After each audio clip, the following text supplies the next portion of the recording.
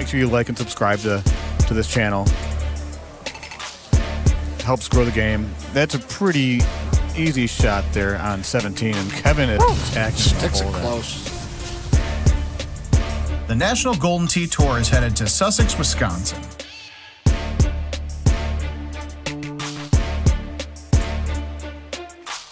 So yeah, talk about adding salt to the wound. Jamie definitely did that. And there she is throwing darts. Or are you just going to kind of try to swerve it left? And I don't even remember, to be honest, at this point with the stouts. That's a little past the hole, and it's going to come trickle right back towards it. And oh my! Just miss it.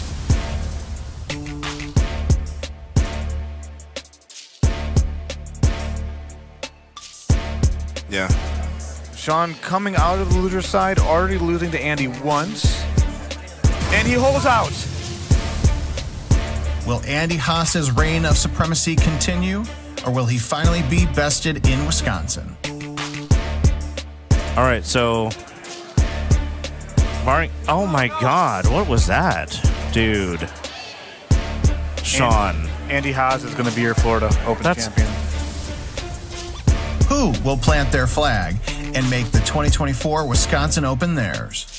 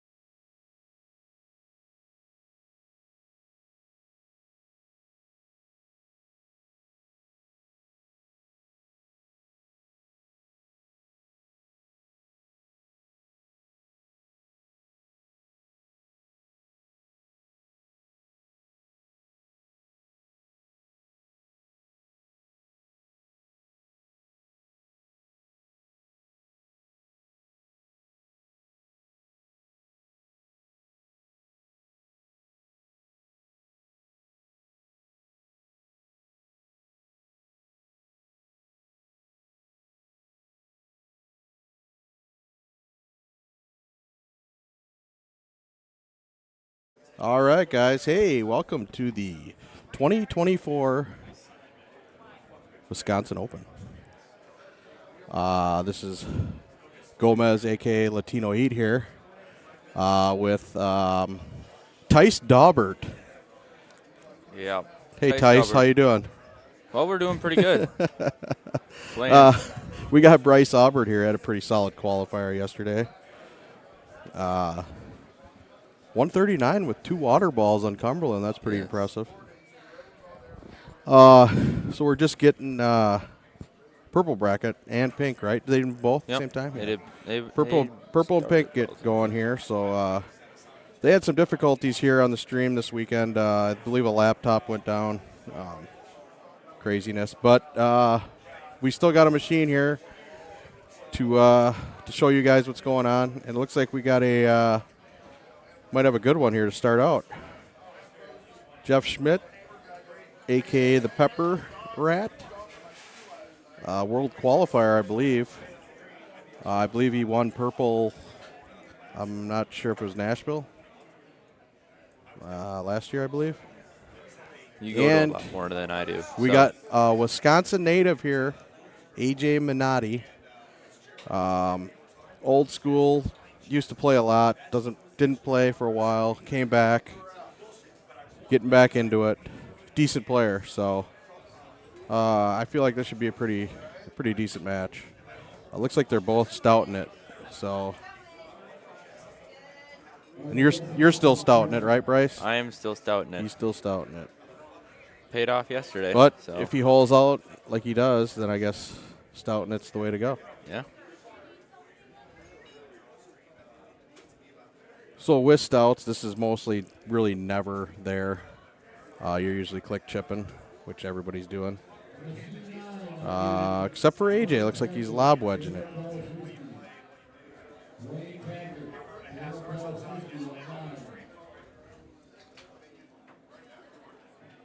Don't forget, guys, we need to like and subscribe to this this channel if you haven't.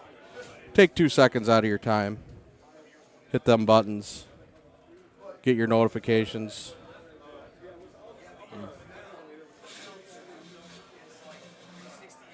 So this is what you shot a 31 on in qualifier. Yes. Right? Helps getting one, and then you just get lucky. I'm assuming you click chipped on one. Yep. Or did you get to the green? Nope. I don't remember why you got to the green or not with No, Titans, I click chipped from 50 yards. which is automatic for you. Yep. It's only 4 clicks. 5 wood. That's an odd. Looks like he went 10.5 to 0 bird to 5 wood. Yep. He doesn't have a 3 wood? At least for this shot, he doesn't need it. Be nice. That's interesting. Good shot, though. See if I can get on the here. See if we got anybody chat. Is the chat working? Okay. Yes. I just still have dial-up internet on my phone, so it's not coming up. Yeah, that was an odd one, wasn't it there, Hickey? That's kind of weird because normally you get click chips and good stuff like that. I'm trying to get my phone up, Bryce. I don't know what's going on here. Are you on the Wi-Fi? No. Oh, that's probably why you got it. Yeah. Let me back out of it here. Get off the Wi-Fi.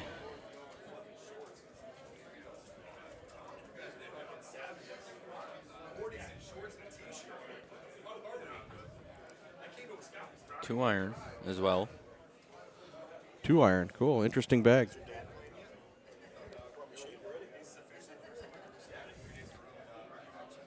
Apparently, it's worse off without Wi-Fi.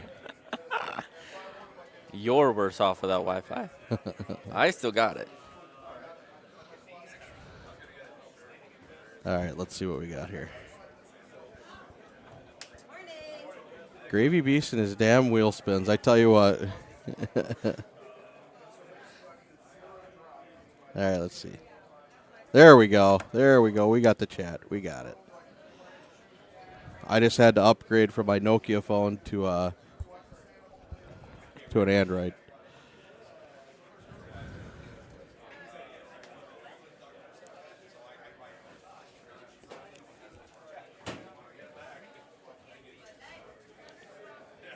All right, so what do we got here? How many holes we in? 3 holes, tied up, whole bunch of points.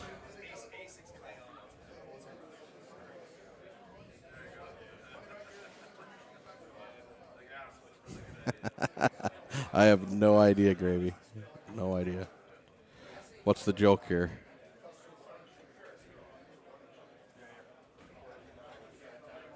Hey, Brad Baird.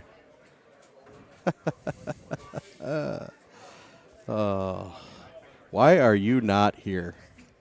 That's what I want to know. Why are you not here? I couldn't eat my ham at Denny's because you were not here.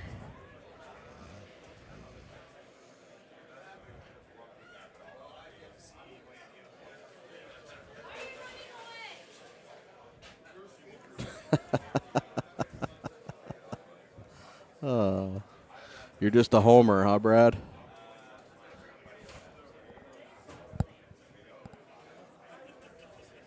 So it looks like he's going to rip her around here.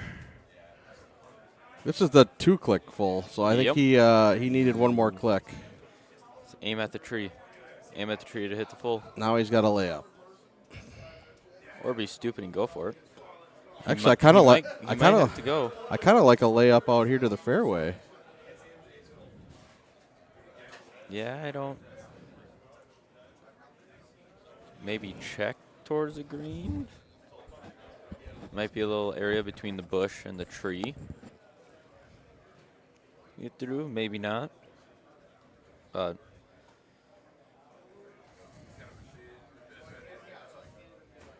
Daniel Kalashewski, you're up on machine 9. Daniel Kalashewski. Went to the casino again last night. Casino was very nice to me again. of course it was. Killed the buffalo again. Seems like you do that a lot.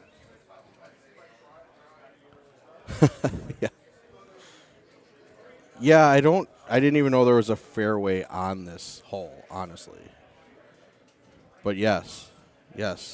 People do hit from the fairway, apparently.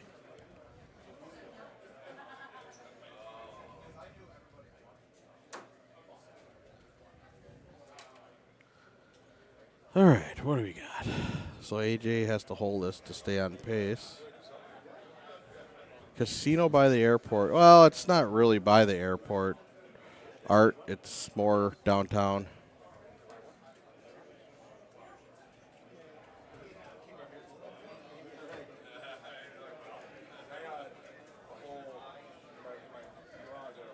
Ha ha, Brad. Ha ha.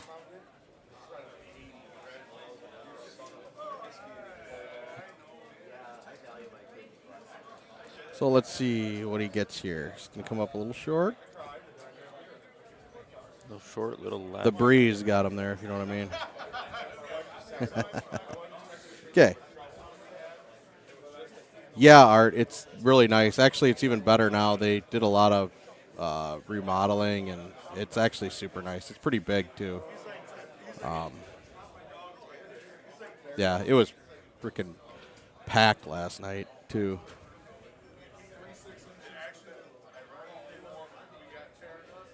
So there's a few different shots you can hit here. You can cut around the right. Sometimes you can hit the high 6-wood.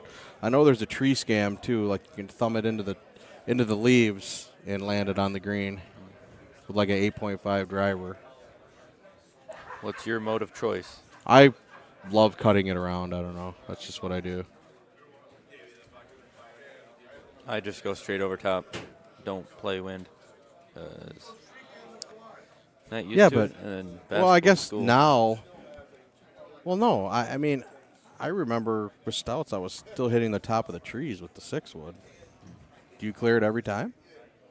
About probably 95%. Yeah, I just don't trust it, so I just cut. I just cut it around, get it over with. Yeah.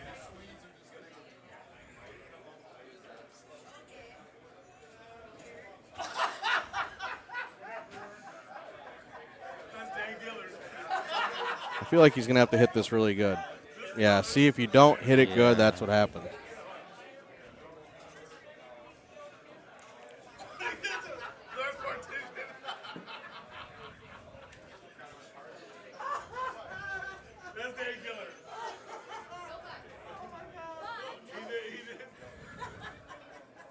Ooh, almost hold her out, though.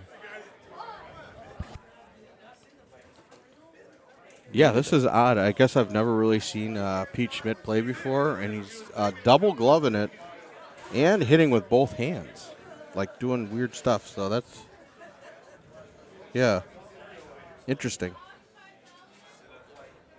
Well, right now it's working, so. Yeah, I mean, he plays good. He just, I've never seen him actually play, so I didn't. I mean, he's hitting left-handed. He's doing stuff right-handed. He's, yeah, weird.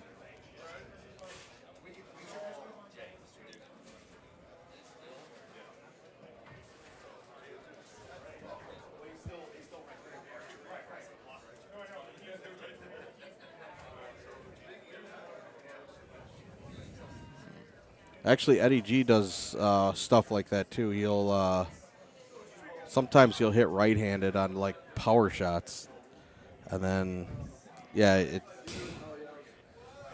he does kind of same thing. Ball decided to come down off the slope this time. Yeah, it's weird because it always stays on there.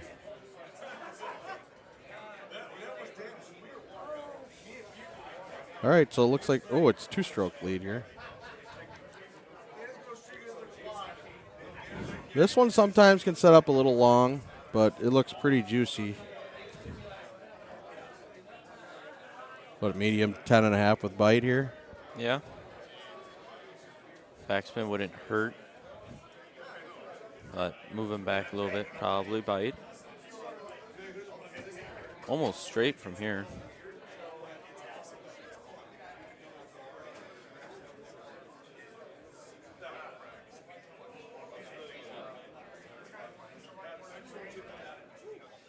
That's just amazing how that wind didn't move that ball. And ever since I switched to a wind ball, if I would have hit that same shot, I would have been in the water to the left.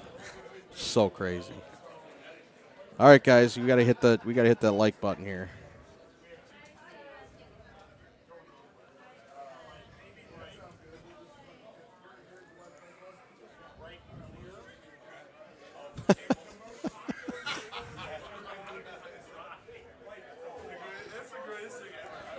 Hickey wants to know who's going to keep the Bryce name. Get the Bryce versus Bryce. That should be a good match. Should. Yeah, we'll see what happens. You need to brush up on your Spanish there, Brad.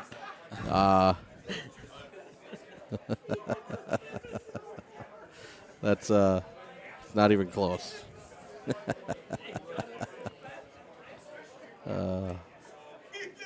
Here's another hole that's changed a little bit.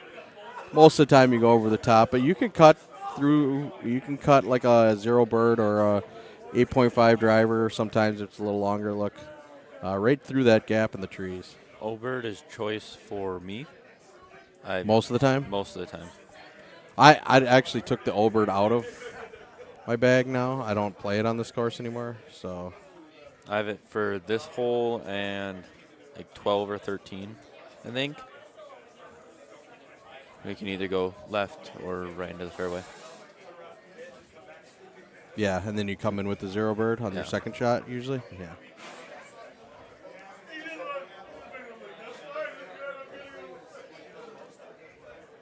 Problem with this is if it's in between and you want to go over the top, you have to hit the 6-wood hard enough to carry over the trees, but soft enough to hold it down. So it's kind of a touchy shot. See, with me, with Titans here, having to have to hit it hard to get it high enough, it's going to go too far.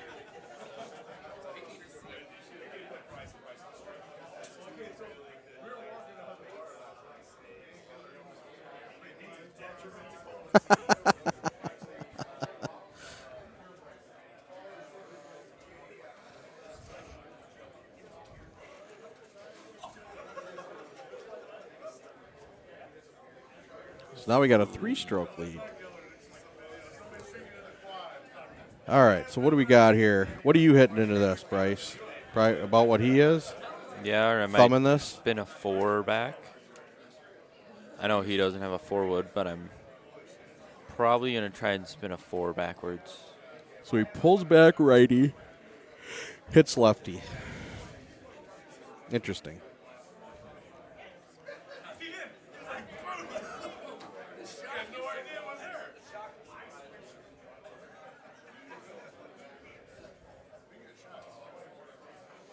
Man, I got decent sleep, but for some reason I still feel tired. One of the few people. It's weird because I don't drink anymore, so I don't feel like a pile of crap the next day. And for some reason, like I still feel like a pile of crap. One of the few people to get decent sleep. What is the benefit of a backswing twice on a putt like this guy? I guess I really haven't been paying attention. What's he pull it back and then pull it back? I don't know. Maybe it's just a habit thing. There's no benefit at all. Once you pull it back, you pull it back.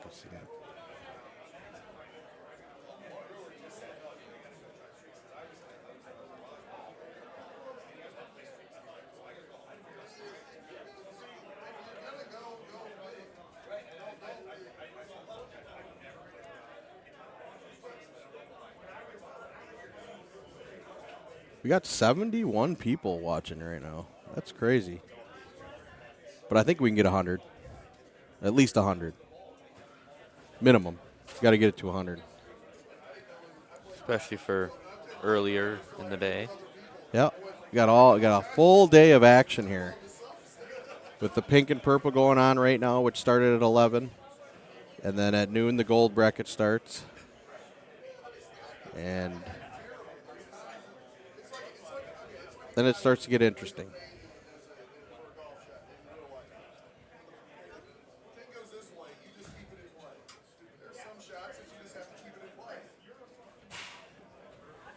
AJ's going to have to start making some moves here. Yeah, I mean, there's really nothing tough on this. I mean, I think once you're down on Manhattan, you're chasing. Yeah. Because you really can't mess anything up. Maybe 18. I mean, 18. I mean, I guess 17 can be kind of rough depending on the wind and where the pin's at, but most of the time that's pretty easy with the stouts. When you're playing half wind, it helps. Yeah.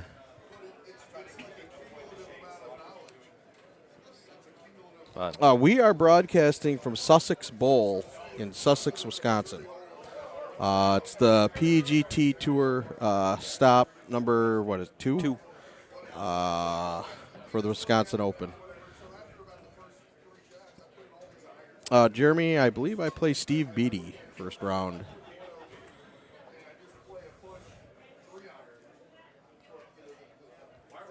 Should be an interesting match. See, now right here I'm getting this hole on you. Yes. Yep. Probably. More than likely, yes.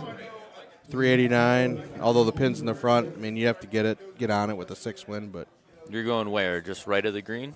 yeah, I'm missing. If I'm gonna miss, I'm missing by, between the sand trap and the pin, somewhere in there, and leave yourself a click chip. Yeah. At worst, Yeah. hopefully.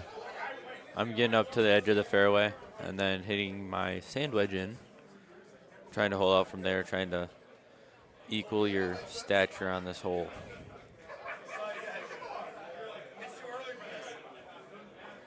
Yeah, Wisconsin, Michigan. Beatty's pretty. I like Beatty. Beatty's an awesome guy. I enjoy playing with him, so it should be fun.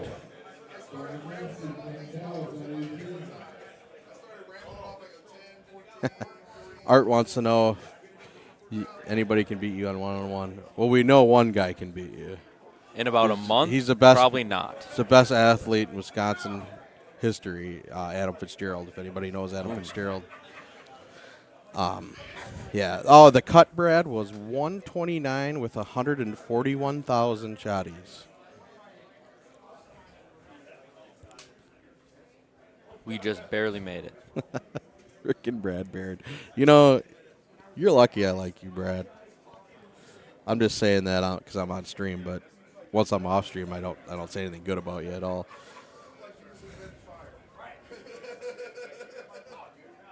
Yeah, in bunker history, it could have been. Yeah, for sure. They all played pretty well. I mean, Chris Anthony played really well. Unfortunately, he had to leave today, so he had to forfeit. Unfortunate, something happened with his family, so he had to leave.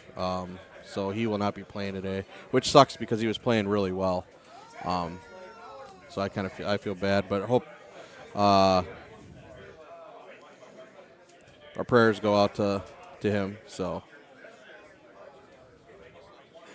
L Clever, the Breeze and the Stout is the same exact ball. It's just a different name on the PGA. So, like, if you look at the balls on the PGA, you got the Flush, that's the Streak. You got the Athena, that's the Tight. You got the Plaster, that's the Dart, right? Yep. The Breeze is a Stout, and so on. They're just different names. What's up, Mr. Shrump? We need to hear that Trump voice soon. Yep, Kins playing well. Kins is playing well, so I hope he does good too. Brad Who. Yeah, Brad Who is exactly right.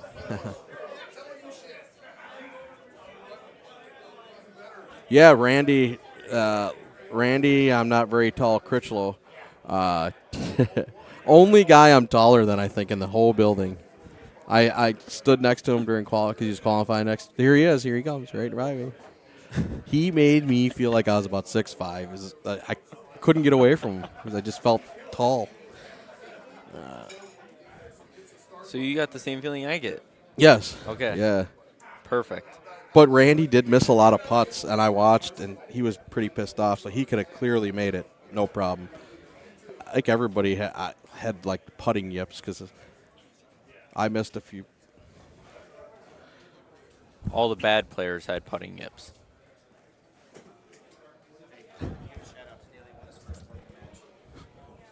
Shout out to Neil Shish Kebab.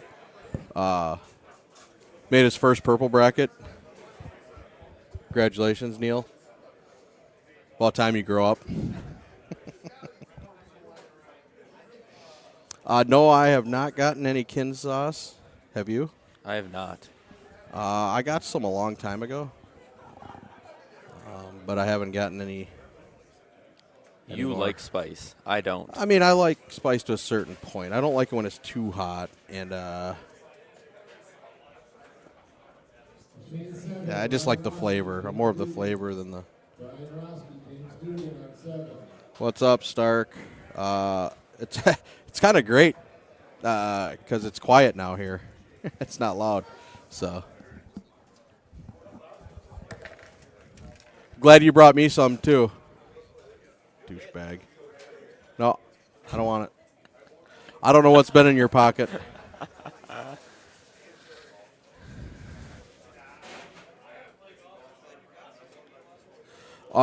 So Squeaky, I saw Breeze, I saw Titans, I saw Flush, so Streaks. I saw McCook is playing the Gripper, I believe. Yeah, there's a whole bunch of mix. That's about it. Oh, I did see somebody playing Razors. Yeah. Grabbers. I think Beatty and Kenny both play Grabbers. Chuck Wagon's here. He's played Grabbers since 1938. So, yeah, there's a big mix. Actually, a lot of people are playing wind. I want to say more wind balls are being played this weekend than actual stouts. I wouldn't disagree. I bet it's close. I bet it's real close.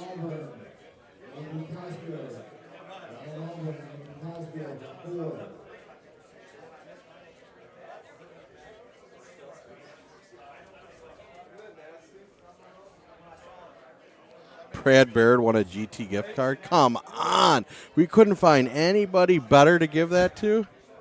Jeepers.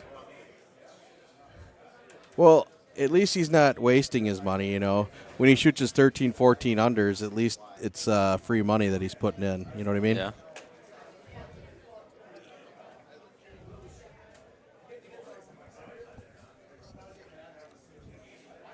Kidding?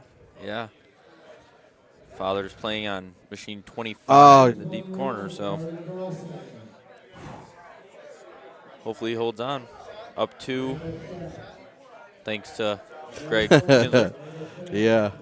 So I guess we're not paying attention to this match, but Nate said that he's opening the door here. Pete is. All right.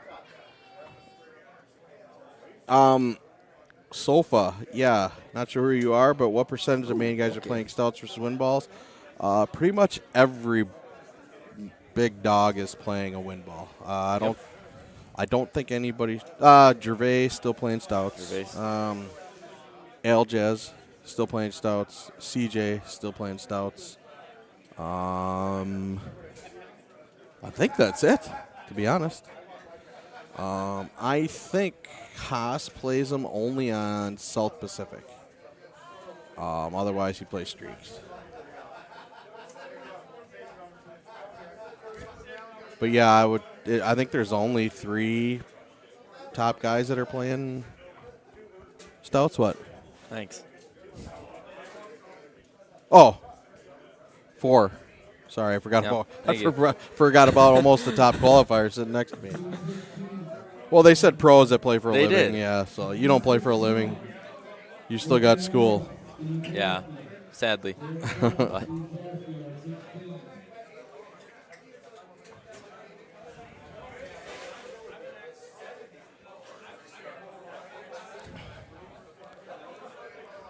So we still have a 1-stroke game here now? Yeah. So No. at least he's going to make it interesting. 17-18 is going to be crucial now. See if Minotti can keep the pressure up. Hey, we got 108 watching. All right. go. So let's get to 150.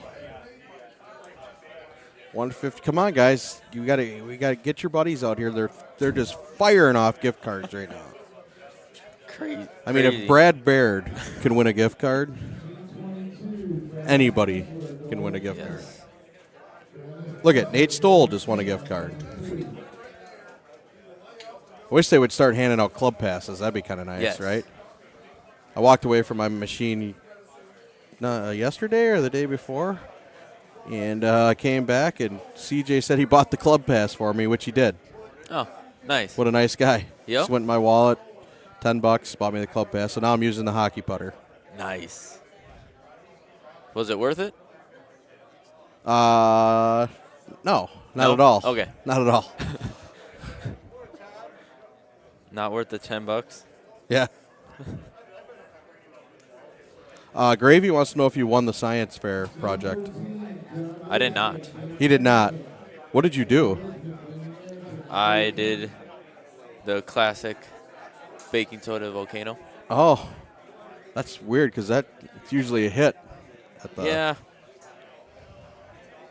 When you forget about the science fair till 2 days prior, You just you're you just go with the volcano. you're throwing something together, and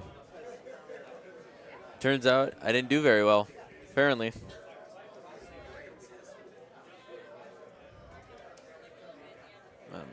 Brackets, yes. Oh, they just posted them? Cool. Yeah, the brackets should be up here in the chat. If you go there, I believe. Looks like he just has the purple bracket. Oh, no, he's got gold and purple. So they're both on there. So, yeah. It's actually fun to watch Golden Tee now because everybody's playing different stuff now, and I don't know about anybody else, but for me, I get great satisfaction out of ripping a cut shot into a hole and knocking it tight. I feel good, instead of thumbing it straight ahead. Yeah. And making a hole in one, which you're mad if you miss it because you missed it a tick to the left on the thumb. Yep. You know what I mean? Like, I'm going to cut it in there and make it. Oh. Yeah, but Brad, we're hitting good shots, Brad. I know you're trying, so keep up the good work.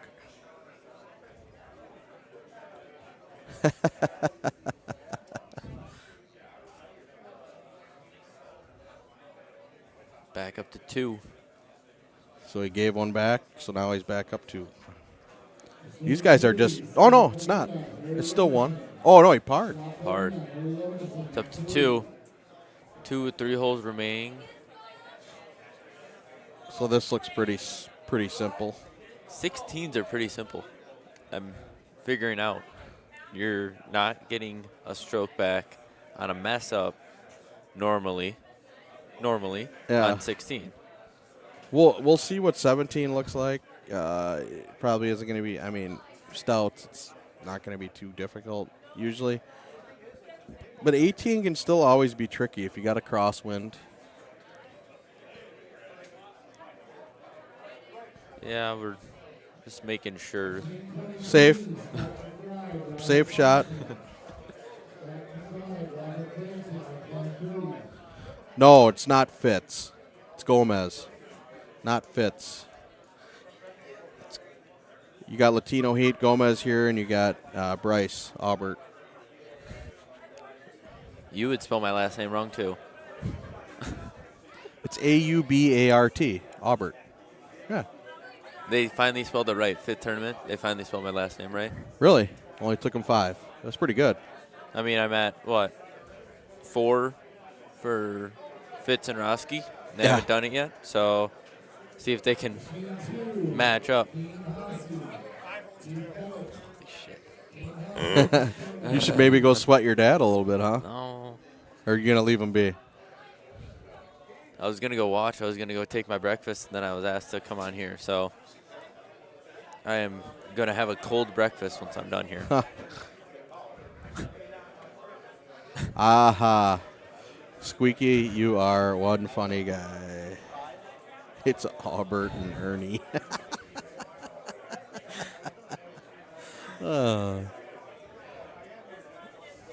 This is nice. Brad, don't you have a buffet you got to be at?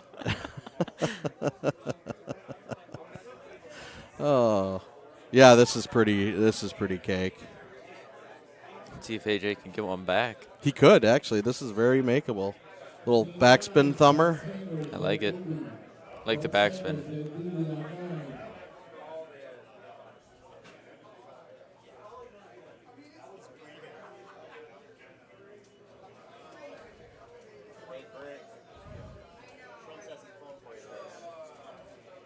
All right, see what he does. Is he going naked here? I don't like this. Backspin.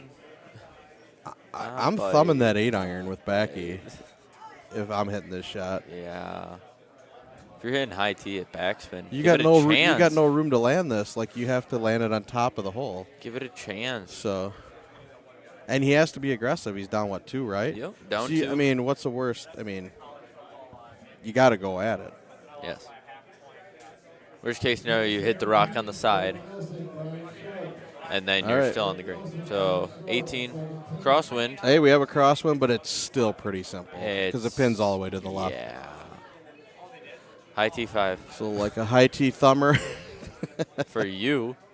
High T5 straight ahead. You just drift on over into the middle of the green. Be How just come you're fine. not here, Kegs?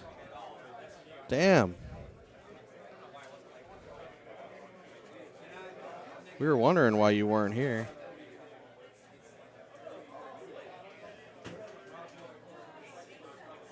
Got a chance. That's actually a really good shot. Stay, though. Stay. It's good. It's good. Pretty ballsy up, too. I'm hitting the center of the green and good with a 2-putt. You're playing full wind. I'm hitting the same shot. Maybe backspin instead of bite, but other than that, it's the same shot. Just making sure to stick to green here.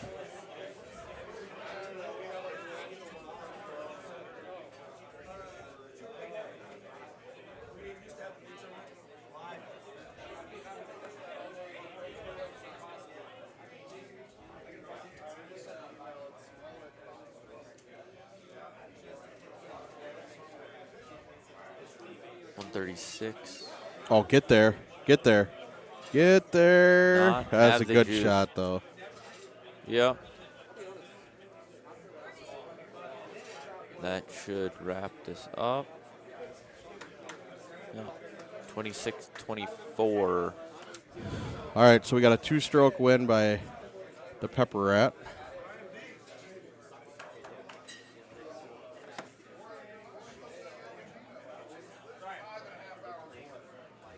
So he tried to let him back in, but didn't take advantage. He had a 17. You got to let it rip. I mean, it was actually a great look to hole out. I mean, Yeah. I'm thumbing 8-iron backspin and ripping it. Yeah. Oh, well, that's good, Gary. Family first. Always remember that.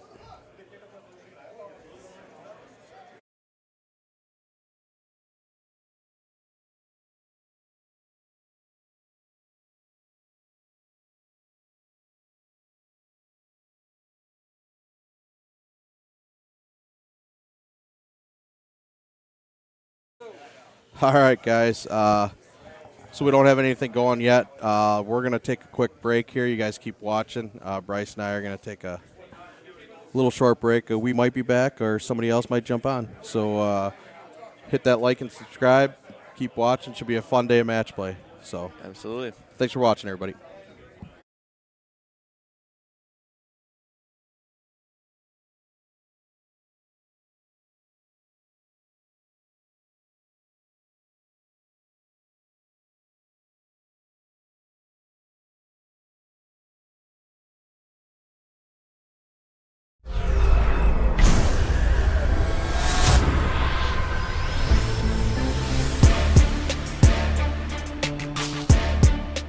Make sure you like and subscribe to this channel. Helps grow the game. That's a pretty easy shot there on 17, and Kevin is attacking. Sticks the it hole there. close. The National Golden Tee Tour is headed to Sussex, Wisconsin.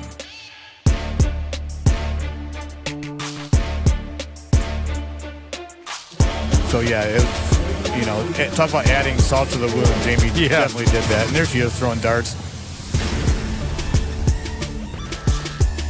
Or are you just going to kind of try to swerve it left?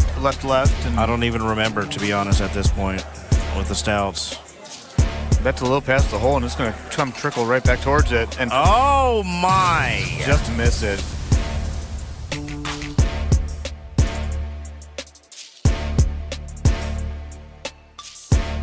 Yeah. Sean coming out of the loser side, already losing to Andy once. And he holes out. Will Andy Haas's reign of supremacy continue, or will he finally be bested in Wisconsin? All right, so oh my God, what was that, dude? Sean. Andy Haas is going to be your Florida Open champion. Who will plant their flag and make the 2024 Wisconsin Open theirs?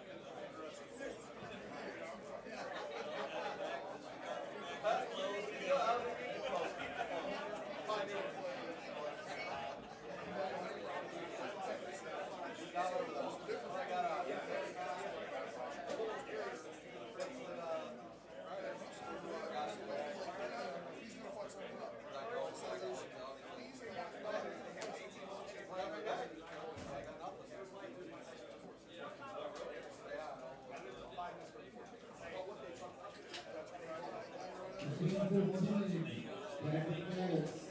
Damien Silva. Mathematics, Damien Silva, 15.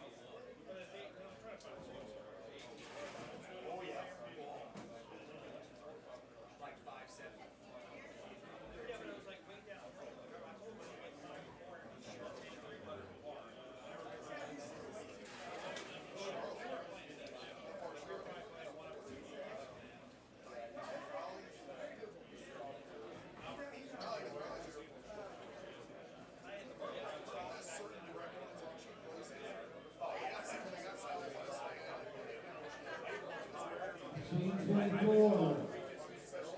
Riscati, 7 hand. Riscati, 7 hand, 24.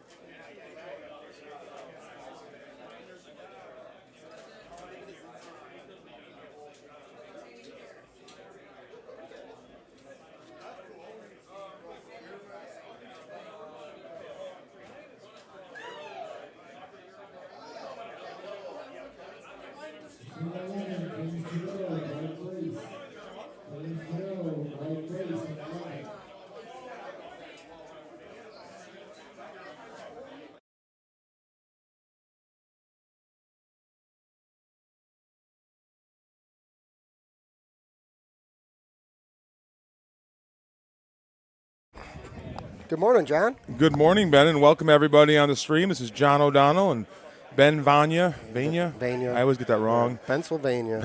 We're joining you here at the Sussex Open at Sussex Bowl.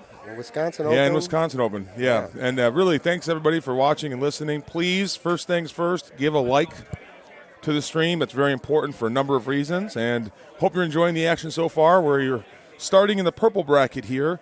Yes. Our feature machine 14. Yep. I played on 15 and got my first win. How did you start so far today? I won my first match. I had to take it to extras, but I was on Bonnie with Aaron Good, who's an excellent player. Oh yes, Aaron excellent player. He's local to me. Okay, yeah, I got a little lucky. He had a little bit of yips on the putting, and luckily I was able to take advantage of that and beat him 25-23 on a tough course. Bonnie's tough, but it was a good setup. Yeah, so. He just switched back to streaks. I know. Yeah, the flush streak. Yeah. So here we go. They're on Bonnie as well, and this course to me has a few issues with the offset par fours, especially if you have a full wind ball. Oh yes. And then 17 and 18, really two difficult shots coming in. Yeah. Yep. Yeah, we got Dylan Lux, and I don't know this gentleman's name. I don't either. And where's the score so far here? 9-9. 9-9. So the wave. Yeah, I don't recognize him, but pretty good start. The main draw, if you're looking for the main bracket, it will start at noon. Yes. And you'll have some really good players in that draw. Probably the best player to watch would be Andy Haas, probably the odds-on favorite. Yes. But there are a lot of really good players out here. Evan Gossett here, Sean Gervais, defending world champion Paul Taylor. Ryan McCook. Let's not forget Ryan McCook. There's some real strong players here. We'll see what this looks like in the main draw as they get started. If you're not familiar with how the tournament structure operates, there was 5 rounds of qualifying golf on Saturday. Then divided us into 3 groups, the main, purple, and pink. The top 32 were the main, the next 32 purple. No, 64, and then in purple, and the remaining. the remaining in pink. 120 players here, and Yeah. it's been a lot of fun. Saturday's a grind. I always look forward to Sunday because it's not as much a grind, but it's also a lot of fun and a lot of great people. So Yeah, match play's fun for sure. two birdies here. Qualifying was fun. That was nice. We got to qualify That next was to fun, each other, yeah. and we had some good groups right there. Now this shot here, he's playing the breezes. I had the look where you can do a high. He's going to have to, it looks like, Try the ramp. Yes. And the ramp is not as easy to get as it was with the old tee box. Yeah, he's got it though. That's a great shot. Yeah, that's right a great there. shot. For those of you who are unfamiliar with that ramp shot, it really is a pretty straightforward shot. It's really a low tee from where the center of the tee box is, basically where they give it to you. He's moving a little to the right. And then it's a full, which is all the way to the extremes of the A, and just a push through the middle of the 1 and the 2. Yep. This one's a little tight on the right-hand side. Oh, he clipped something. Yeah, he hit the top. He hit something. Yeah. That ball was not what he intended. No. And I don't think he's going to have a shot here. Layup, bud. Layup, Yeah, Dylan. take a one stroke. You're fine. Bonnie is a course where you can get strokes back. Yes. I don't want to say with ease, but you certainly can get strokes back. So, Ben, let me ask you this: we didn't play South Pacific, Right. And so, what was your strategy today during warm-ups? Did you give that course a look? I mean, it's a pretty straightforward course, or that one's, I think, just straightforward. You know, I played it a bunch a couple weeks ago in the qualifier. I tried a little bit, so I'm real comfortable with that course. So I actually have not played South Pacific this month yet. Okay. Well, you know what your next course is going to be.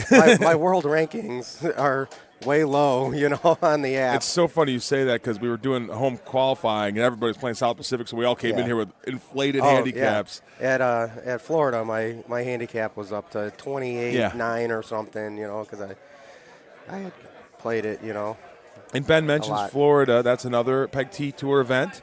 We'll have Florida, then of course here we'll be in St. Louis next, then Nashville. May 2nd through the 5th, I think. Yeah, then Thursday through Nashville Sunday. in the summer, South Carolina, and then finishing in Dallas. In between all of that will be the Worlds in June in Las Vegas, and that will feature 27th through the 30th. I think that's right, and it will feature. That's right, because it's just before July 4th weekend. Yeah, and it's my birthday weekend. Saturday the 29th is my birthday, so I need to qualify and be there and win it all. And there we go. again, as I was going to say, the top prize of $35,000, a record for the event. Yes. And for any Golden Tee event. And that's one thing that Golden Tee has really been putting a lot of effort into, raising the prize pools, raising the profile of these tournaments, getting some big corporate sponsors. And one of the ways you do that is you like the stream, you subscribe to the stream. Those metrics are used in attracting advertisers and money for the players. Definitely. This is a tough shot with that wind, but he's got it. That's a really nice look. We have a think really strong community here, of us. And if you want to get involved, show up to a tournament, we will welcome you with open arms. Ben is new to the game. I think you said he played 2.5 years? Yeah, 2.5 years about. My first tournament was St. Louis 22. And I retired from the game 10 years ago and came back when a young man from the same hometown as me got into the game. So it's been cool coming back. Yeah, awesome. Nice. Yeah, I had started out, during the Rona, started playing real-time rivals at the bar when we were waiting for pizza, Right. And I got up to, like a 22 handicap by myself. And then I randomly ran into Danny Skurlock, Freebird, at a different bar one evening and talked to him. I was playing a lot of mobile then too, so I'm like, met him, started playing cabinet more, and learned a bunch of stuff from him. He's been around the game for 20 years now, I think. So. Well, and that's another interesting point is how the game has kind of changed. So I started playing this game 20-some years ago. I was taught by a gentleman named Jerry Arney, who taught myself, and a guy you may have heard of named Andy Haas, how to play the game. Yeah. One of us became good. I'm the other one. And that was the profile of this game. And most of you listening and watching know that. This was in the bars. This was in the restaurants while you're getting a beer with your buddies, while you're waiting for your pizza. That profile has changed with the advent of home editions. They are exploding out there. Both the legacy and the the new PGA, there are a lot of home edition players who don't play in bars, and it's a totally different atmosphere. And especially when you come to this tournament, a lot of home edition players will tell me it's quite a change. Oh, yeah. Yeah, do you have a home edition? I do. I actually had a Legacy, and then I was a 13 machine. I turned it into an arcade for my kids with the bowling and all that. Oh, nice. And I do have a PGA. How about yourself? It's not my machine, but Danny Skurlock actually has his machine at my house now. So he... We are going to catch up on some comments here. Oh, I apologize. Just pulled them up. For those of you who don't know, we had some huge technical issues that Andy Kuhlman, Sean, Kevin Lindsay, and everybody were able to really work through to get us to this stream. Yeah. And Hey boys, how you guys doing? CJ, Chad Schrump, Squeaky. Who else? There's a whole bunch of people in the chat. Yeah. We want to thank you. Yeah. All you people in the chat better have liked this. The goal, I guess, is 200 for today, which will change. We're going to move the needle. You get us to 200, we'll want to get to 300, and we'll just keep going up from there. Yeah. So back to this match here. I kind of feel bad. One thing I wanted to mention on this match, this is the same tournament that I played in. This is the same contest I played in. So this is the look I had. So this will be interesting watching this finish up. How'd 17? 17 was a good setup. It was a nice setup. It was a short setup, front right pin with a 7 o'clock wind. Okay. So just it was a hurting wind, but he was able to play a nice little lofted club in. Gotcha. Pretty easy. 18 was a pretty good setup too. So it set up for 28. I hit with 25. I watered on 6. Yeah. The first offset par 4. Yeah, 17 during the qualifier was probably one of the easiest looks you're ever going to see on that hole. And so Dylan here, this is that's a tough. What ball is he playing? Now he's playing with full wind balls, and he didn't think that through. He just rushed it. Yeah. He just rushed it. You could see him. We are at 63 likes right now. All right. Did you like the stream? Start getting called out here by Ben as I don't know what I'm doing here. But so that puts the wave up 16-14 on Dylan here. Again, just to kind of level set for those of you who may not be might be new to the stream. This is a double elimination tournament. So this, I believe, though, is a loser's bracket match. So this would be. Yeah. I was talking to Dylan because I was okay. playing right next to him. Dylan said that this was a loser's bracket match. So the loser gotcha. of this match will be out. There are no handicaps in play. It's straight head to head. Yes. Ben, let me get your thoughts on this shot. Do you have a preference of going into the rough or the fairway where you can use more spin and more options? Do you have a preference on this shot? I go to the fairway every time. As do I. I know a lot of people with the look and the pin will change their strategy. I don't have that problem. Nate Stowell, hey buddy. Sorry to hear about your father. Mouth, how you doing, bud? We miss you. Paul Luna checking in as well. We miss both of you guys. Yeah. It's a great field, only made better when you guys are around. So thanks for watching and listening. Thanks for hitting that like button, which I know you just did, and hope to see you at the next tournament. So Dylan here, this seems like it could come short. He's going to try to float that in nice with a full wind ball. That was a really nice shot. What balls is he playing? I believe he's playing breeze or flush, same ball. Okay. Yep.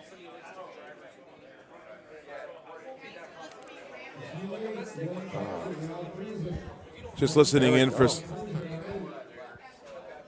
So just listening in to see if I hear my name called. Hopefully Sean will tap me on the shoulder if he hears my name called on the loudspeaker. And he just gave me I will, so I trust the man. Yeah, hopefully Sean, he'll take care I of trust me the man. too.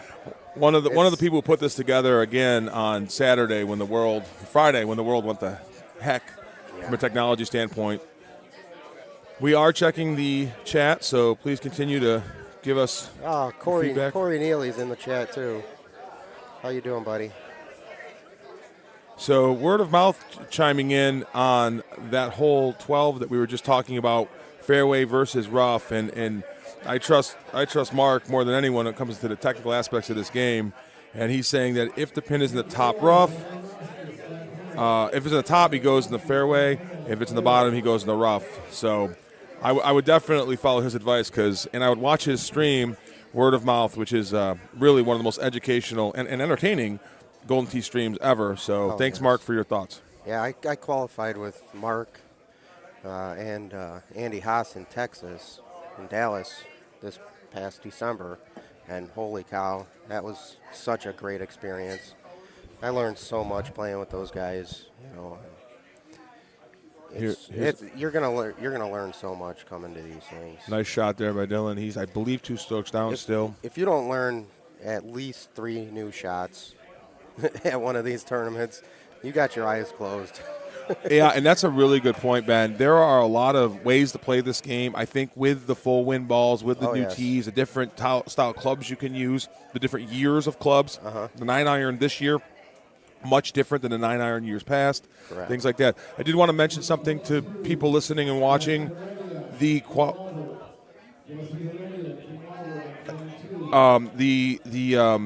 lock conditions that we qualified under. That code is available in the chat, so if you want to try the conditions that we qualified under, you can do that. I think I heard your name called. Okay. Well, guys, I got to check out. Stay tuned, and hopefully I get a chance to get back, or I'll be too busy playing. That'll be the best outcome. Take care, guys. Mark saying that even when he qualified with Ben and Andy in Florida, that he learned some shots. So no truth to rumor whether he learned them from Ben and or from Andy, but qualifying, and that's another great point. Qualifying is a very social experience. A lot of players will play with headphones, so it's not as social. But I had a great qualifying group this tournament, and in past tournaments, I've had just great experiences qualifying with old friends, new friends, and that's part of the fun of this game, I think, is bonding with players of similar skill levels, higher skill levels, lower skill levels. We're all trying to make each other better, and it is a lot of fun. So back to the match here. Good putt there. The Wave maintains a 2-stroke lead here on Dylan. And this look, again, I played in this contest. This is not lock conditions, but I played in this contest in my first round match in the purple. This shot, pretty straightforward. You'll go in, try to get a straight-ish wind, and then pop over, maybe run it through the rough. And again, if you're just kind of tuning in here, first, thank you. Please like the stream. Secondly, we are watching the purple bracket. The main event will be starting very shortly. We have about 26 machines and 120 players. Nobody, I don't think, has been eliminated yet, although we're getting close to that point. And we'll see how long this goes today. Usually these events will go into the early evening here in Sussex, Wisconsin. It's pretty cold today, but it's sunny. And again, if you've never been to an event, you need to be here. You need to experience it. If you love the game, which you probably do because you're watching it on YouTube right now, you really don't want to miss out on these events. So again, back to the match. Dylan has to stay close as his opponent kind of laced it in there. Good shot there by Dylan. Down 2 strokes, he's going to have to get aggressive. On the other hand, 17 and 18 are usually difficult holes. They may not know this, but those 2 setups are pretty good in this contest because I just played it. So maybe Dylan's waiting to see if he can take advantage. 16 was a tougher look. The idea here generally is to land it into that little fairway and then try to hit a big wind shot onto the green. So we'll see if the Wave can make that happen. This looks like a pretty good shot. Yeah, that'll work. And then again, this is not an easy shot from here with that wind, and then a down 10 green, which is also downhill. So a lot of work left there, but you can't make it if you don't get to the fairway here. So good shot there. As I mentioned, the odds-on favorite in this tournament, because we are missing a couple of top players, Paul Luna notably, but also the Mouth and other people. We're missing them. But Andy Haas, the odds-on favorite. Other players to watch, Ryan McCook, Sean Gervais, Evan Gossett. So both players in the fringe.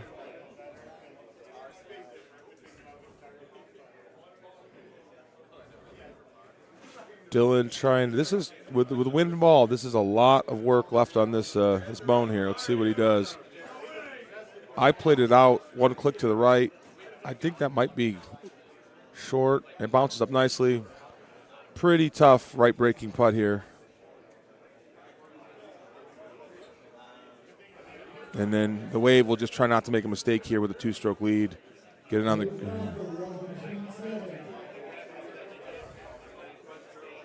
Good shot there. Oh, a little short, but again, so opposite sides of the greens, both long eagle putts. This could be a turning point for at least 1 stroke. No, and he misses that putt. Dylan with a chance to get one back with the two toughest holes, typically.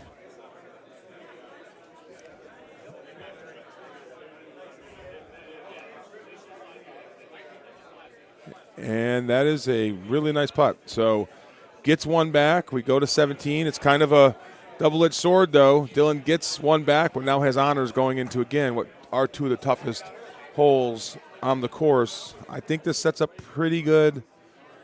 Hard maybe to get it close, but there is a shot here.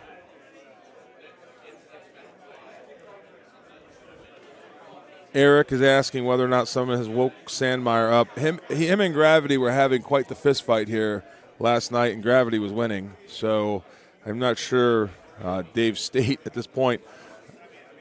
Dylan to stay in this match. It's got to stay on. That's a makeable putter chip. Shouldn't be too difficult. Again, I do think this is one of the nicer setups. Danny Coker checking in saying he did not know about the ramp shot on Bonnie. I'm more impressed that he played 1,000,000 times on a course because that's a lot of rounds. So good on you, Danny. And he's looking at this a long time. If he makes a mistake here, he only has a one-stroke lead. This could become that's a good shot. And that's a really nice shot.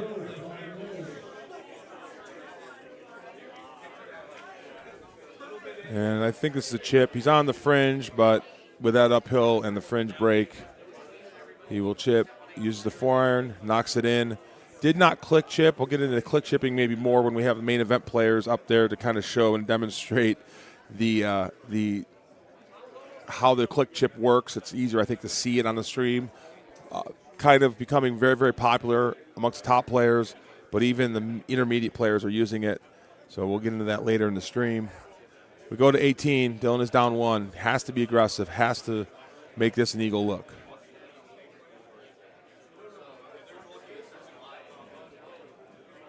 Looks pretty good. It's going to be through the green, though. And that leaves him a makeable, again, probably a chip given where it's at in the fringe. But it is a good eagle look. The wave has to put it on here. This bunker's not really in play, but you never know. And this is low. This could be trouble. It's going to, yeah, that's bad. So this could be a turning point. I mean, this is a makeable chip, but it certainly is hard coming out of the rough.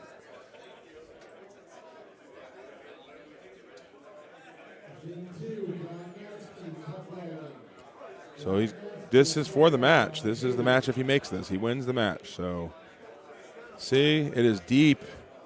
And Dylan will have a chance to extend this. This will be a chip. So good drama here. And this is, as far as I know, this is the first elimination match we have. This is on the loser's bracket on the purple side. And that is a fantastic chip. So now things have changed. This has to go in to extend the match. And we have extra golf on the purple bracket in an elimination match. The drama is thick early here in Sussex. You are watching the Wisconsin Open. That match is going into extras, so we're going to have to see if we can get the stream back up. They're going into extra golf, so we'll see what's going on there. And like I said, you're watching from Sussex Bowl, the Wisconsin Open, Sussex, Wisconsin, event 2 in the 2024 Peg T Tour events. This is one of the, in my opinion, this is one of the best venues I've been in. I think it's definitely more open than other venues such as Nashville and St. Louis. It's a really great event, and the staff here has been fantastic. The people here have been fantastic, and we are very lucky here to get a good match on the stream. Purple bracket, tension early, and all day long we're going to have a lot of tension. So Josh McDaniel checking in. He's looking at the bracket. You know, Brewer, Gervais would be a good match. Agreed. There are so many good players here. Chris played next to me in qualifying, and he just is so consistent, so focused. Paul Taylor was in his group. They were the feature group on the stream yesterday in the A group. Paul, talking to him afterwards, missed 2 shots the entire qualifying. In other words, shot 2 less than Golden Tee par, and I'll explain that in a second, for the entire qualifying round. That is fantastic. He did not make any hole outs, but consistency is what gets you forward in qualifying. Sometimes in the match play when you're trailing or when the look's there, you have to be more aggressive, but you really do need to be consistent in qualifying, and Paul Taylor was the shining example of that. Look at that. That would have been a hole out to start off sudden death. Now, for those of you who aren't familiar with the tournament rules, they finished 18 holes tied at 25. So now we will play sudden death. The first person to gain a 1-stroke advantage or more will win this and advance the purple bracket. The loser will be out of the tournament and will get to enjoy tasty beverages here at Sussex Bowl. So birdie for Dylan, tap in. Some people ask about that. And before I get into the tap-in putts, Daryl asking, when does the main start? They are just announcing the first matches in Maine now. We will have Maine on the stream as soon as this match is complete. Interesting here, Dylan choosing not to attack this hole. This is often a hole you can attack, especially with full wind balls. But there's a lot of trouble on that right-hand side. And I'm guessing that he's going to back off too, because it really isn't. No, I'm wrong. This could be an interesting shot here. He looks like he's going to try some sort of full drive. He's not going to get in any trouble. So that's a really good shot. And that will be a really nice chip look for Eagle. And again, any advantage between these two would end the match. So Dylan will probably be pretty aggressive trying to hold this out. I wonder if he's not going to use release to try to get it moving towards the hole. He's not. He's going to rely on the wind. Throws it up. And that is close, but is not going to go in. So now the wave with a chance here to chip it in for the match and eliminating Dylan Lux in the purple bracket. And he missed his high side. And a putt that you have to focus on as you're coming through the rough. And there we go. So the match continues. That looked like it could have been the end, but it's not. If we're looking forward here on Bonnie, I think 6 is really going to be the swing hole. I think that's the first offset par 4. I watered it in my round. It was the only mistake I made, but luckily I was able to bounce back and win my match against Aaron Good, a great guy and a great player. Doing a good look. He buzzes the hole, which would have perhaps ended the match. I think that's part of the cool part of sudden death here, is that any shot could end this match.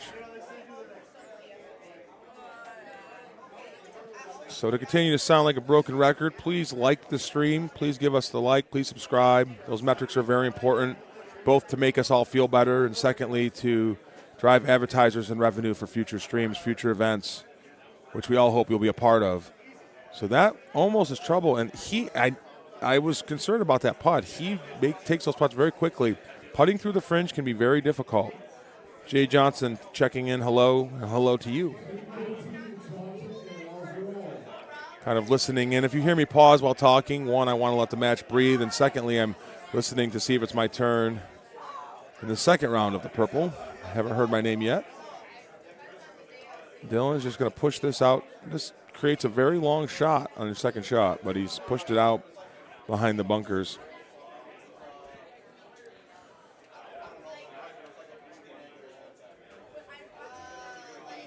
And he's going to attack this. That's a perfect shot. Kind of ballsy when you're talking about sudden death. Any mistake here could end the match.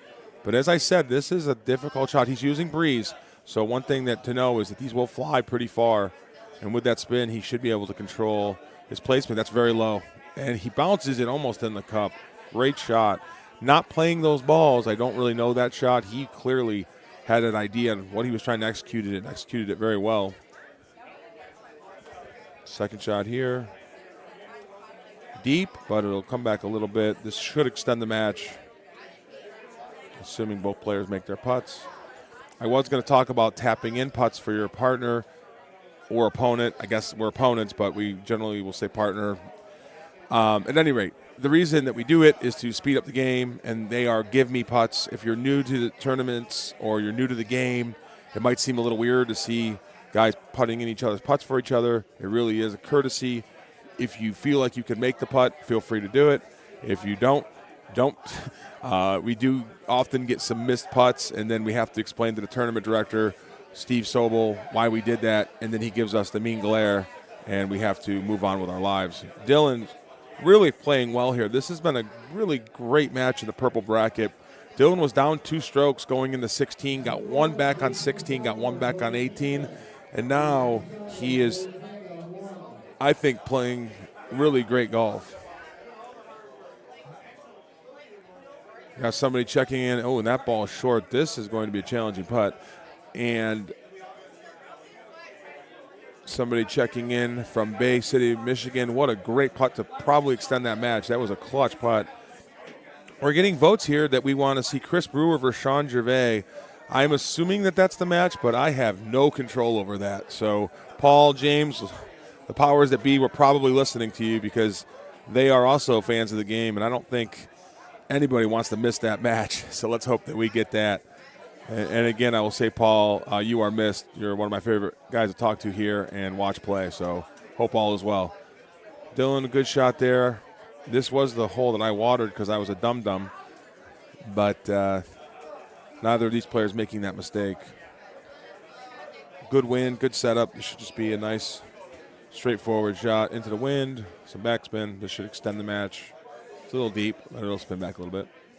And again, my name is John O'Donnell. I'm from Findlay, Ohio. I've been playing the game about 20 years.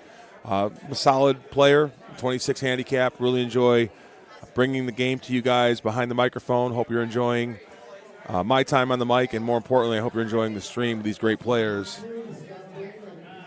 And again, as I pause, I apologize, but I have to hear my name so Steve doesn't yell at me. Mouth chiming in here.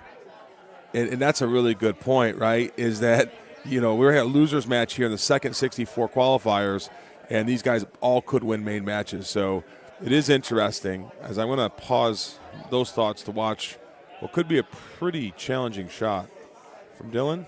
First, thumb it, good spin, great shot. And the drama is real here. If you're just tuning in or you're not familiar and you didn't hear me explain, this is sudden death. As soon as one player has a stroke or more advantage, they will win. The loser will be done with the tournament. That's a naked shot, so he is going to try to play that spin. It's got to go just a bit. It's really great shot. Really good touch. So we move along here. We are now going to go to hole 8 of sudden death. So it is the 26th hole in the match. And it is fun to see, as Mouth pointed out, 2 players who are in the second bracket. The purple is the second set of qualifiers. And this match has really been a lot of fun to watch. This is a very long setup here. Very long setup.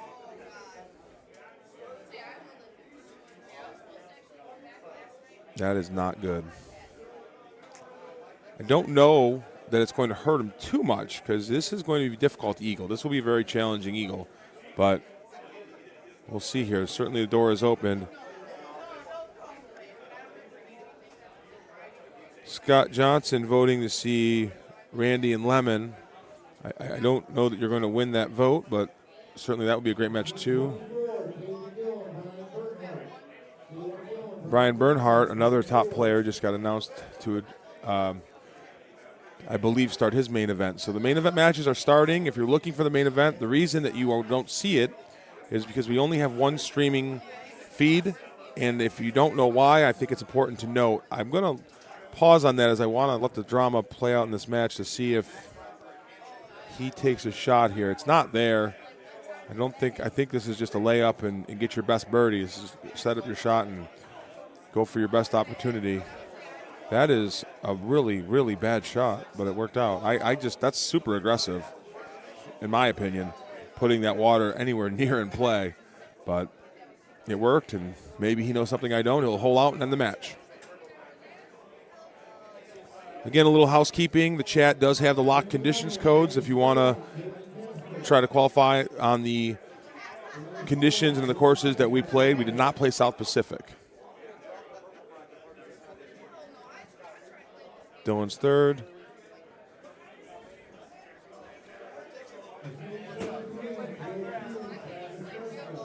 That's a little short. That's going to be a tension-filled putt because you would expect this to get close, if not in. This is for the match. If this hole's out, the match is over. It is not over, but, well, it is not over. But this is now for the match. If Dylan misses this putt, he will lose and he will be out of the tournament.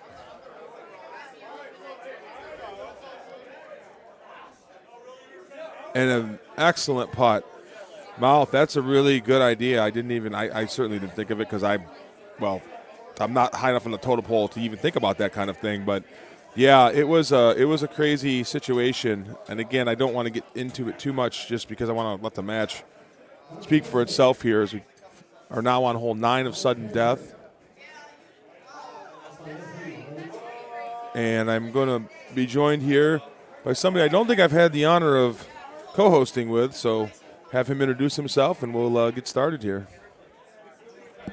Hello and welcome. Hello, hello.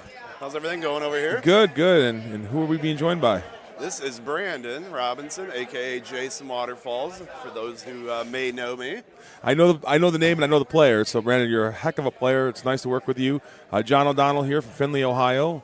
Moderately successful player, but more just enjoying great players like you. And we were just talking, Mouth had mentioned, this is a loser's match bracket in the purple bracket, and these guys both could win a match or two in the main. I mean, the level of talent that we have now is just incredible. It's come a long way over the last 4 or 5 years, and you can talk about the stouts all you want, but it doesn't mean that these guys aren't good, right? Like, stouts have obviously helped. And we keep pausing to listen for our names. So just to level set for you, Brandon, this is a sudden death situation. This is hole 9 of sudden death. Dylan, the gentleman in the orange jersey, was down 2 going into 16, got one back on 18, and now here we are. Oh, boy. Yeah, it's been a fun match. Well, that right there is why you never give up in a match. Absolutely. And what's funny is, as you know, Bonnie, 17 18 can be so difficult. They had good looks on both 17 and 18. It's actually the contest I played in my first purple match, and I knew going in they were going to be good looks. Yeah. But I think it put a little pressure on his opponent because 16, he kind of made a mistake on the approach. Yeah. Just checking the chat here. You're getting a lot of love from Josh McDaniels and Brad and others. Hi, everybody. I wish all these guys were here. That's what I said. Paul's watching. We need all these guys here, and but we're glad that you're supporting the stream. And again, please support the stream by liking the stream. Brandon's going to get on his phone and like the stream when he's done, so that we continue to get towards that 200. And here we are. Every time we pause, I feel bad. It's terrible radio, but we just don't want to get yelled at by Steve. Andy scares me, but I'm much more scared of Steve. So. Oh, you definitely don't want to get on Uncle Steve's bad side. Oh, you might have lost your mic. I just learned my lesson. We got muted, and I almost got pulled out of here. Cleo was getting the cattle prod to get me out of the chair, but I have a reprieve. I have one more mistake to make. Yeah, so. You got one strike left. That's it, man. Brandon, I'm telling you.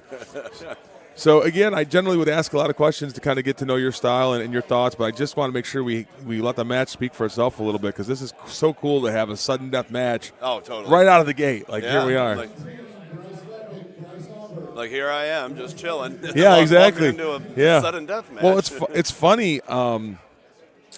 There's the first round match that everybody wants to see is Chris and Sean, Brewer and Gervais. Okay. And I'm sure it's going to be on this machine, but these guys aren't ready to give up the machine yet.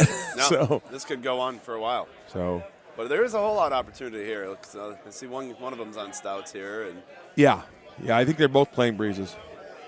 Which are stouts? This could be a hole out. I mean, it's looking good. I think he's too hard, I think. Yeah, I think you're right. But good line, though. Good line. And for those of you who are not familiar maybe with the ball choices as we talk about it, breeze or stouts cut the wind in half, but recent change to the ball has made them not go as far.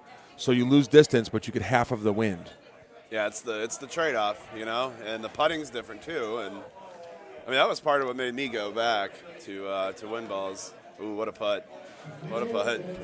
And what exactly would the putting kind of push you in that direction? Yeah, so I think it was when they the nerf on the distance a little bit for the flight of the ball, and I noticed that your putting got nerfed quite a bit too, where it was hard to get those 55 uphill putts, right?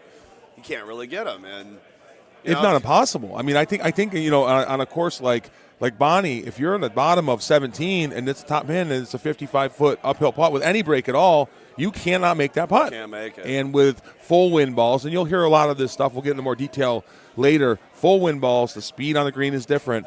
And I also switched back to Titans for that very reason. Yeah, same. I mean, and I'll be honest, I'm having a lot more fun playing, with the wind balls. And, Titans were, when they first came out, that's what I went to right away. And I loved them. They were the favorite ball I've ever played with. And I've been playing this game for a good amount of time. And Well, somebody got yelled at. I don't think it was one of us. I think we're good. Andy, Yeah. Did you happen to hear that? Okay. No. It's okay. We'll get yelled at eventually. For those of you who aren't familiar with the tournament setup, Steve and his booth that announces all the matches are what a great putt to stay in the match. Wow, what a putt. And we'll see here. I don't. Oh yeah, this seems like a pretty straightforward putt to extend. Oh, whoa, jeez. Good Lord. So that is hole 30 of this match. And those of you who are just joining us, it was a two-stroke disadvantage for Dylan, who's hitting the ball now. Going into 16, he gained one back at 18, and now here we are 12 holes later. Wow. Just kind of looking in to see. And Paul Taylor. And my buddy Ryan. Yep, Ryan's first main bracket. He qualified on the stream, and it was fun watching him. He was next to me, actually. He's on 14, I was on 15. Nice guy. Got to know him a Ryan's little bit. awesome, yeah. He plays with Jason Todd down in Peoria. And I come down there and visit them occasionally, and he comes up visit me. And where do you call home here as we watch this shot approach? And again, everybody's going to extend this match at Woodham here. I'm located I play in a bar in Montgomery, Illinois, so it's kind of right by Aurora. It's about an hour from Chicago. I'm watching here some of the comments about the putting, and Paul makes a really good point that Paul Luna, I should say, Paul Luna, who's one of the best players that we have. He makes a good point about putting and how it does change, obviously, the dynamics, but switching from course to course just isn't feasible. So you may have a ball that putts super fast that you want to use on a course, but then the other gameplay of that ball, really it's not worth switching course to course. So you find the one that fits your game the best and use that. Pick your lane, yeah, right? Yeah. And I had that conversation because, when I first started toying around with Titans again, I was trying to do, stouts on Pacific and Manhattan, and then Titans on the other three, and I realized very quickly that I am not one who can change back and forth. Listen, I have trouble changing my socks on a regular basis. I'm not changing my golf ball for this video game. By the way, I love the fact he's playing the hole and win in the match. Is that a little bit of a gamesmanship? Is that a little bit like I'm so confident that I'm going to get this close that I'm also going to play for the hole and win? I mean, if I'm playing against him, I'm thinking, oh man, he has a lot of confidence in this shot. You know what I mean? But he did go second. Now Dylan here, another clutch putt. He made it right 7 earlier. Yep. From further. So let's see here. Little thumb putter. Jeez Louise, he's using all the. Well, he paid a full tournament fee. Might as well use all the hole, right? So. Good Lord, I'm nervous right now. It is a excellent match, and for those of you who are listening, I apologize for keep repeating myself, but this is sudden death in the losers bracket of the purple bracket, loser side purple bracket, excuse me. And I believe this will be the first elimination. Although this match has gone long enough, that may not be true anymore. It was the first losers side match, but we're almost through 2 whole rounds, so maybe.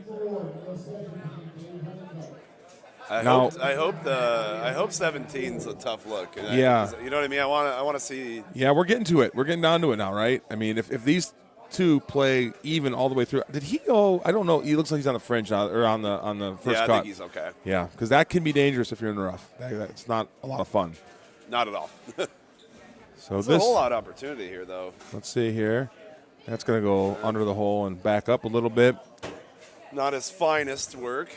Jonathan Arnold chiming in saying changing balls is challenging. It sure is. I committed to do it right after Florida to go from Stouts back to Titans, and it took some time. It took some time. Yeah. Now the putting was more natural for me because I played Titans for so long. It felt good to have that. Yeah. That putting. I'm much more confident standing over putts now. I am too. know? I am too. And my putting is one of my best skills. As I mentioned, I'm moderately successful. 26 handicap. Certainly not your guys' level, but putting is what keeps me at that bracket. Yeah. You know, I make a lot of putts. Well, they say drive for show, putt for dough. Right? Yeah. Well, in this game though, a lot of these drives that go in the hole end up creating dough, like the hole and win, which he tried earlier. So here we go, 16, which I think this shot is underrated. People say this shot's pretty straightforward. Not always. I think at the purple bracket level, and even for, of course, top players, just getting this into that little straightaway there can be difficult. No See, spin. I don't that like part doesn't bother me, but the approach kind of.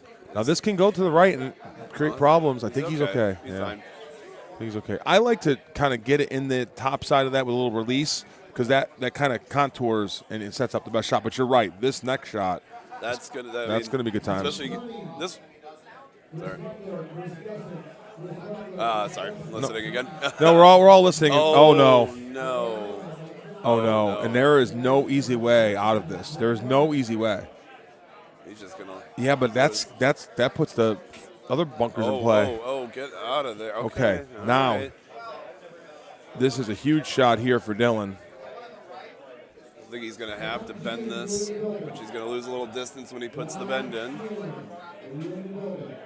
He's going to land it and try to roll down. Okay. Let's see here. The wind's going to help him a little bit. Is it a little deep? Oh, that's not going to be a putt. No, that will be a chip. He has made a couple of good chips here, but now this shot, because it is his third, this has to set up for a birdie for him to maintain any chance, because Dylan's doing no worse than a birdie. So we'll see here. Let's see what this is. There's backspin on this ball. If he lands green, that's got a shot. Oh. 23. All right, got to go, guys. Brandon, thanks for joining us. I hope we talk soon. Yeah. Good luck. Good luck. You too. So, Dylan, now this would be for the match. It is over. So, as Brandon Robinson gets up, our first purple bracket losers match, at least it started as our first one, has ended in sudden death. Dylan Lux with the win on hole 16 of sudden death. So, great first round match, and we'll see here who we get. I have to expect we're going to get Sean Gervais and Chris Brewer, so we'll have to wait and see. Again, just to level set, we are at the Sussex Bowl, Bowling Alley, and Gaming Center at the Wisconsin Open. Second stop at the PGT Tour in 2024. Josh McDaniel checking in here, saying that was a good match. And it was. I mean, it's one of the reasons I like sitting here doing these matches. Is one, I get to talk to some of the top players, and we will go into some more detail on some more technical stuff as the matches progress. But really, just watching great golf, and I'm glad that a lot of you got to see the purple bracket and got to see, to Mouth's point earlier, what level of player is in that second bracket of players. I mean, these guys are really, really good. And it just was a lot of fun. It was demonstrated here, and it wasn't scripted, I promise, but it was just as good as being scripted when you got to see two guys really battle it out into 16 holes of sudden death. Dylan advances, and looking forward here to getting, again, I believe it's going to be Sean Gervais and Chris Brewer, which if you were trying to, again, script a dream first-round match in the main bracket, that would probably be one of your picks.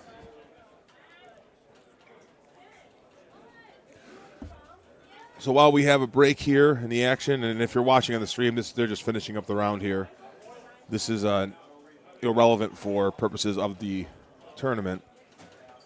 Irrelevant seemed like such a mean word. I apologize for that use. So Jake Goldie screaming out Gervais, and I believe that's the match we're going to get. We'll listen here as Steve announces the next pairing.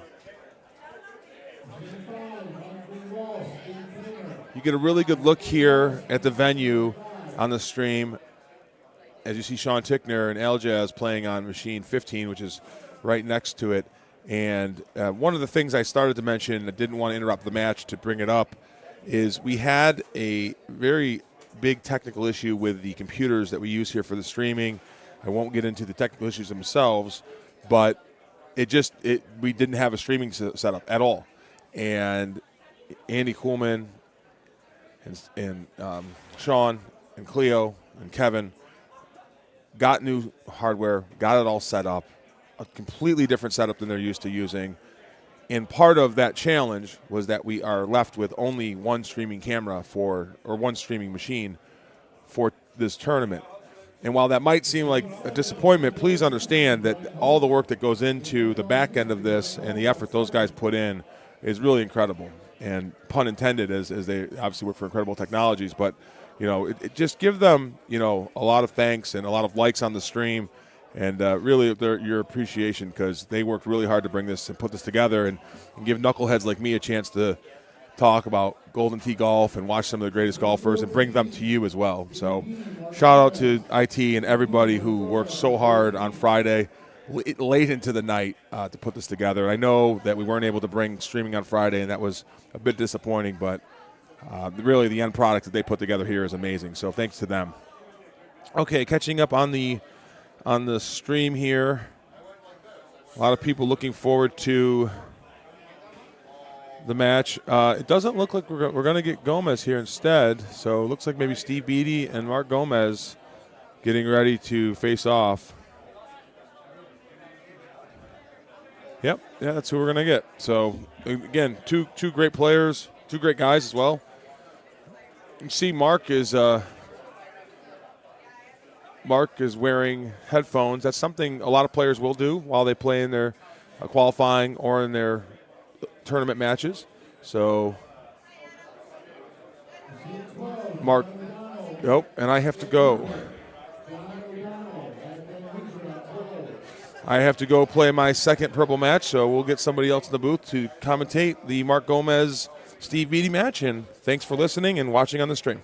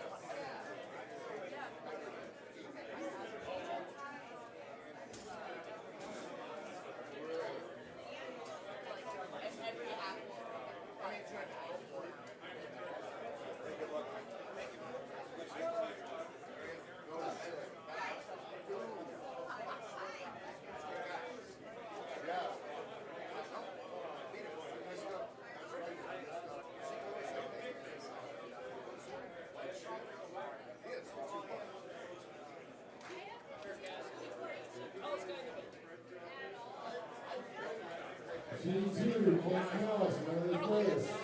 Ken Kellis, Mary Grace on 2.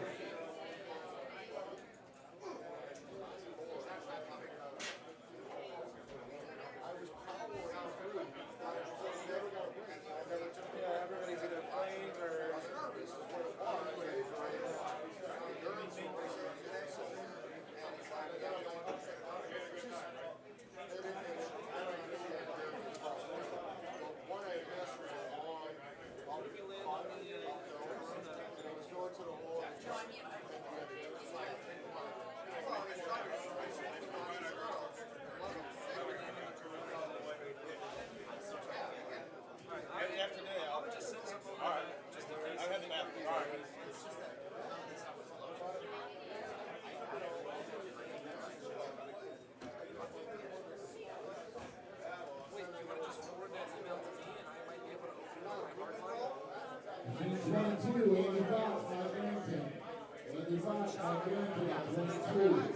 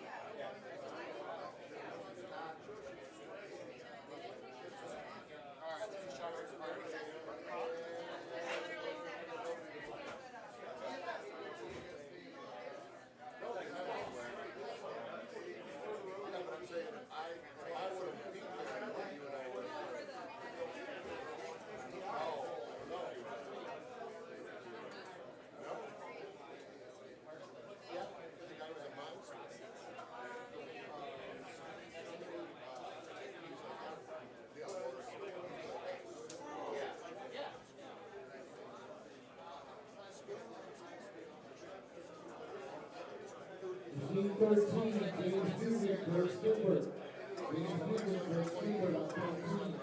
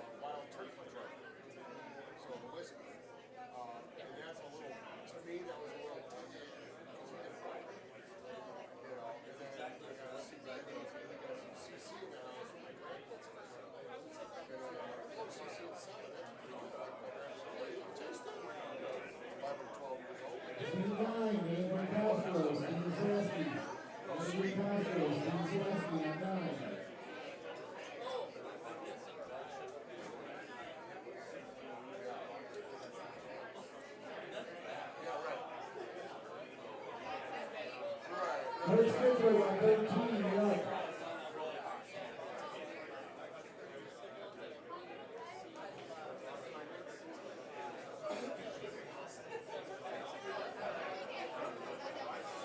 Simmer down.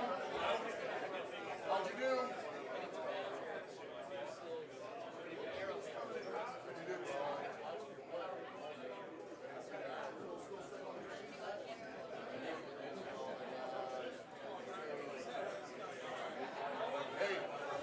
I told him, your tip yesterday on the wins area, do your beneficiary goal. I used it today at my match. It's fucking beautiful, dude. It's fucking gorgeous. It was beautiful. Yeah, I was like, oh my god, that's like perfect. It worked out beautiful. I'm like, I'm doing it. I'm doing it. So thank you, Jack.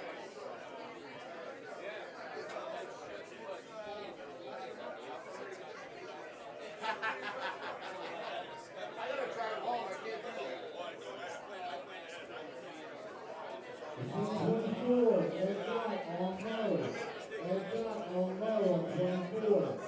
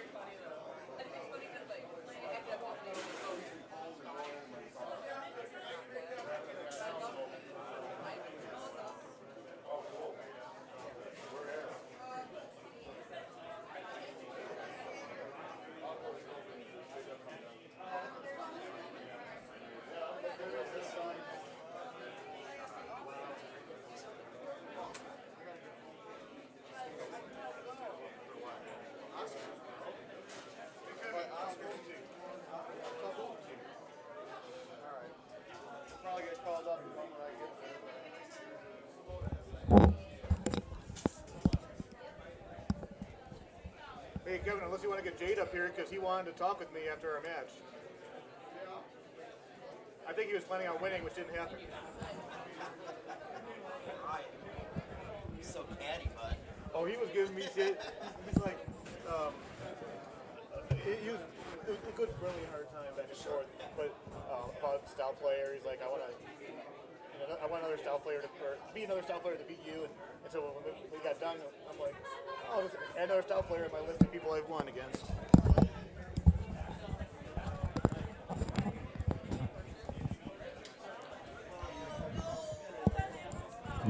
Bonnie Moore Black. Here we are. Here we are. Brian Bernhardt here, Kevin Lindsay by my side, a well-groomed, feeling great on this Sunday morning here in beautiful Sussex. And that one's in the hole. As Gomez drops it for an eagle. Jeez, it's almost like the Buffalo Machine last night for him, just winning. I heard he was cleaning things up. Yeah, he kind of pulled a Paul Taylor, I think, at the casino.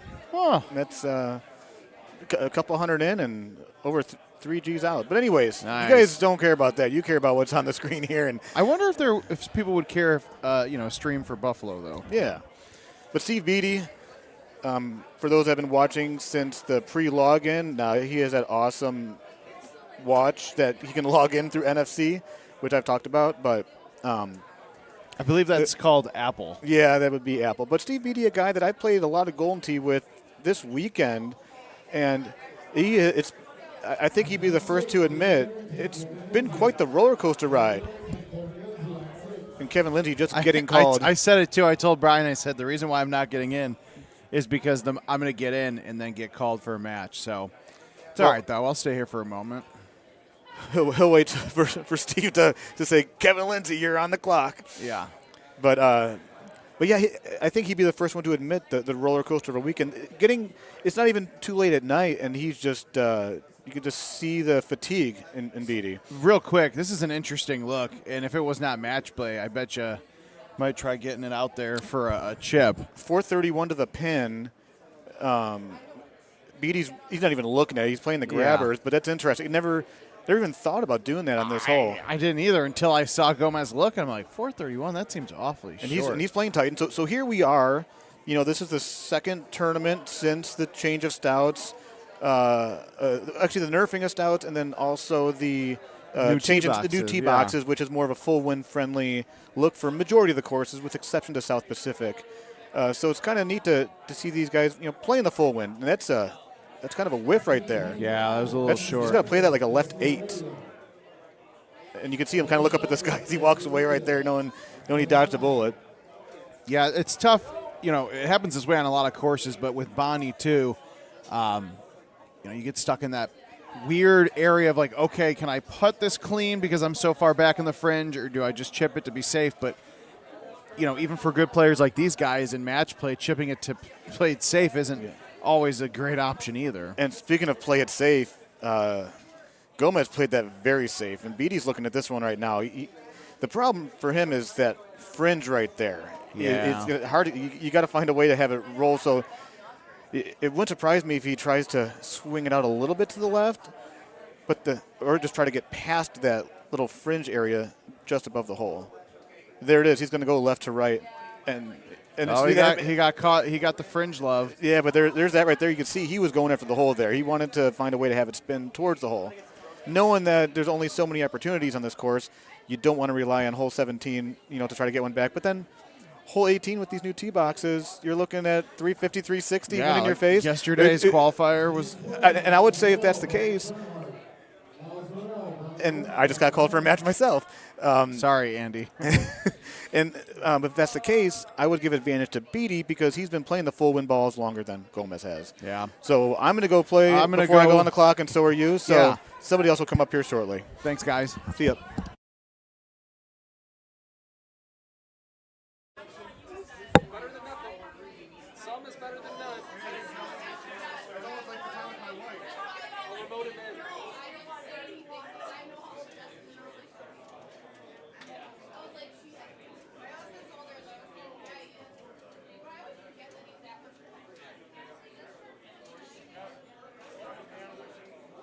Scene 1, Harry Lowenstein, Dean Hasse, Henry Lomas and King Hossie on 1.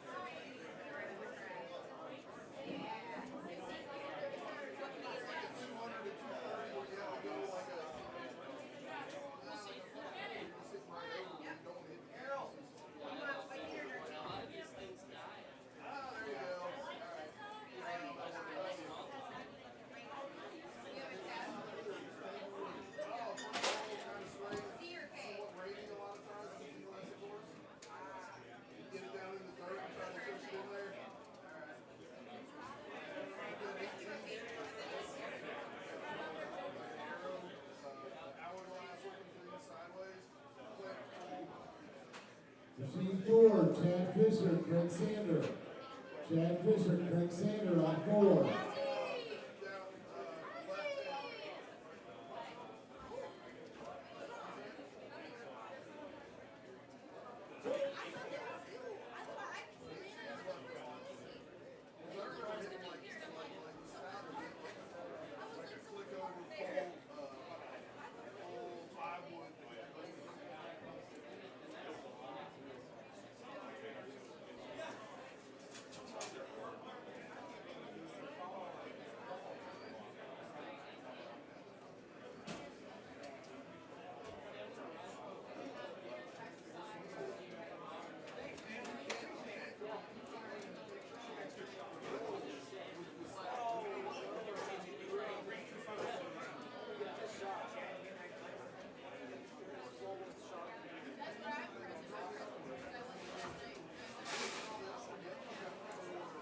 Machine 3, Aaron Good, Mike Jager. Aaron Good, Mike Jager on 3. Way down. Oh my god. Nightmare.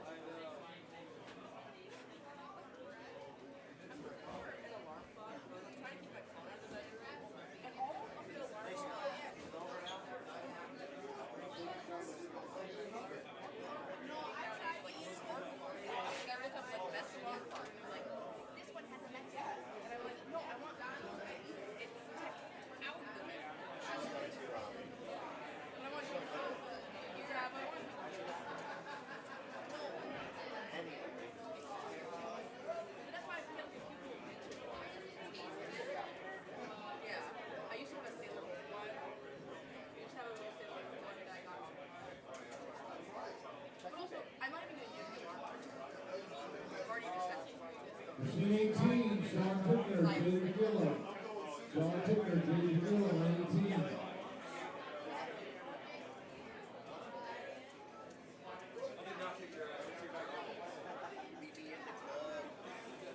It's going down.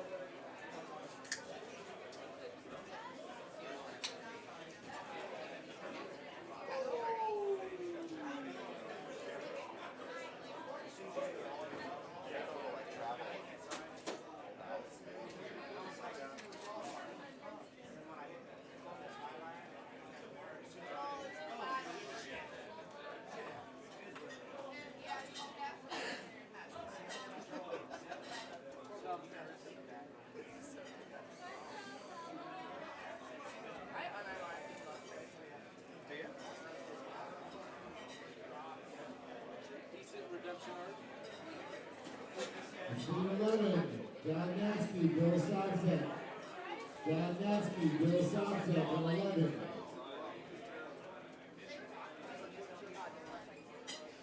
It's so bad. It's so fun. All I want to do is pull this image. No.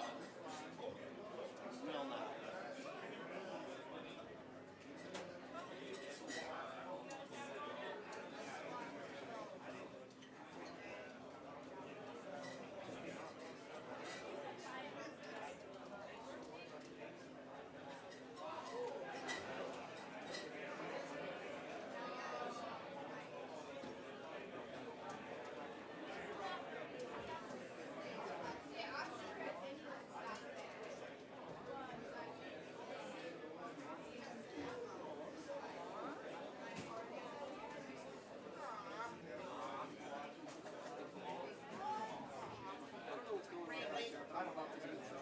16, Ryan Driscoll, Lobel Parks. Ryan Driscoll, Lobel Parks at 16.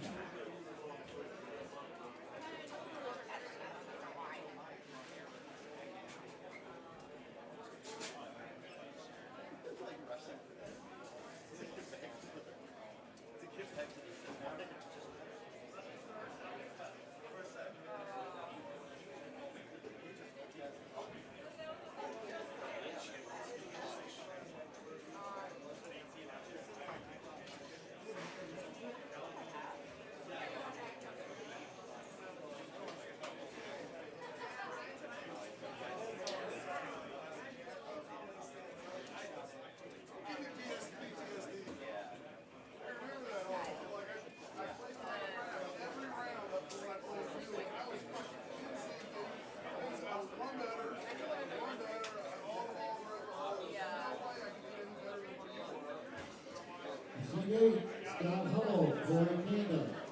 Scott Hummel, Corey Canada, 8.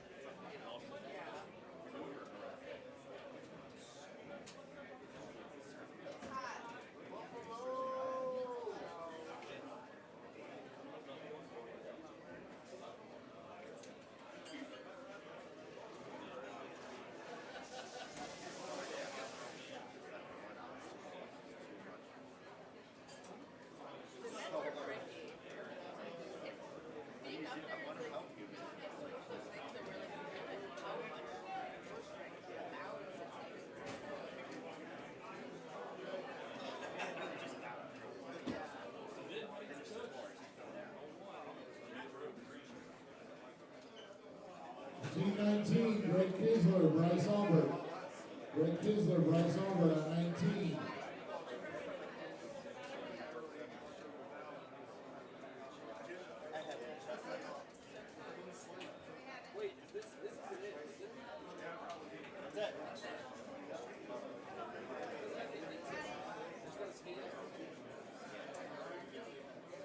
Doesn't make sense for us.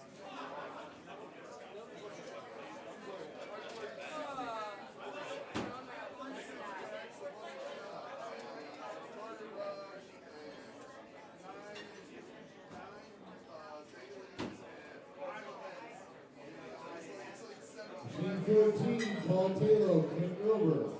Paul Taylor, Ken Grover on 14.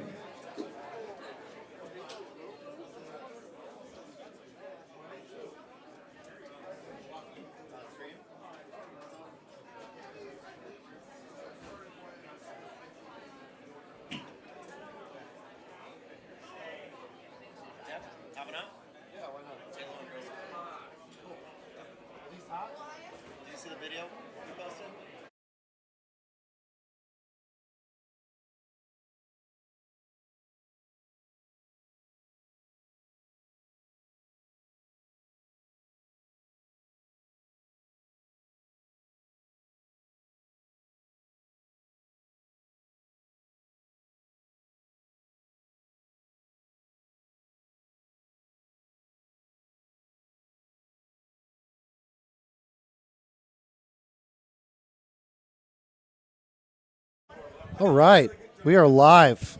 Welcome to Wisconsin. Gordy Brown, Wisconsin. Gordy Brown joining me. I am Jackie's husband.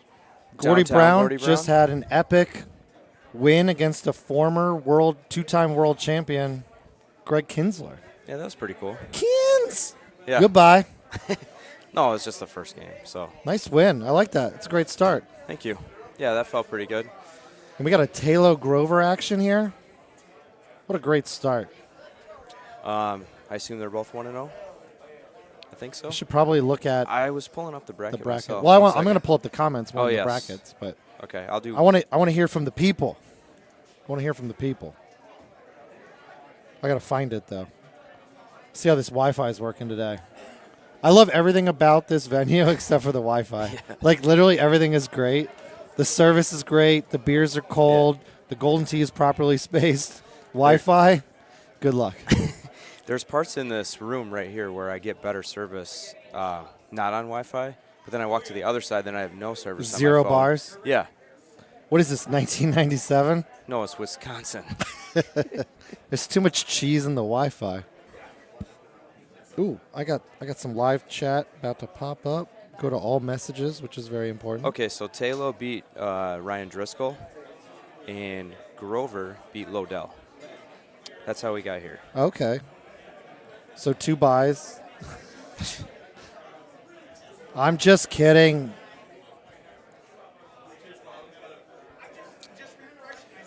Rachel's on. Hey, Rachel. Where's Luna? Or is that Luna pretending to be Rachel? Hey, Hickey. All right, I got the comments now, too. Hey, Jason. Jason from Oxford. Oh, Jason from Oxford? Yeah. You got your Hollywood on here. You guys got to be excited. Oh!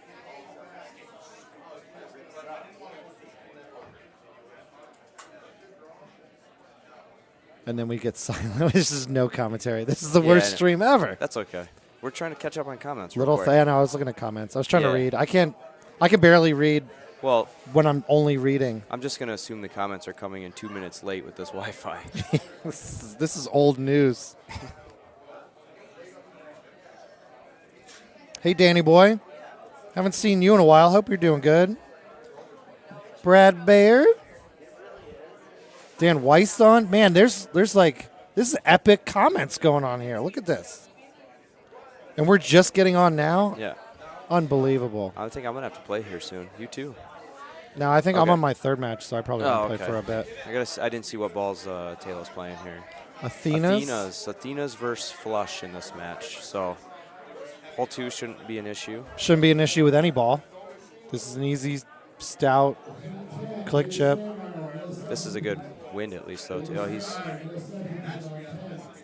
doing a little A1.5, cut up there, backspin. Neither one of them could stick the green, but, you know, what are you going to do? It's a good putt. A world champion and a former Wisconsin champion. How's everyone doing? Everyone hit the like button, subscribe. Oh, I got to do that right now. Don't make me ask again. I'm like 98. Oh, Mouth is on, and he's calling you the Deer Lord. He said Deer Lord. No, it's Elk Addict, not Deer Lord. There's a difference. It's not Elk Addict. It's, ooh. Good shot, Grover. Downtown Hollywood Brown. And Gordy, we don't have a camera on us, but Gordy's got his Super Mario shirt on because today is Super Mario Day, March 10th, MAR10. Yeah, I was pretty excited to wear this today. Nobody else is. The guy at the Best Western who had to pick up your Amazon delivery wasn't enthused either. No, not at 2 a.m., 3 a.m. with the time change. I don't know. All right, trying to pay attention to this. Yes, it is me, and 49ers till I die, bro.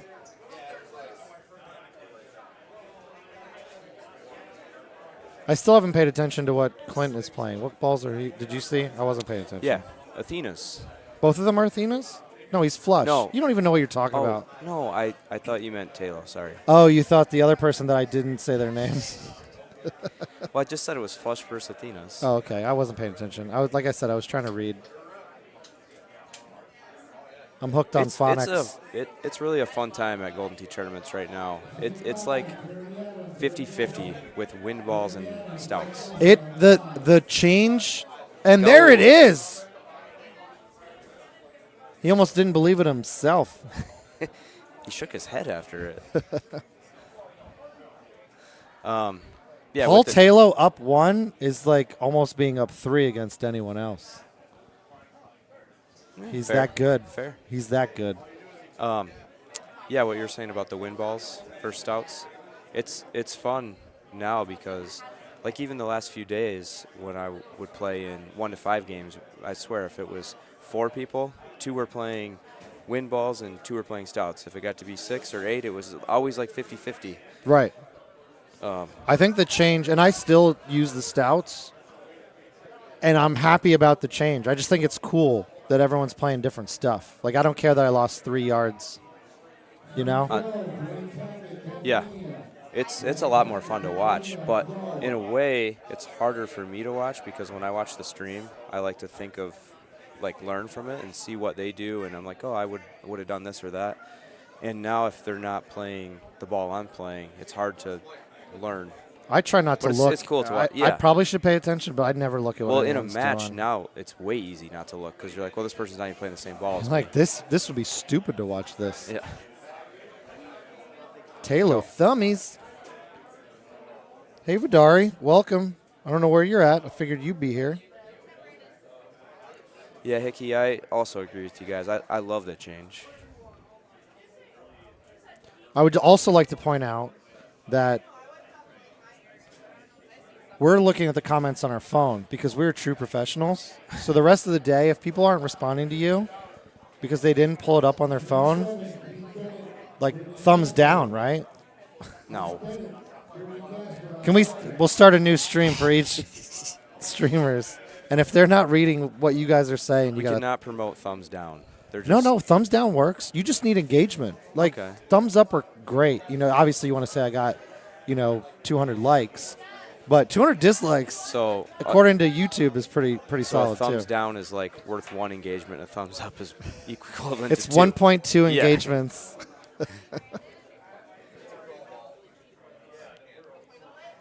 Okay, so there's not really. So Mouth is saying putting physics need work. Gordy does not agree. He likes the the one hop. That's how you Look get at that. Mark Gomez is stoked. I was just going to say, what swing holes could we potentially get the stroke back on? Every hole is a swing hole with these two. And I was going to say hole 8 right here if one of them missed the shoot, but Yeah, the quote of the week is Jason says thumb down all streams. you were starting to say that I disagree about the putting physics. You like that the putting is different for each ball. I do. I like, and I said this the other day. It's because I selfishly don't want stouts to be changed because it's more of an advantage if you don't play them. I just don't care about anything. So make it whatever you want. Add 3 yards, reduce it, make the putting good, make the putting bad. I love putting with streaks now. Like, it's ridiculous. I love when I don't have to hear people complain about every single thing ever about the game. That's my favorite part. If we could get to there, you that could would, never be Kevin Lindsay. I can't. Yeah, I'm not. Don't mess it. I can't get a job here. It's not for me. I do this for the love of the game. They're not paying me. I can't even get a gift card. They're giving you guys gift cards. Yeah, I see the gift card there. What's up, Scotty? Brad Baird, tighten up. Tighten ups don't exist anymore. Now it's Athena. Athena ups. No, what was what it? are We came up Titans? with one the other day. Yeah, no, it's Athena. Is it? But we came up with a new phrase. I forgot what it was though. Oh yeah, not tighten up. Athena. I don't know. I don't remember. No. I think we were drinking when we came up with it. There's a high likelihood of that. Oh, hey, Chad. I kind of feel bad. He has such a good voice, and I'm here with my mediocre voice. Yeah, and less than mediocre over here. I couldn't even do a Chad impression if I tried. He's just got such a good voice. You're gonna try. Go No, for it. I was just thinking of his viral YouTube video. What was that? The piss missile. Oh. I didn't know we were allowed to say that. Well, it's that's one Golden strike. Tee midday. Everyone handle the time change okay? Nothing like going to a Golden Tee tournament and losing an hour. Yeah, that should be illegal. I lose 4 hours from being blacked out. I got to lose one more because of the time change.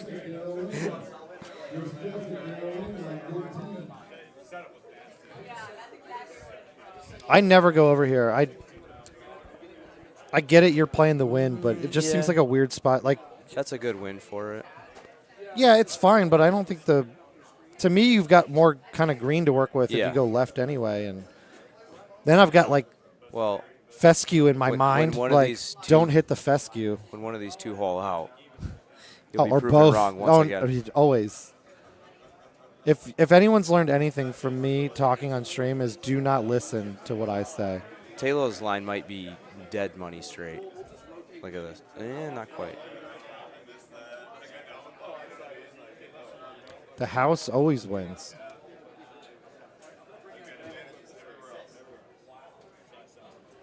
Thummy action.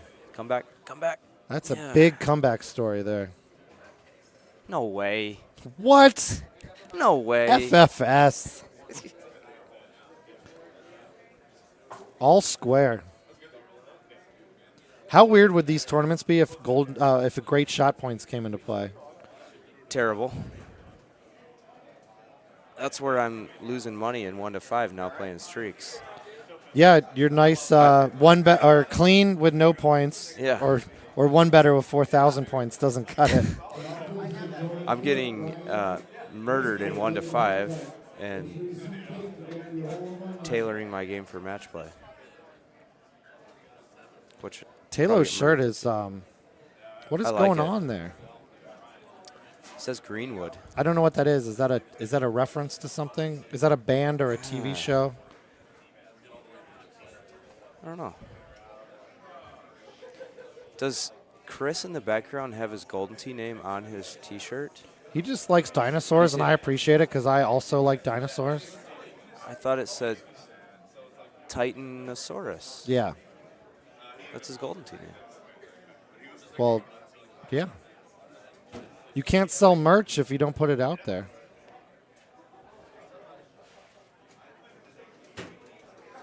What's he say? Points in play means a worse one. Yeah. Oh, you'd have to Points. strategically play.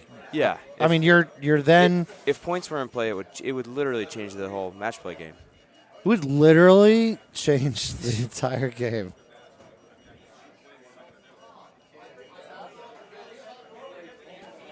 Yeah, you lose more hours blacking out than you do from the hour change. Did you know this hole's drivable sometimes with streaks? I mean, probably definitely with arrows, but. Oh, you're gonna love. I drove the Missouri hole with my stouts. Yeah, hole 5. Yeah. Yeah, I saw the setup today. I looked at it.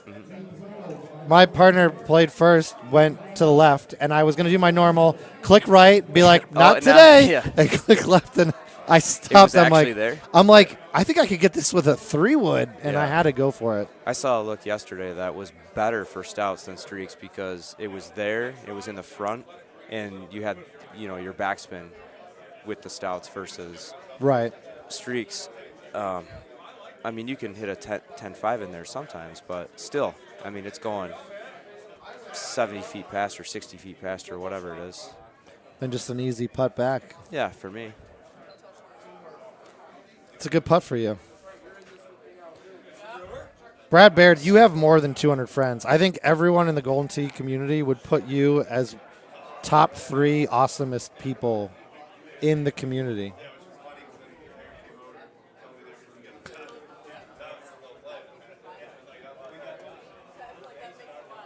What's up, Miller? Is that Cowboy One Bird? Mm-hmm.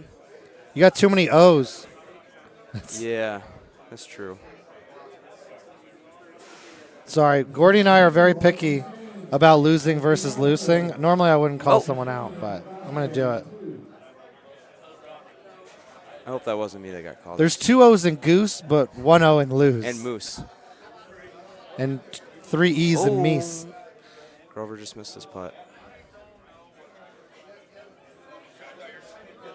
Good to see you, buddy. All you said you're not going to Worlds, right? Is that true? Because you had like a blowout wedding bash, and you had a crazy year. But we hope to see you around. Jason Stark. What's up, Stark? How are you? I hope the big buck hunter and pinball's going good for you. So Taylor's back up 1.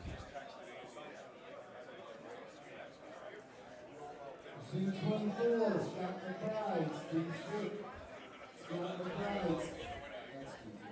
Look at this. What would you do with stouts here? Just thumb it dead Just straight? just put it right in the cup, baby. Stop. Just put it right in the cup. He did. Oh, you're taking everything else off. Gotcha. Okay. Well, we'll see you in Worlds. I'll probably be there regardless, but I hope I qualify. Same. Yeah, I might qualify this week. Taylor's trying to figure out where he hits a full here. 1 star. Do not recommend hitting a full uphill into this green. Hey, Gavin. Done it a few times. Doesn't work well. Daryl, look at this. Look at all these people. Yeah, we got more comments than likes, so hit that like button. Don't smash it, though. I don't like when people smash it. Just click. Give it a nice little click. Tap. A little tappity. Tap that thumbs up. Tap def. Thumbs up. Awesome. Can't wait to see you guys. Yeah, Matt, that's what I was talking about. Isn't it crazy that Golden Tee players have like the best wives and we're all just trash people and we've somehow tricked all these women into marrying us? Yeah, Matt. Good job, talking Cowboy. about commercial, You most did it. likely. You joined the club last year.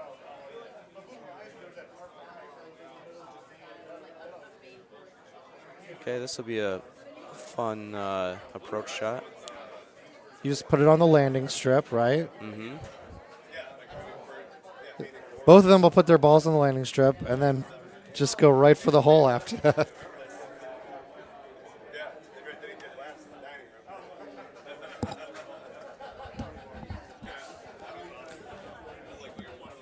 We'll be right back after a brief message. Why is it awkwardly silent?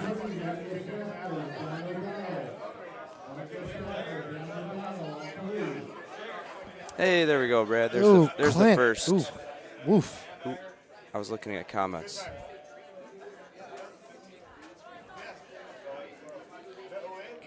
Come to Tampa in April. Yeah, I'll try. Actually, I got to see if I'm in town. I'm not sure, but I will Okay, try. here we go. Hey, TJ. Taylor's got a big putt. Drilled it. And now Clint with a little click. Is he click chipper? Yep. Yep. Just going to give it a second look. This is 1 click 6 iron for me. Oh, no. And that's 2 now, right? Yes. Which is equivalent to... No, Rachel, it's future wives. It's wives and future wives. Girlfriend. Is Luna listening? Is he out buying a ring? Is that why he's not on stream? It looked like Rachel was feeling pretty blue in that picture. Did you see it? No.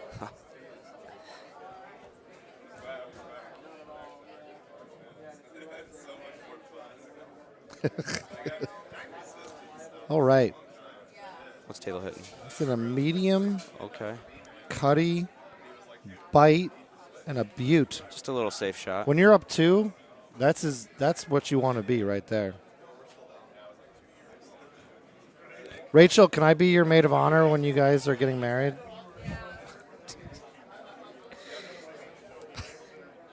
I'll wear whatever dress you want me to wear.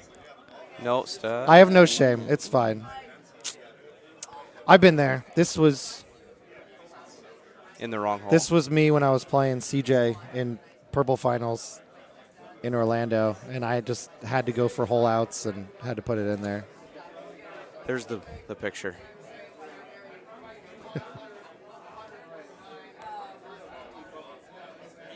I don't know how to respond to that. Flower boy. He's everyone's flower boy. All right, good look to win a match here, right? I mean, you're up. Was he up 3 now? Yeah. Good job, Taylor. Good job, Clint. Clint's such an awesome player. Clint played well. He just missed that. You know, got Taylor.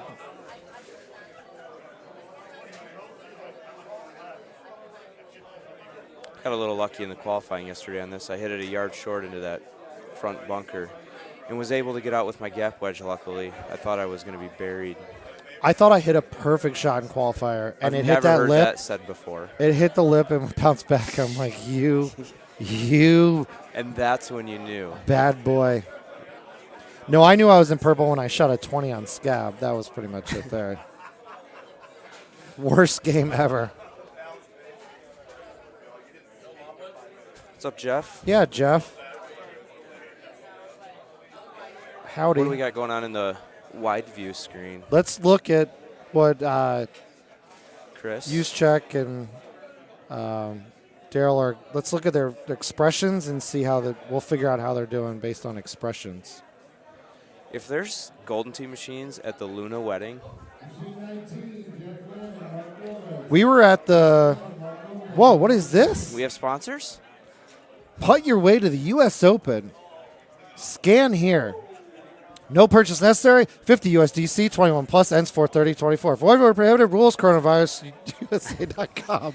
Per 12-ounce Florida serving average, announced calories 90, carbs 2.6 grams, protein 0.7 grams, fat 0.0 grams.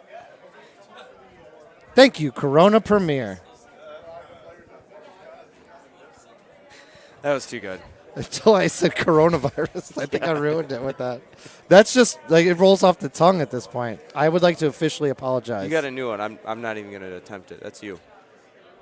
Guys, save $250 on the Golden Tee Clubhouse Edition. Use promo code PEGT Tour. Store.itsgames.com. Check your local listings.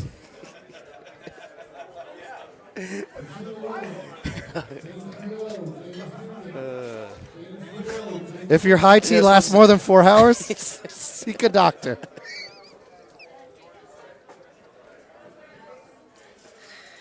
Jackie's over here laughing in the background. She's still laughing at shoulder cookie for 12 hours. Yeah, Corona Premier, delicious. I misspoke and I apologize. Corona Premier. He was going to. When you want a refreshing, low carb beer, go for a Corona Premier. That individual was going to change his name to Shoulder Cookie this morning. Yeah, TJ, we told you about the Giants game. We're still hoping to come up there. And we want to go to the game.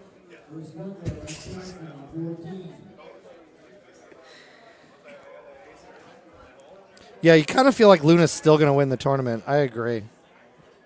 He's not out yet. We were at the Chad Hart wedding literally one anniversary ago. They got married on February 29th, the last one. And they had 2 Golden Tee machines at their reception. So they just had their first anniversary? Yeah. Happy 1 anniversary to the Hearts. Yeah. All right, firing up the next match. It looks like we got CJ against MJ.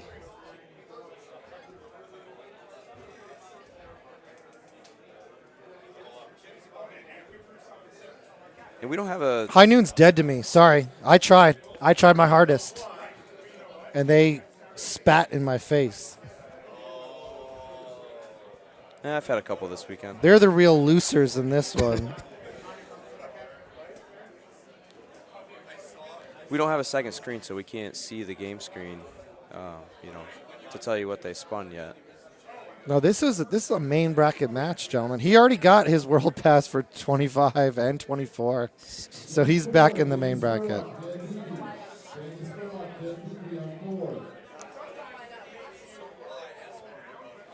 All right, so 33 is the score to beat. Let's get a monthly record. Purple bracket's yours to win today, Jason. God, I hope so. Would that not be...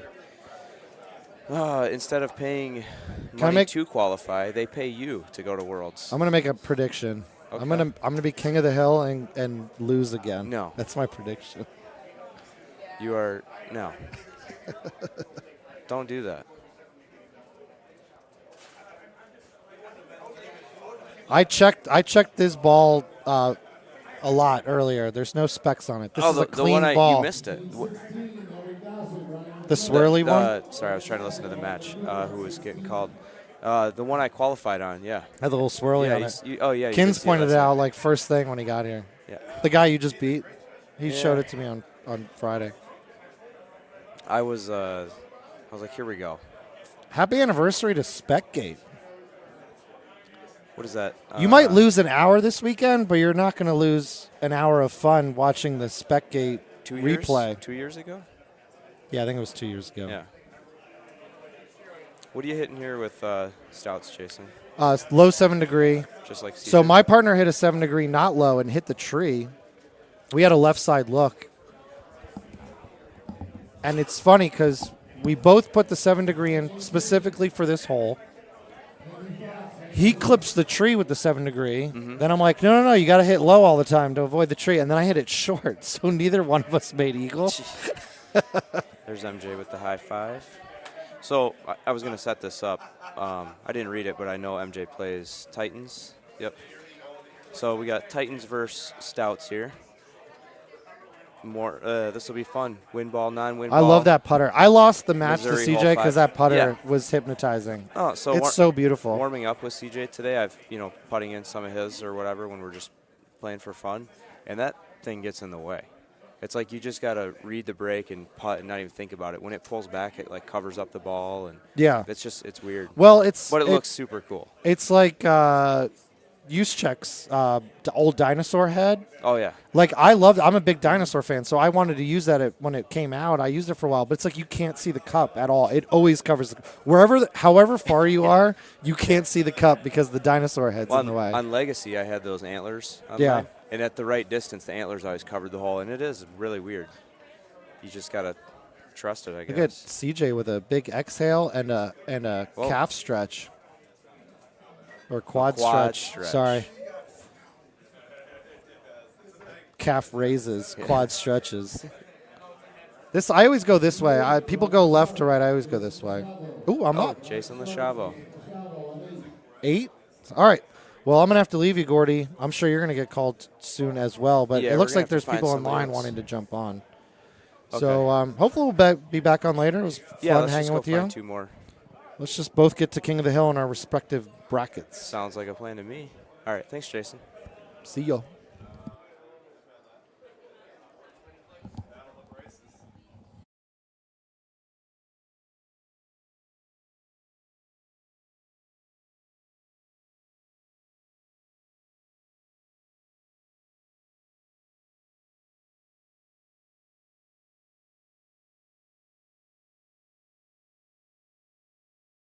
Actually, it's kind of hard.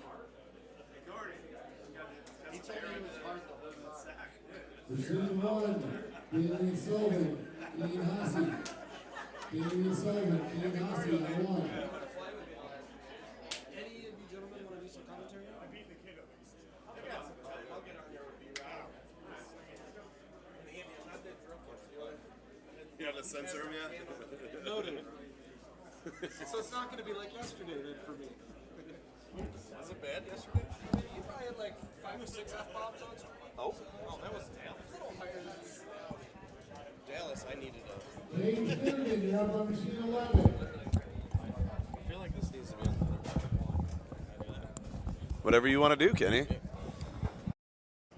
So yeah, we'll lead it in here. So I got here Kenny Callis next to me, Brandon Robinson doing some commentary here. Not quite sure where we're at in the game, so looks like it's early. 2 of the best dressed today. I mean, we look pretty good. You got Greg Norman. Yeah, Costco special, $15. Supporting the live. I mean, it's more money in that tour, So unlike Brandon, I've won all my matches today. So that's exciting. Burn. You burn. Yeah, you're in the main bracket, though. It's not that big a burn. That's true.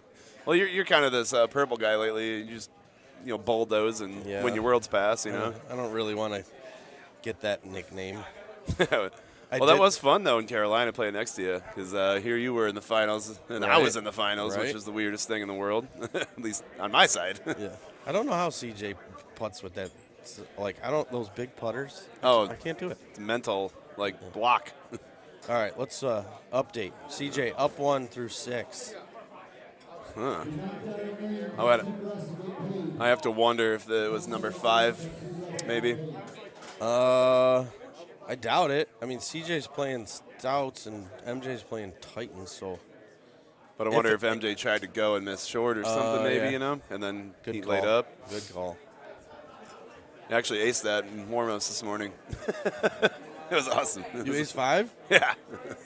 Yeah, it was pretty sweet. Yeah, I don't have that checked off the box yet. I think that was my first. I will say, too, this course aesthetically is the most pleasing of all of them. I love the colors and the leaves, and it's a fun course. It's one of my favorites of the year to play as well. I like the tropical courses. Makes me want to be on a beach. Yeah, like South Pacific, hanging out by a volcano maybe. Yeah. Put your toes in the lava. Yeah. Being a Midwesterner like you, it's just miserable most of the time. Yeah. So loading up a tropical screen. Okay, we're good. I always pause when I hear Uncle Steve talking just to make sure I don't get yelled at. Dude, if you're standing within 30 feet of that speaker, his Blow an voice eardrum. enters your soul. I can see that. Yeah. I think there's like MJ has been like all jittery all day. Like I just saw him like walking around and he's like bouncing around kind of like Kinsler. Yeah. I feel like he's normally not. He's a little more calm and collected, but he must have like the hangover jitters going or something. well, you know that indie crew likes their they like their shots, so you know. I know Kavanaugh feeling it this morning. I know me and Beatty go hard, but those guys go horrible. Oh, this could be an opening. Do you miss it to the right? Yep, sure did. So this distance I hate because he's going to miss even more right. Yeah, you have to hit that 10.5, and if you just baby cut it, bye-bye. Yeah, see you later. See if you can make a chip, though. So he's a gap wedge guy. What drivers do you use on this course? I have 3. I added that 7 for number 2 only. Yeah, so I had it, and I nixed it because anytime that it's like the one you need to go under, you can just go over now with the raised box. Yeah, Kins tells me all the time. Oh, boy. Kins tells me all the time that it's a waste of a club. But you know what? I'm cool with it because I pulled out a 4-wood to replace, and I don't miss the 4-wood. So I wanted a 3-bird for that, I don't know, I think it's maybe 14 or 15. Yeah, the par 3. The par 3. Yep, I have it. So I threw a 3-bird in there, and I kept the 4-wood. Yeah, 3-bird is necessary. I just got the 2 drivers. Yeah, the 3-bird is definitely necessary, and that's for that hole because I did the same thing.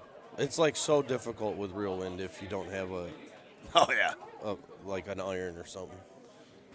And then you got that 6-wood, 8-wood gap, and you get like a 220-yard shot with a 17-mile-an-hour crosswind. You're like, now what do I do? Yeah. There's a whole lot of opportunity here. I wasn't paying attention. Did either of them make that chip? Yeah, CJ did. He So clipped, CJ's I think it was a quick chip. CJ's up 2? Yeah, I believe it's 2. Should be.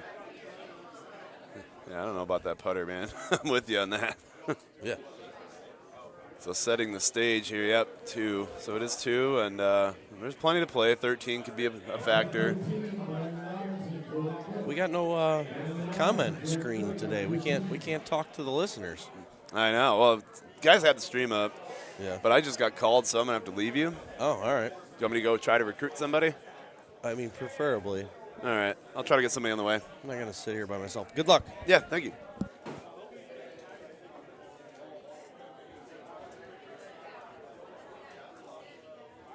All right. I guess I'll talk to myself. CJ just hitting pins. If that was a game with me and Steve Beatty, we would be doing shots because that's our rule. If you hit the pin, you pour a shot.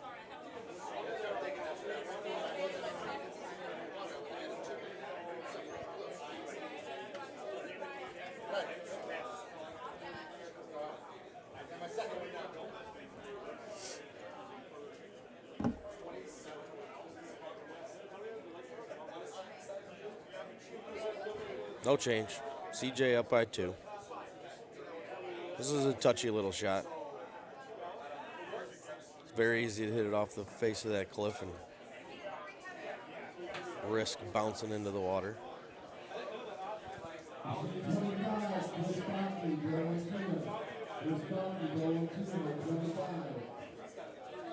Much easier with CJ Stouts than MJ's Titans.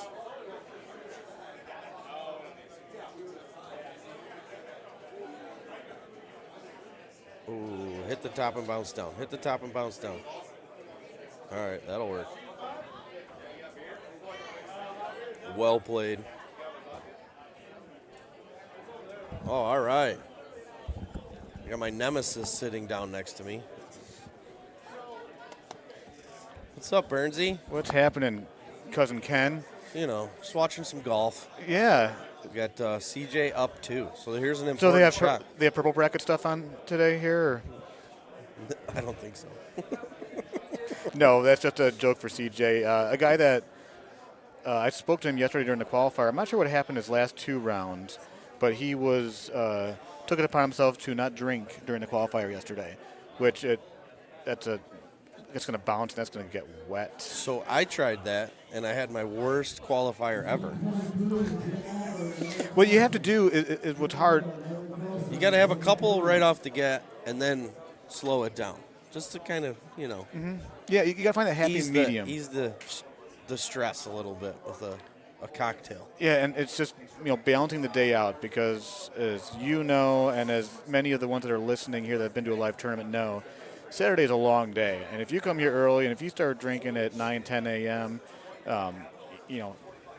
it's didn't get there. One more click. One more. But yeah, it's just a long day, and just kind of having that balance. And I was surprised that Cumberland, the cut line was 104 going into the last course, and ended up being 129. So needing to only shoot 2 off par in that last course was kind of surprising to find a way to make the main bracket.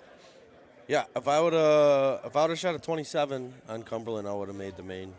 And I watered 7 and I watered 18. Oh, so that was that's my, 4 off that was right my there. 4 strokes.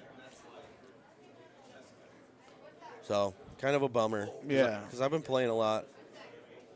Well, that's and like, when I'm in the zone, I feel like I'm playing good, but I missed that. So is he down 3, 4 strokes now? He's down 4 now. It's wow. Pretty much on Missouri. There's not much coming back after. No, the last 3 holes especially. I mean, his only hope right now is for maybe something here, like a water. If water's here, but yeah, watch that shot meter. Make sure he pulls it back almost to the sea. He's going to do it all the way out to the sea. That's a nice safe shot.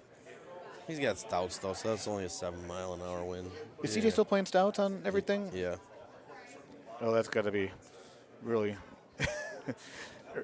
It's like making Mike a little bit. Well, you know how passionate he is about that. So. Yeah. But like here's like. This is a perfect example. My first match was on Scablands, and we went to overtime, and it was non-drivable for stouts, and I drove it, and I made a putt and won my match because I could just drive the hole. Yeah. Like that reason alone is why I switched. He missed that. Yeah, MJ's he is falling apart here. One thing I do want to mention, you see on his shirt the hashtag Paris Strong. Shout out to Michael. I'm not sure if he's watching or not. We're thinking about you, buddy. Michael's got some health stuff going on, and he's got a lot of unknowns in the future. So we hope that you get that transplant as soon as you're able to, and look forward to seeing you at a tournament down the road. Yeah, I didn't hear a total, but I know we, as a group, raised some good money to help him out. So hope that helps him for sure. So where are you at today? 2-0? I am 2-0. I beat Jade McGillum the first match, who was quite confident going into our match, which is fine. He's very confident. Yeah, he's very, very confident. And also very tall. Yeah, well, everybody's very tall for me. Yeah. And you, actually. And he gave me 2 strokes early, watered hole 5. He proceeded to ace 6, so I was only up 1. And we each missed a shot later on, and I was up 1 going into 18. It was a very friendly Titan setup, a 12 wind to my face, 300 to the pin, and I was able to hit a high 3-wood middle of the green. Manhattan. Manhattan, yeah. And then I just beat Al Jazz 28-27 on Cumberland. He actually drove 2 with stouts. I missed the green wide left. I chipped in. He missed a chip on 7, and that was the difference. That was the difference. Did he water the chip? Nope, he just missed it. Yeah, so 128-27 at Cumberland. That's a good dub. Yeah. Yeah. Me and Al, I mean, and we've talked about this with Discord, playing online, and me and Al played a little bit. We've all played together, and Al's been playing great. He was kind of my dark horse for this tournament. Just watching him on Discord, seeing how great he is playing, and he's super consistent. Yeah, the only thing that got him in our match was just a bad 5 hybrid chip, and he didn't click chip. It was just a bad chip, and looking back, he wished he would have hit like an 8 iron or something like that. But that's just how the cookie crumbles sometimes. Yeah. And for those of you who might be thinking about hopping on Discord, do it. It's a lot of fun. Instead of playing by yourself in the basement, you get to talk to your buddies around the country and whack some golf balls. Yeah. I've been on there just a few weeks now, and it's so much more fun. Like I'll try to find a way to sneak off into the office and play before the kids go to bed, and I'll go in the app and see who's in the lounge, and it's just a lot more fun than playing by yourself, because although you are by yourself, you get to see who you're playing against. I compared to yesterday when I was in the stream to the right of us, we've got 2 Arachnid G3 dartboards, right? And when you're playing online on a dartboard, you see the person throwing the dart. You see the camera of the dart hitting the board. When you're playing on Discord, you see the player that you're playing against, and you see their screen. So it's as realistic as it gets. It is. You guys just play so damn fast. Yeah. that it makes me play a little faster than I probably should, I think. And there it is on the screen. You see this. You save $250 on the Golden Tee Clubhouse Edition. Speaking of playing at home and on Discord, now's your chance to save. Just use the promo code PEGT Tour. Go to store.itsgames.com and get that Clubhouse Edition. Brandon Robinson, I'm not sure if he's got the Clubhouse Edition or not, but I know he's got a legacy, and you can see Chris Brewer in the background behind Ryan McCook. And Ryan McCook's playing Evan Gossett right now, and that's one heck of a match early on. I think Brandon does have a PGA. Maybe not. Best purchase I ever made was a home edition, though. It's nice to just have it down there. Mm-hmm. Put the kids to bed, and in my case, pour 8 fingers of whiskey and play golf. Kenny Callis just getting called to. I gotta go try and beat Matt Van Hoosier. That'll be a great match. All right, Bernsey, we'll see you, buddy. Kenny. You too. I'll try and find a replacement on that. And hopefully we have a match up here shortly. But just seeing the screen there, you can kind of get an idea of the layout of the room here. As I've mentioned yesterday, it's one of the bigger venues that we've got. It's spaced out great. If you don't feel comfortable and get a little snug in the area where people are standing around, you can just come into the bar area here and hang out. Plenty of space here. There's another bar in the bowling alley. It's just wide open. The other nice thing, too, is with the space, there's a lot of good space around the machines. So as you can see, like the walking areas, there's not a lot of people walking by players while they're in the middle of matches, which at some tournaments it gets a little tight.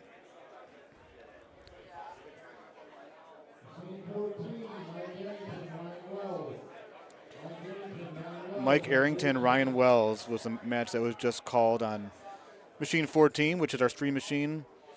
Some of you might be wondering why there's only one machine, and I think a little bit of a hiccup Friday evening with the equipment that they have here. So we're just fortunate to have one stream machine.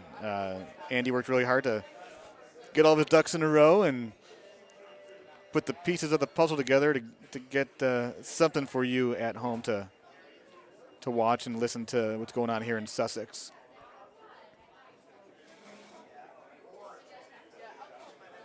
See Chris Brewer sharing his wise words, always something to say, talking to Russ Layton there, the guy that moves a lot of the stuff around.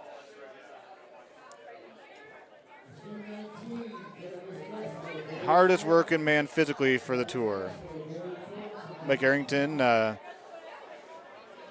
ready to get started here shortly, taking a sip of his high noon.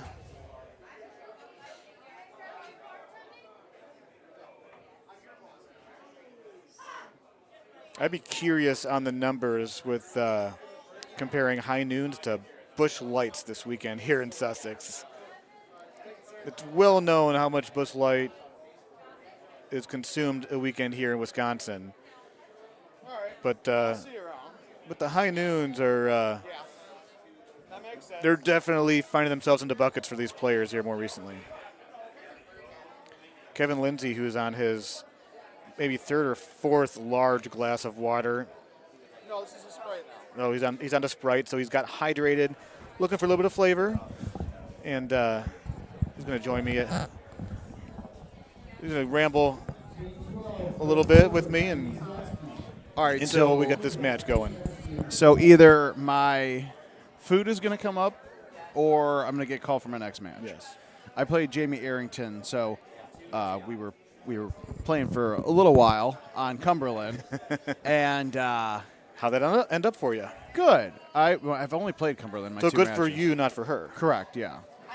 No, it was my first game with Chad Fisher. Like we went back and forth a little bit and gave silly strokes to each other back and forth, like just water balls after water ball. And then Jamie and I just had a couple of mistakes here and there, but a couple just you hit those shots on the trackball and you think it's going to go somewhere and it doesn't come back.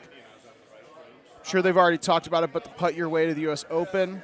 For our friends that are streaming, there should be a link, but if you happen to be one of the many that are streaming this on a TV, pull out that camera and scan the QR code for a chance to win some sweet Corona Premier prizes, doing some more stuff with them. So a little bit more to come on that as we get to see Mike Arrington, Jamie's husband, take on Mr. Ryan Wells, local here to Wisconsin. And I actually believe Sussex Bowl is his home bar.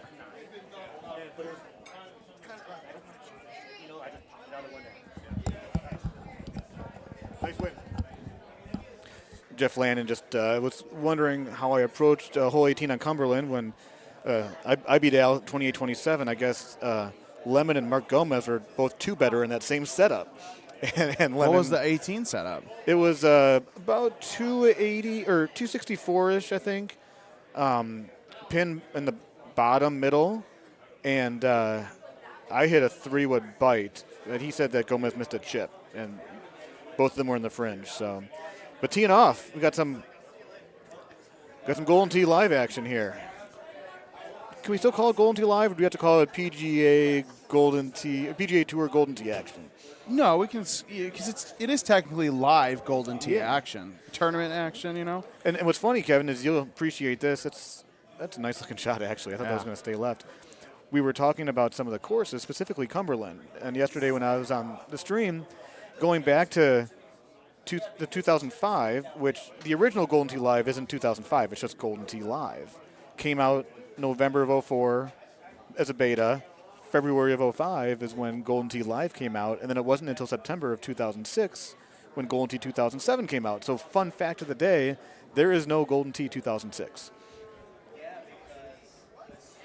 That is true. So this is a face that many probably aren't used to seeing. Ryan Wells, a guy that I had a little chat with yesterday, a listener of the Geno's podcast, so he's heard us talk about him a little bit, and he was really, really proud to do well yesterday and make the cut. You could see by the way he hit that shot there, he went after it. When you have looks like this, you got to try to take advantage of it's got backspin, that's short. Try to take advantage of these easier looks. Yeah, I was going to say South Pacific is one of those where I almost always attack that pin, even for these guys in match play, because there's no lava, there's no water involved. It's not like, speaking of Cumberland, so many of those par threes are surrounded by water, and myself and a few others making, those mistakes where, just backspin when you meant to put on. That's a great shot roll. there. And that might go in the hole. Yeah, he's been playing really well. You were talking to Jeff, but I believe this Sussex is his home bar. Yes, yeah. And we were talking about that last night, is wondering who he's going to play Golden Tee with in the area, because I heard that Gomez is moving. I don't know if that, so he's going to be leaving the area, and it's just hard with his schedule and everybody else's schedules. He with work, he can only play at night, and other people can only play during the day. Ooh, caught a break there for Arrington. But yeah, it's but he's got a home machine, and you could just it was interesting to see a lot of these faces that you might not have seen before, and you're like, the old saying of if I don't know you, you can't beat me. That is done. That is done. And speaking of done, Kevin's time on the stream is done once again as he just gets called and for then a my match. chicken will be ready in about a minute after that, I'm sure. So, all right, well, Brian, as always, trust you to hold down the fort and appreciate it. Yeah, so I think I might have somebody joining me here shortly. Good luck to these guys. Yeah, good luck to you. It's funny.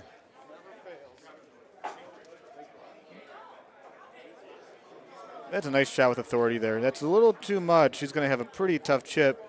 Arrington's going to have to hit this with roll. He's going to hit backspin, though. And that's why you want roll. Not really worried about how far it's going to go. You want to get to the green. So this makes Ryan's chip up to the pin that much easier. And you can't be too aggressive here either, because you don't want to go past the hole and force yourself to chip again. And hello, everybody. This is John O'Donnell signing in here with Brian. We haven't met. No, we have not. We've not had the honor to meet you, and I've watched you play a lot, and it's be fun to call this. I see we've got a.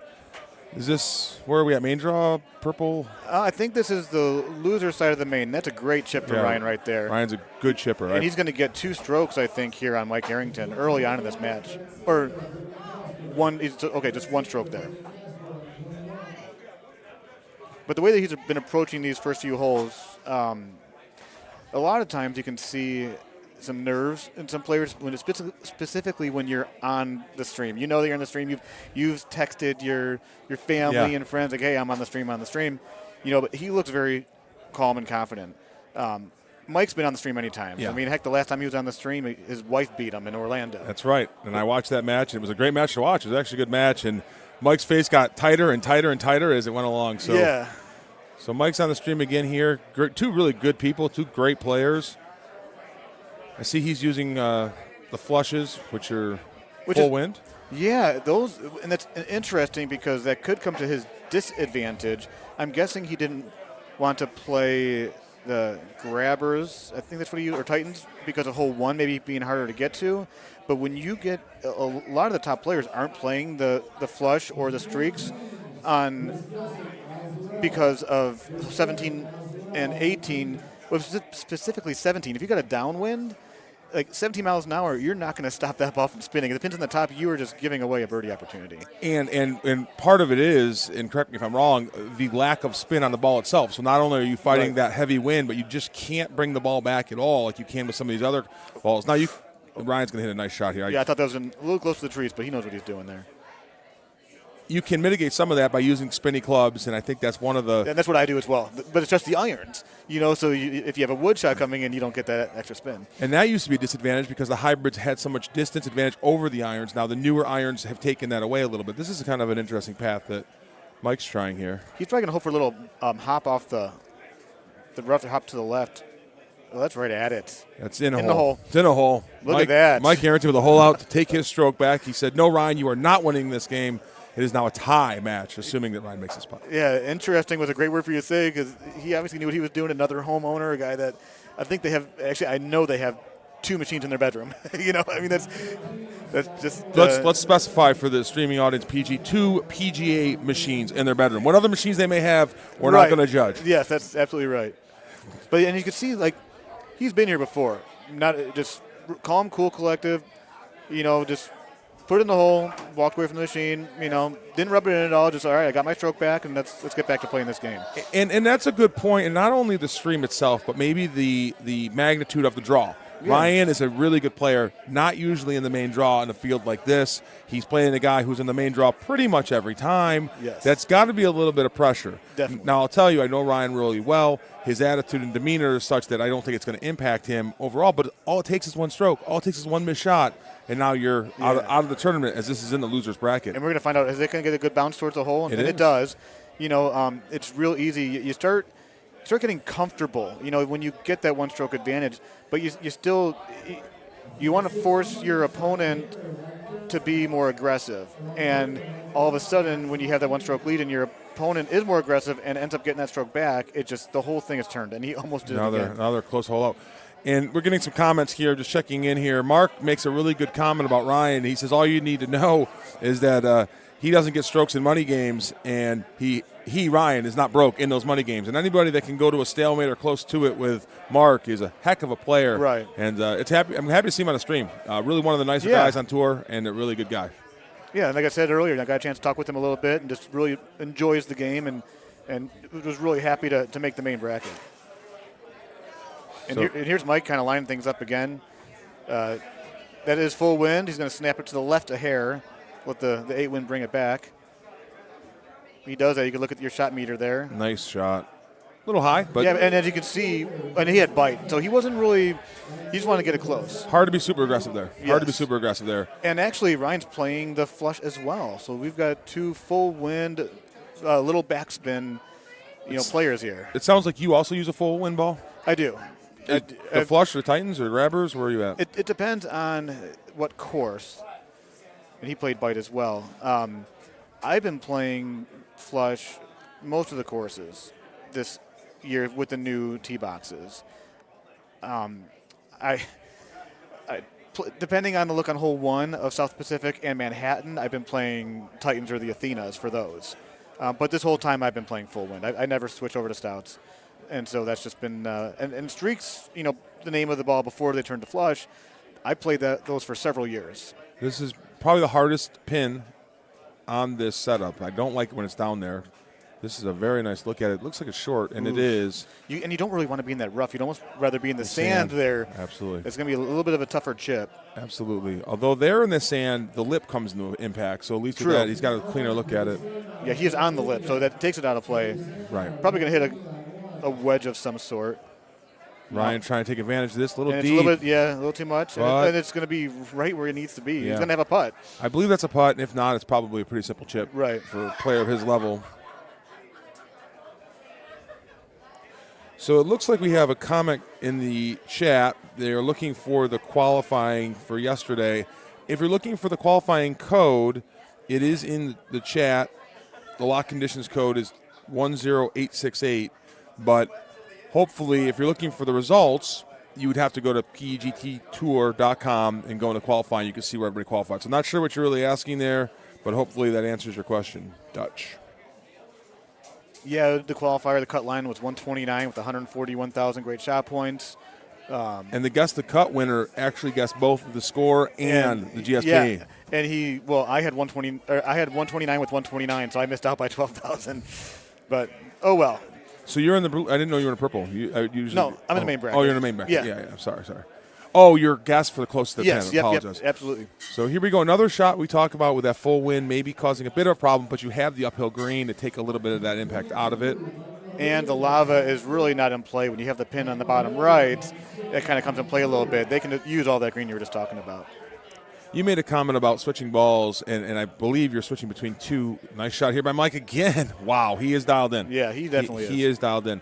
I imagine you're not switching between, and this is a tough chip here. I don't want to interrupt the action here as Ryan really has to make this to stay level. Right, too. He's got to get it to the left of the hole just a little bit, and he does that. He does. Perfect chip. Perfect chip. You can kind of see the blink of his eyes there. He's like, all right, just kind of dodged the bullet there. Oh, that's right. Mike dropped the stroke on 9, so that's why he is down a stroke here to Ryan. And the last thing you want to do is give one right back Absolutely. after you get it. I talk about that on the stream a lot. After you get a stroke back or after you hit a great shot, maintaining that composure into the next hole can be tough. This is one you can go after. Green light here with full wind. And it's not even going to get there, but to the left, yeah. It'll be a birdie. Mike's, this is one you don't want to leave short. One of my favorite sayings is you can't put it in the hole if you don't get it to the hole. That's right. So you want to make sure that you find the right line here. I like that 6-iron that he's looking at there. Don't want to be too aggressive with the release. He might try to thumb it. I mean, if he thumbs it with release and hits it right around 150-yard mark, that should be just right. Roll would be a little bit too aggressive, I think. So that is a very technical shot. I mean, you're talking about thumbing, release, and one of the things for people who may not be, experienced tournament players, you're increasing your accuracy with your thumbs, losing a little bit of distance, so the release pushes that ball down. He put no spin on that, though, and that's why it came up short. Exactly, yeah. And thanks for bringing that up. And I do try to also define some of the stuff because I know that there's a lot of family and friends that are watching that might not know the game. And I have just heard my name, so I have to continue my trek as a player, and I will leave you I'll fly in solo your for a fine little bit. hands. Yeah, Yes, I'm sure somebody will be here soon. Thanks for commentating and listening to me, guys. Thanks. Yep. Good luck to you, John. Thank you.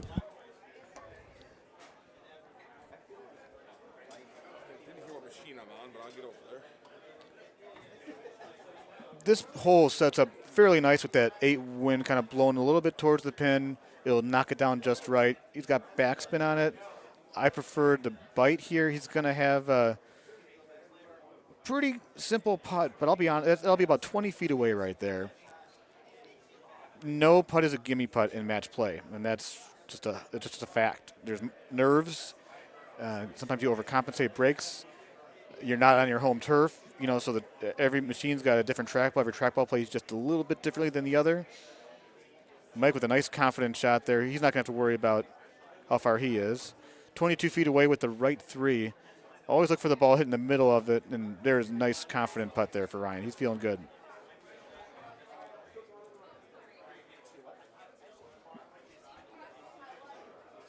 Speaking of Ryan McCook is going to join me until one of us gets called again. What's up, Ryan? How are you? Good, buddy. How are you? I'm What good. we got going on? Hey, look, it's another Ryan. We got Ryan Wells and is this Mike? Mike Arrington, yeah, and it's funny that you bring that another Ryan. If you want to look at the main bracket and look at some of the matchups in the first round, there's a lot of similarities between names. I think Ryan McCook played Jordan Cook, Yep, right? so we had Cookie. We had the Cookie. battle. We had the battle of the Bryces. We had the Bryce Aubert against Yep. Bryce Lepic. There's just quite a few similarities. Ryan Wells is a great player that a lot of people might not know, but he actually travels to tournaments, and he's a nice guy. Great Yeah. guy. It's got to get going a little bit. Both these guys are playing flushes here on the south. They're playing flushes? Yeah. Flushes are streaks, right? Exactly. Yep. Okay. I was a little surprised because I'm guessing they did that just to make sure they got hole 1 because me and John were just talking about it. When you get to hole 17, that's really the only reason why you wouldn't want to play flushes on this course, right? Yeah, 18 actually probably helps. Right, just get a little more distance if you got like 360, 370 and a headwind. And there's definitely some setups I've played on dailies where it's like you have to just basically just take the shot that you get and hit it straight and take your 50-footer or whatever else. Right. So. But yeah, so just to kind of get you up to speed But with this match. This is like the one course that, the only one, I change balls almost constantly. This is the only course I'm like, oh, you only play stouts here for the the stout players. Right. When you've got the Lunas and the Haas's of the world and even the Gossets that when you play stouts on certain, it's really there's no advantages to distance on this course. No, because even on one, I feel like one's almost the Titans can get there or grabbers or whatever. You can get there with a thing that a lot of people don't know is a lot of times you hit medium tee there with roll, with stouts. Well, they don't know. Stouts have a big bounce, so you played medium. 99% of the time I don't use a tee there, and I just hit it straight with roll. Yeah, you get that extra roll because when you do tee it high, you do lose a little bit of the roll also. Yeah. It carries a little bit further, and I play arrows on the TPC courses and the PGA courses. I still play them on Scab, but arrows into the wind go further medium tee than they do high tee. So if you're into a 10 mile an hour wind or something like that, you hit it straight, you hit a good 180. It goes probably, we'll call it 5 yards further with medium tee. So with this match here, Mike dropped one early.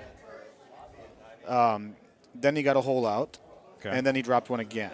So Mike has dropped 2 with a hole out. They're one off. Yeah. Right. I think Ryan's he's par. Clean. Yeah, Ryan's clean, and then Mike's one off. He's one off with the hole out. With the hole out. Okay.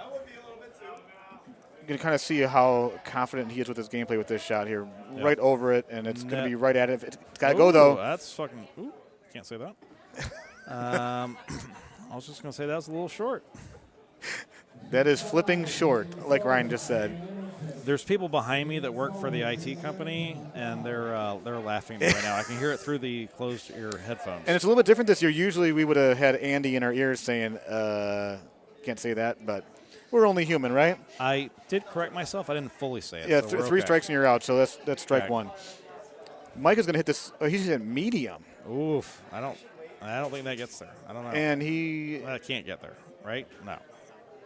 He only hit at 120. That was a max. I wonder if he wanted to tee that high. I mean, 120 high would have been really nice. Right. This is he could have got there with that, but like that was like a 140, max kind of straight right. shot. And this game's All right, over. so this is Ryan's over. going to move on. Yep. There's really no. And I Ubered with Mike and his lovely wife this morning to the bar. So I don't know. Yeah, that's. I should have given him some good mojo this morning in the car, and apparently it didn't rub off. No, did you beat Evan then? I did beat Evan. Evan missed a putt. Like, I didn't even see it. I turned around, was talking to Brewer, and he's like, "Oh my God, he missed it. He hit it in the water." I was like, "What?" It's like 30 weird feet, like right 3, on that Cumbie, like 7 or 8 or whatever it is. Oh yeah, 7. The like par 4 peninsula hole. Yeah. Yeah. Wow. And then we were even, and he went for the hole 1 on 18 and left it short. So your 18 setup, was it with the? It was like a 15 or 16 cross. Pin bottom, like 264 or something like that. Yeah. Yeah, I was in that same setup against the Aljaz. I won 28-27. Yep. I literally almost went long because I hit like a high 3-wood backspin, and I did a straight no pullback thumb 107, and it hit top part of the green, and it hit right before the fringe, and then came back. And I was like, oh God! I was like, how do you just a little bit more? Yeah, I hit 107 straight flat thumb though. That's crazy. I hit a 3-wood with bite. Yeah. And it ended up in the fringe. Yeah. And I had like a 12-foot putt. Well, I thought left about 9. hitting a little swirly like 10-5 with bite, just throw it right there and let Yep. it spin down towards the hole kind of thing. And I was like, I feel like this is safer than I nuked it. Yeah, the thing is that ball with that's an up 10 green. You know, we, that's we, slow. and we were both playing. We both play stouts. So okay. I like stouts there. I think. Did you drive 2 in that setup?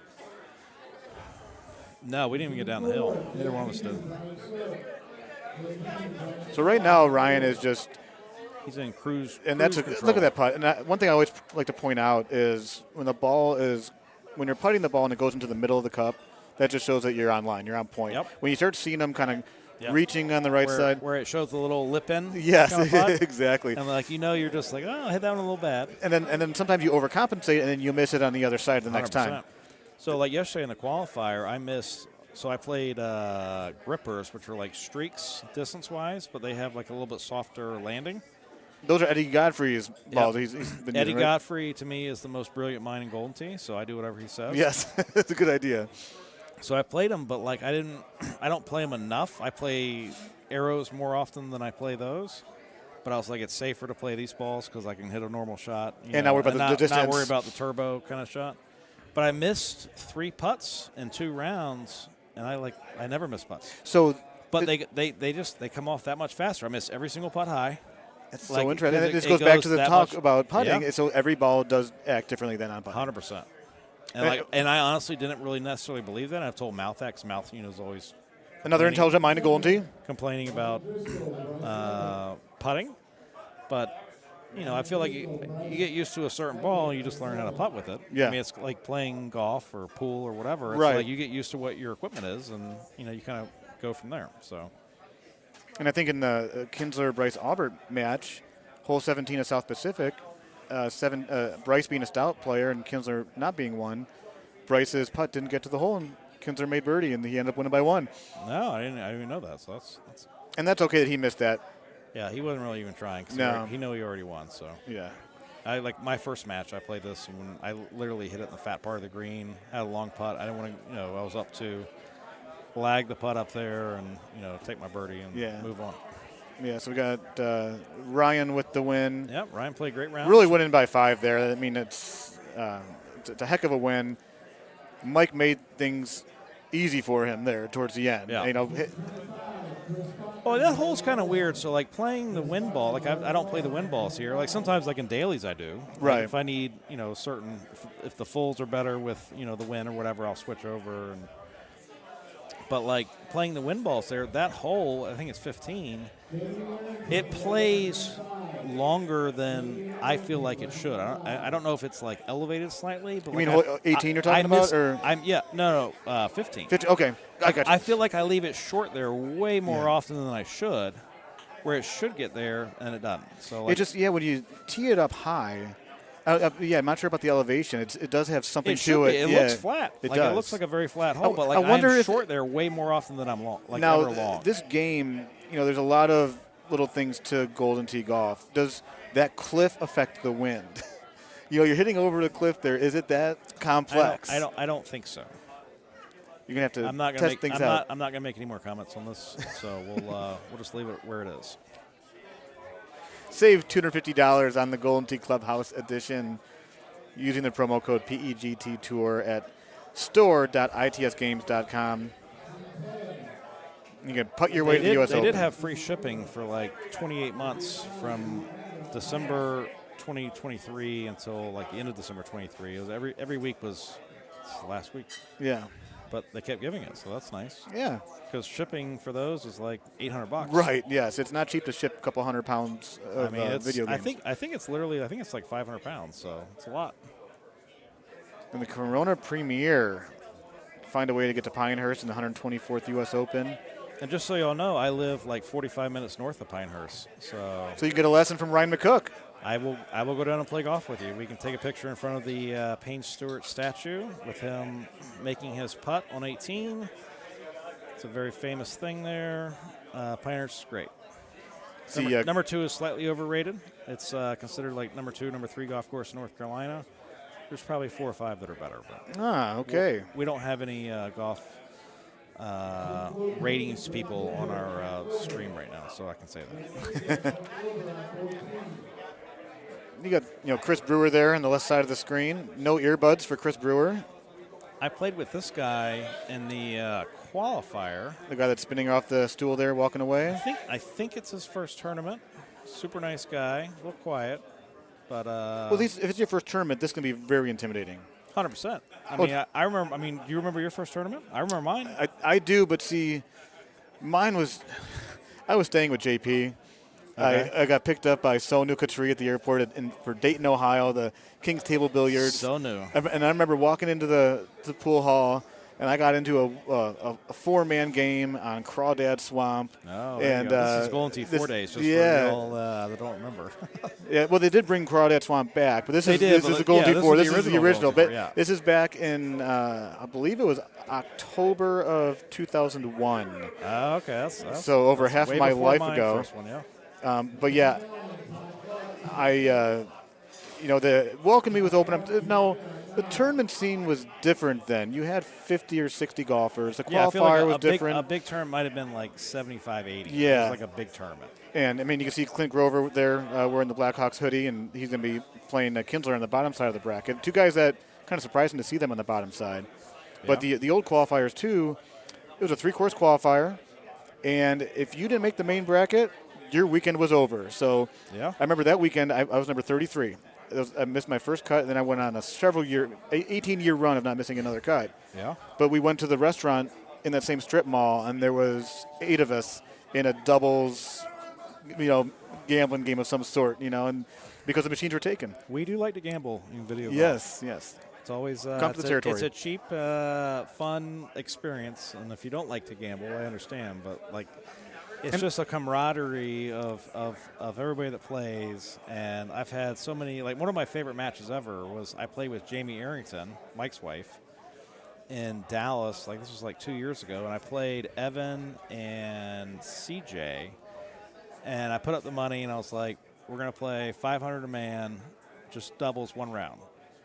And we got, I think, 4 strokes is what we You and Jamie? Me and Jamie got 4 strokes, and we played. So just follow her around, and you'll be all right. We played Hollywood, yeah. I followed her around, and I thought we had lost. And then on 18, somebody that's on the screen right now in a red and black-white hoodie hit it long in the water on Hollywood on 18, and we won by 1. And they both Venmo'd me immediately, and then I paid her, and she was like, you put up the money, you get all the money. I was like, no, you were my partner. You did the dirty work, yeah. I mean, I'm paying you, what you put the money up, right? Yeah, but you're still going to split it. Right. And I was like, I went to dinner, and I think I bought Andy Fox dinner that night, and we had a good night. So it worked out for a lot of people, except for Evan. Well, they'll be fine. Yeah. They're both good-looking, handsome gentlemen that are very good at video golf. Yeah, this should go in the hole. and he's going to be left and short. Oh, not even getting there. That was straight too. That's weird. Yeah. And the reason that Ryan knows that's straight is because if you look on the bottom of the screen, that shot meter there will let you know. And when you play dailies a lot, like I don't play that many rounds, like normal rounds. Like you play the daily, like you know exactly where you're hitting it. Yeah. Like you know the straight, the one left, the one right, blah blah blah. And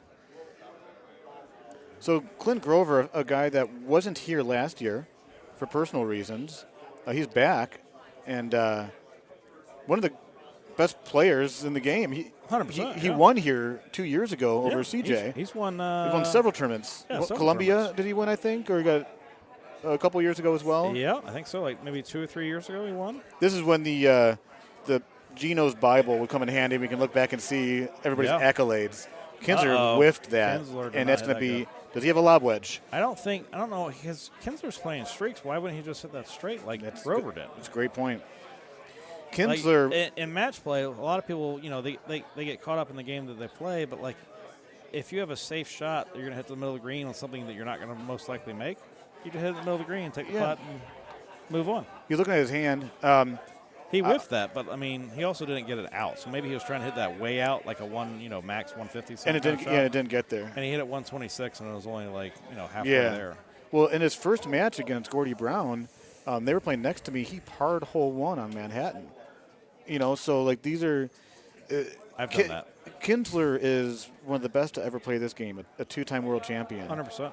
But he doesn't have the jitters are there. He feels the nerves are there more now than they ever have been. Yeah. So like when he played all the time, he wouldn't have had. I mean, you should have nerves. Like I've talked about this before, but like when you don't play, it's not necessarily that you're doubting yourself. It's just that you don't play that much, so you're not 100% like comfortable with what you're doing. Right.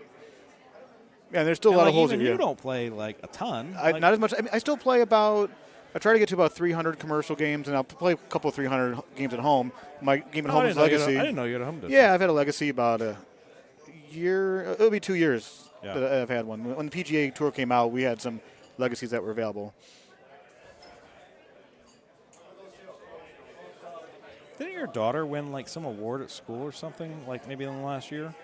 I felt like there was a picture of you like on Facebook or something. Like you were congratulating her, like she did something awesome, and we're blessed to have kids that do good in school. As far as they've had a lot of. My kids are way smarter than me. So. A lot of awards.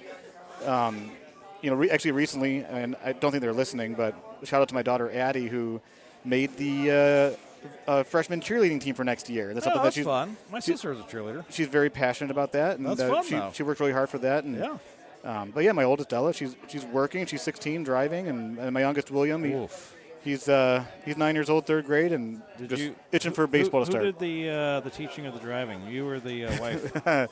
It was a combination of both, but it was more me that was in the vehicle with her. Not as bad as I thought it would be, though. And the hardest part is just being at peace with, trusting their judgment.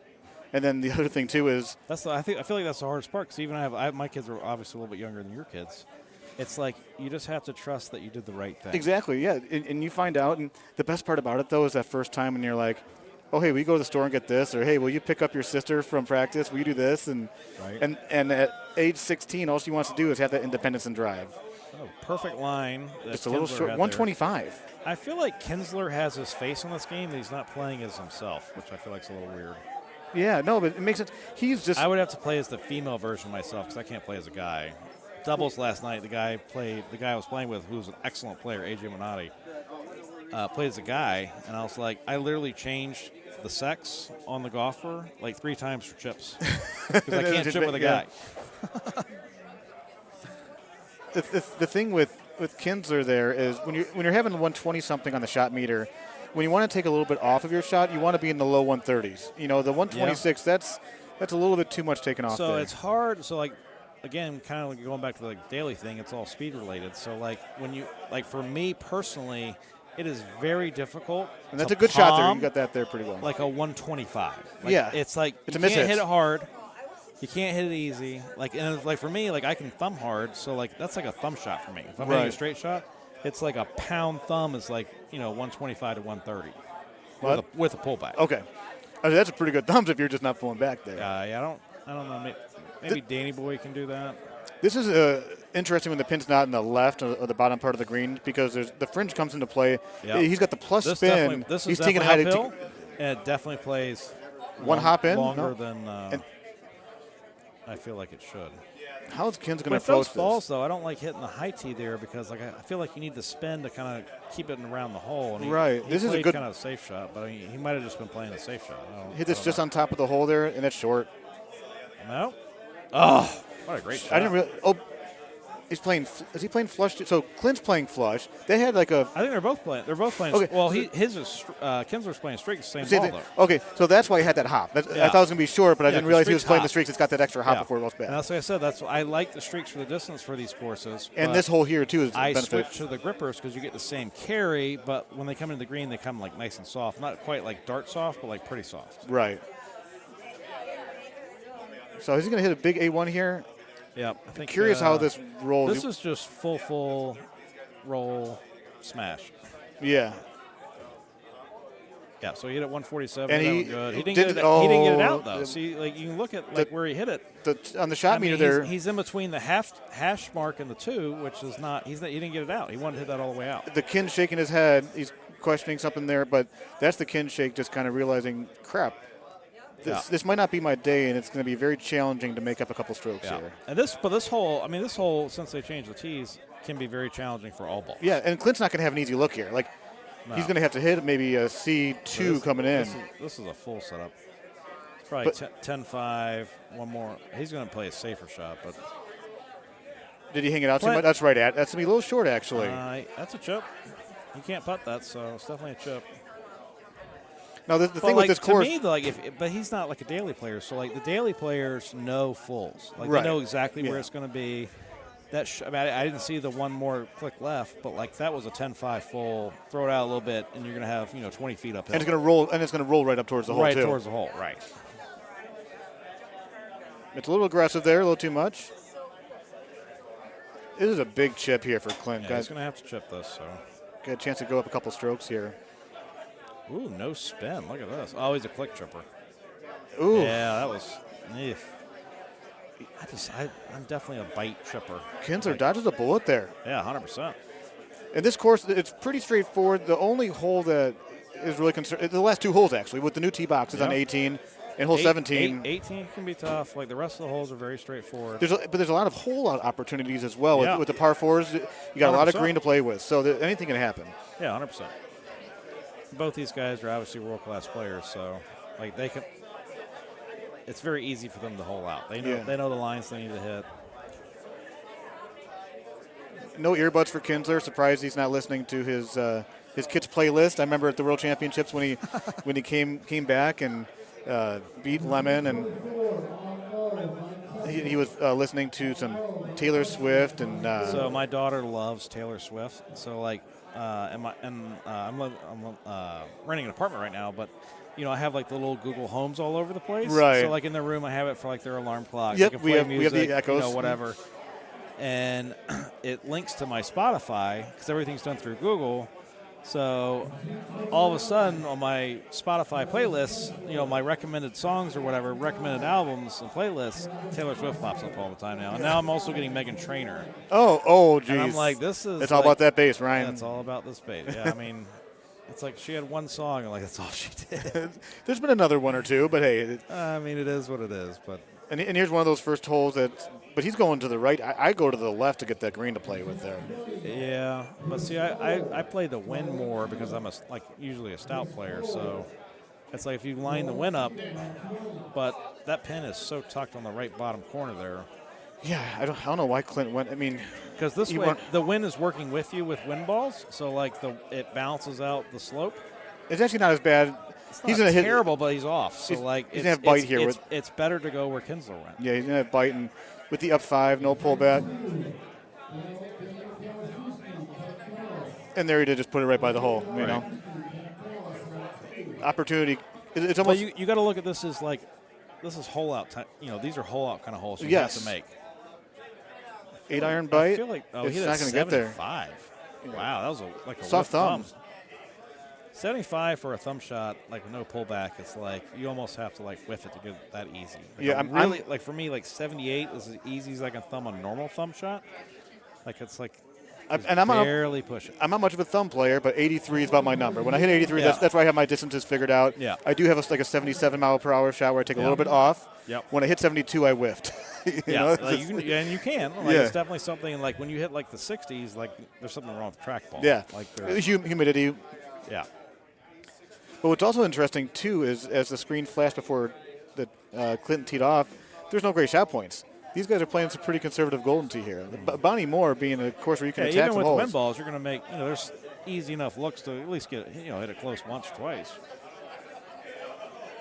Oh, puts it in the hole. Kinsler wanted that actually one. hit the pin, didn't it? It did hit the pin. Yeah. So back in the day, for y'all that are he wanted that. You can see him in the background. He's newer to this.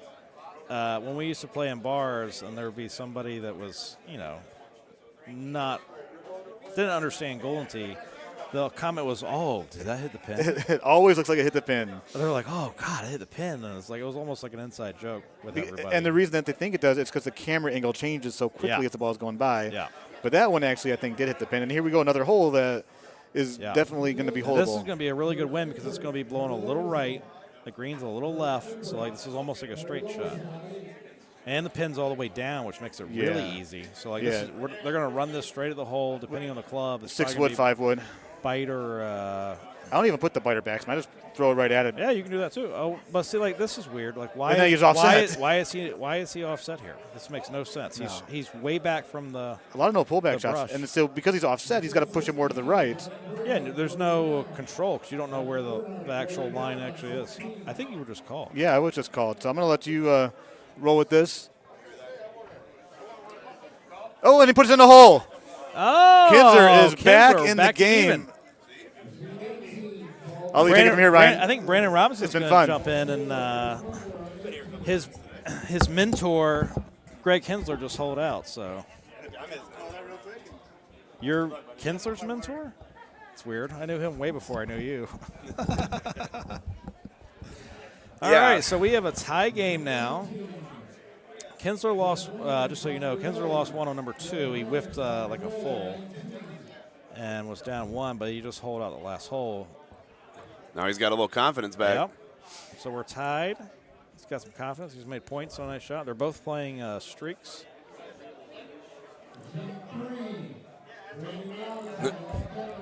Oof. Well, that was short-lived. Brandon Robinson has been called for his match. So, sorry.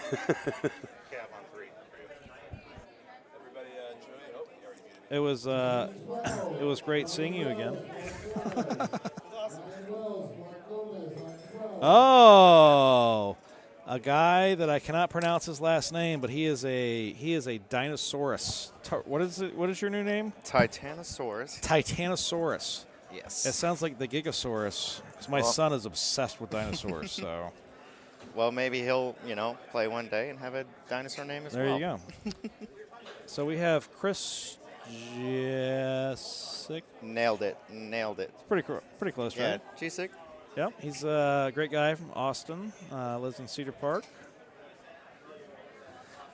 Learned some video golf from Mr. Squeaky Bob and Ed Godfrey, both excellent players. Yeah, we'll say I learned from Squeaky. We'll go with that. Oh, we'll go with that. Okay. But if any of y'all are listening and have not been to Austin, Austin is literally one of my favorite places. It's absolutely amazing. It's beautiful. It's clean. And there's a barbecue place there called Interstellar. Oh, it's yeah. like number 2 in the entire state of Texas, and I promise you, it's the best barbecue you'll ever eat. Like, yep, and bar that none one you can anywhere. actually get in versus Right, we having only have to to wait line like up at 5 a.m. Wait less than an hour. Yeah. And like I've been there with Squeaky before. Yeah. Like we were playing golf like in a member guest, and we weren't teeing off till the afternoon. And he's like, we have to get there like at 9. Mm-hmm. But on the weekends they give you free beer. Oh, on I the didn't know that. on the patio they have a cooler with Lone Star, just fully stocked, totally free. You just drink beer, you wait in line, you get in at 11 Yep. o'clock when they open or whatever, and good to go. Yeah, that's the way to go because all the visitors. Uh-oh. So Kinsler, and as soon as he hit that, he didn't look right. I need to get caught up here. All right, so Down we one. are, Kinsler is down 1. We got 3 holes left. And anything can happen. I mean, especially they're playing wind ball, so like 17 can play squirrely, and you never know. Yep, they're both on streaks, right? They should be able to hit this to the, they laid up, huh? Streaks, flush, same thing. Yep. Oh, he's in the rough, I think. Yeah. I'm surprised. I That- feel like you can hit a heights with those balls. It's just a crosswind. You should be able to get all the way down. Yeah, he might be Kinsler's low, but playing I don't this play these safe. balls on this course, so I don't know. Yeah, I think you'd be able to. Yeah, I mean, looking at high that, tee, you should this just be able to stuff. smash. Yeah, but maybe they're thinking like lay further back for a driver versus Well, that's true, having because a the pin tough is cut. down, so like that's something that a lot of people who don't play a ton, like if you have a pin that's down on the green and you can let it roll up to it with either like bite or whatever, like in this case, you're probably going to do bite. Yeah, this is like as hard You as want it it gets to for roll. wind balls. You want it to roll towards the hole. That's going to be really good. Okay. Yep. Let's see. And Clint has a extremely challenging putt. So. Oh, he missed it low. All right, so we got a tie ball game. Kinsler should make this. He's going to C-putt this and should be good to go. Oof. Coming in hot. He is not happy about that one. Yeah, he kind of hit that Well, he's hard. happy now, like, but you don't want to like lay off of it and hit it short, but also like you can still roll over sometimes if you yeah, miss well, it off especially to the because side. like the streaks are balls that like they lip out more often because they go a little bit faster. 100%. So, oh, and we have actually it's not like the worst setup, but like there's some kind of drama here a little bit. Yeah, he's probably going to try to play it on the Like front especially if side. they're even, they're gonna play it just where it goes at the hole and it's gonna roll down. Just take the putt. Yep, that's a good play. I think that stayed on the green, but it's very close. Like you don't want that on the fringe. Just I feel like it comes off a little slower. Oh, okay. Good shot. So that's a much better shot. He's straight uphill. No, he's on the green, so he's fine. This is a normal putt. The fringe there, you just never know. Okay. Everything looks like it's grabbing those edges. I think we're sitting very close to the screen, so it's like we're like zoomed in. Yeah. Oh, he's gonna chip this. Yeah, I would probably. Yeah, see, but they play the flushes just go through all this. So Yeah. oof. They both hit those like one click low, but they both went in, so we're good to go. Versus Stouts. Here's your boy Eddie Godfrey, second place. The boy plays a lot of video golf. I'll tell you that right now. He does. This is actually a challenging setup because they play balls without spin. The pin is on the very front, and they got 15 in the face crossed, and everything's going right. Oh, yeah. I would be hitting a full here, but yeah. I like this play too. If you can. Yep. Yeah, he's going to have Oh, a that very. didn't- I mean, it's a chip, but like it's not terrible. See, I don't play streaks, so I'm used to seeing that, kind of biting Like in. this so is just a really good. Like you can probably hit 10-5, almost medium here. So Clint played a safer shot, but he's also going to have. To me, there's no difference in match play with that chip and this putt. Like to me, it's almost the same difficulty. Yeah, and Ken's has been chipping out of his mind. We played some 1 through 5 last night and just hits ridiculous chips all over the place. Yeah. So. But a different situation here. So. Yep, 100% different. Oof. All right. So if Clint makes this, he's gonna proceed and go on. He made it. Yep. Great There's putt. that. Did he C-putt that? Or he just pulls his hand. No, away? he pulled it. He pulled it. I think. Like left. just like on line, like Mhm. for it's a straight putt. Get that extra speed. Jeez, that Two was world-class exciting. players. That was a great match. Very exciting to watch. I missed the first half, but man, that Yeah. was back and forth.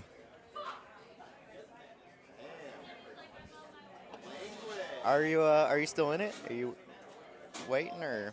I am waiting. I think I've had a great draw so far. I won my first match, then I had to play Evan, second round, and then I think I have Haas next. So Okay. it's been a I'm 2-0. So 2-0. We got some life in me. It's gonna be a very long day for me because I'm gonna be up until I have to go to the airport at like 6 a.m. I did Ooh. not get a hotel tonight, so Yeah, so it's gonna be a just challenge. stay It's up gonna be a challenge the whole time. No reason to go to sleep. Yesterday I was up for 24 hours, so it's a long day. Woke up at 4 a.m., Caught a flight at 6 a.m., met Haas in Chicago. We drove up here. Jeez. Yeah, I didn't know you were able to make it. Like, I thought you... Very last minute. Last minute.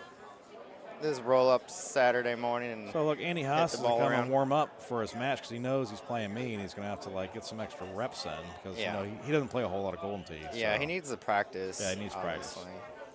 I wonder how many of these shirts he has. He wears this shirt every Sunday. It's like his Tiger Red.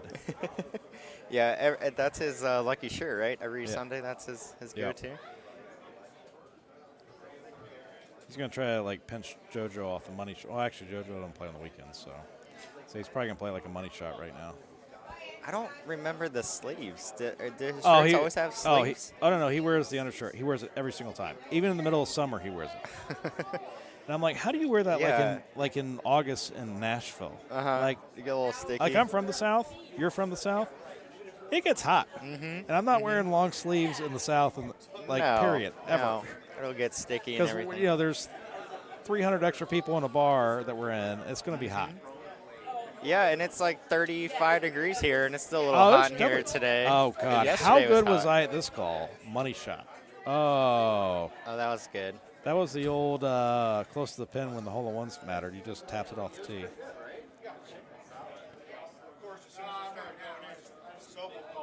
Oh, he's practicing click chipping right now is what he's doing. I see. Yeah, he's trying to make sure that what he's doing is he's so confident. Right? He's playing on the stream machine right now to see where his click chip pullback is. Now he's going to probably hit it to 2.9 inches, and that was terrible. So you got him next, but you didn't get called yet, right? Not yet, no. Yeah, okay. So we just got to get his little reps in between. He just likes to hit the ball. Like he loves balls, so he likes to hit the ball as many times as he can. I just got called. Well, good luck. All right. Thank you, sir. It's gonna be a fun match to watch. So. All right. See if we can get someone else to hop in. I've also done my commentary for the week. Good to go. Good luck to you.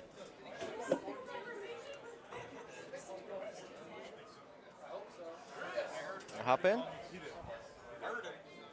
up, buddy? Hey.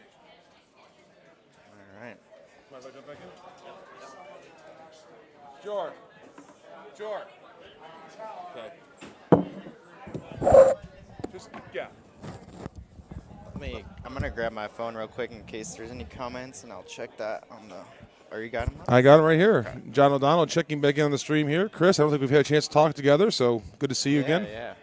I'm working on the comments here. Chris is like, get the comments up, monkey. Working on it. Okay. This will be a good game. I think whoever wins this one is going to run to King of the Hill.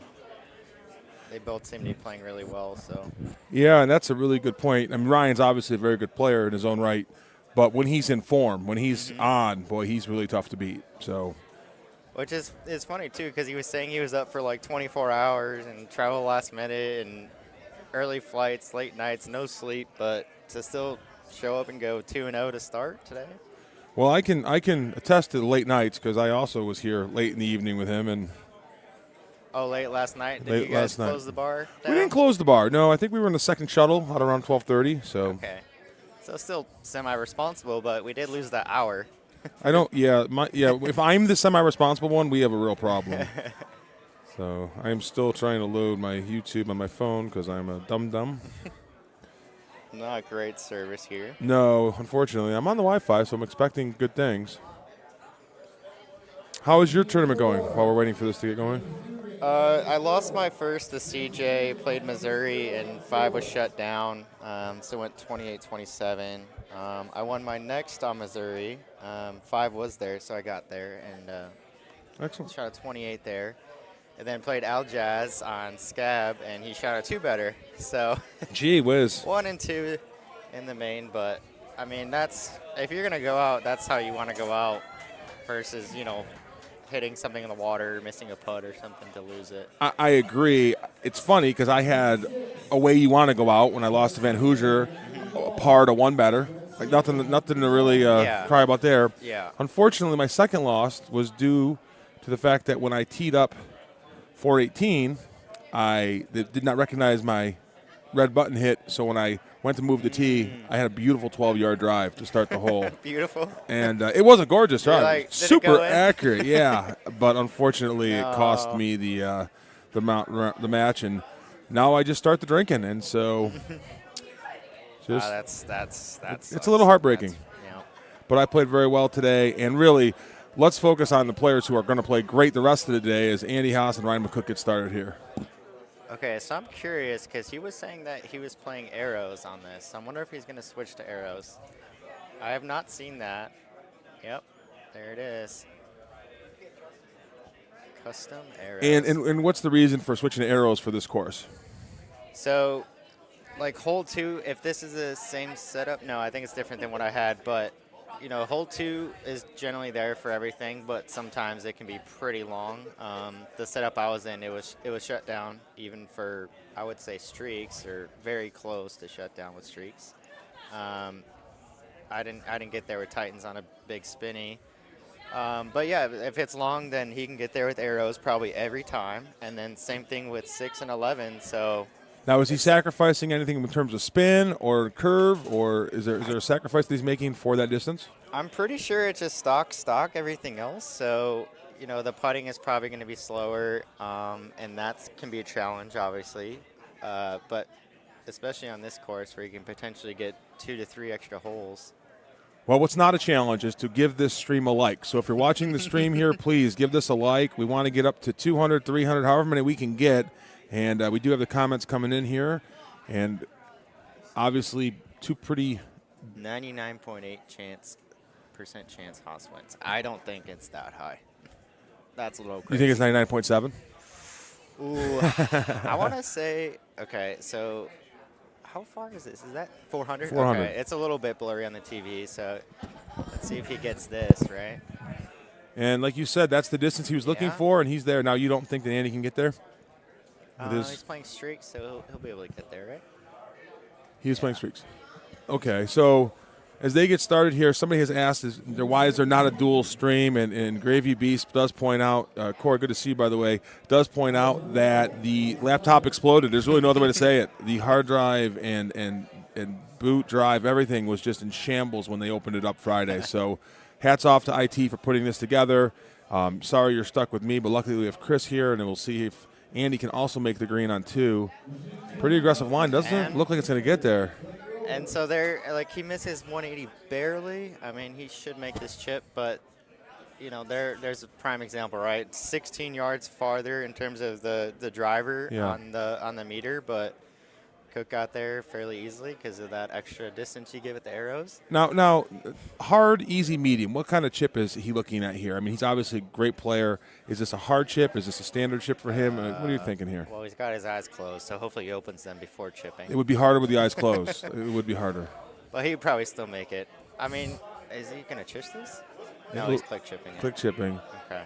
Look at the crossed thumbs. I've seen some of that form now in terms of the click chips. Look at.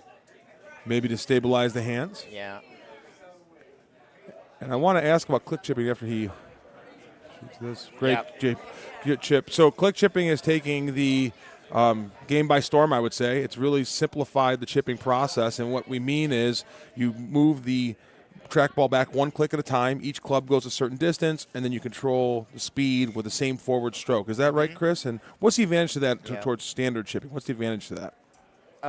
So then you're just playing it to the number that you're comfortable with. So some people, you know, thumb it or palm it. If you're Lauren, he can't chip regardless. So even if he is click chipping, goes by Sofa King Bad. It doesn't matter for him, but for most other players, you know, it really helps them chip better, myself included. Once I switched, I definitely got more consistent. So Lauren's a lost cause, but for other players, they have a chance to improve their chipping. Yeah, we played together in Austin, so he's giving me a hard time. So off the fringe here, Ryan's going to choose the chip with the front. Now, he did not click chip, and he really quick on that and just blasted it past.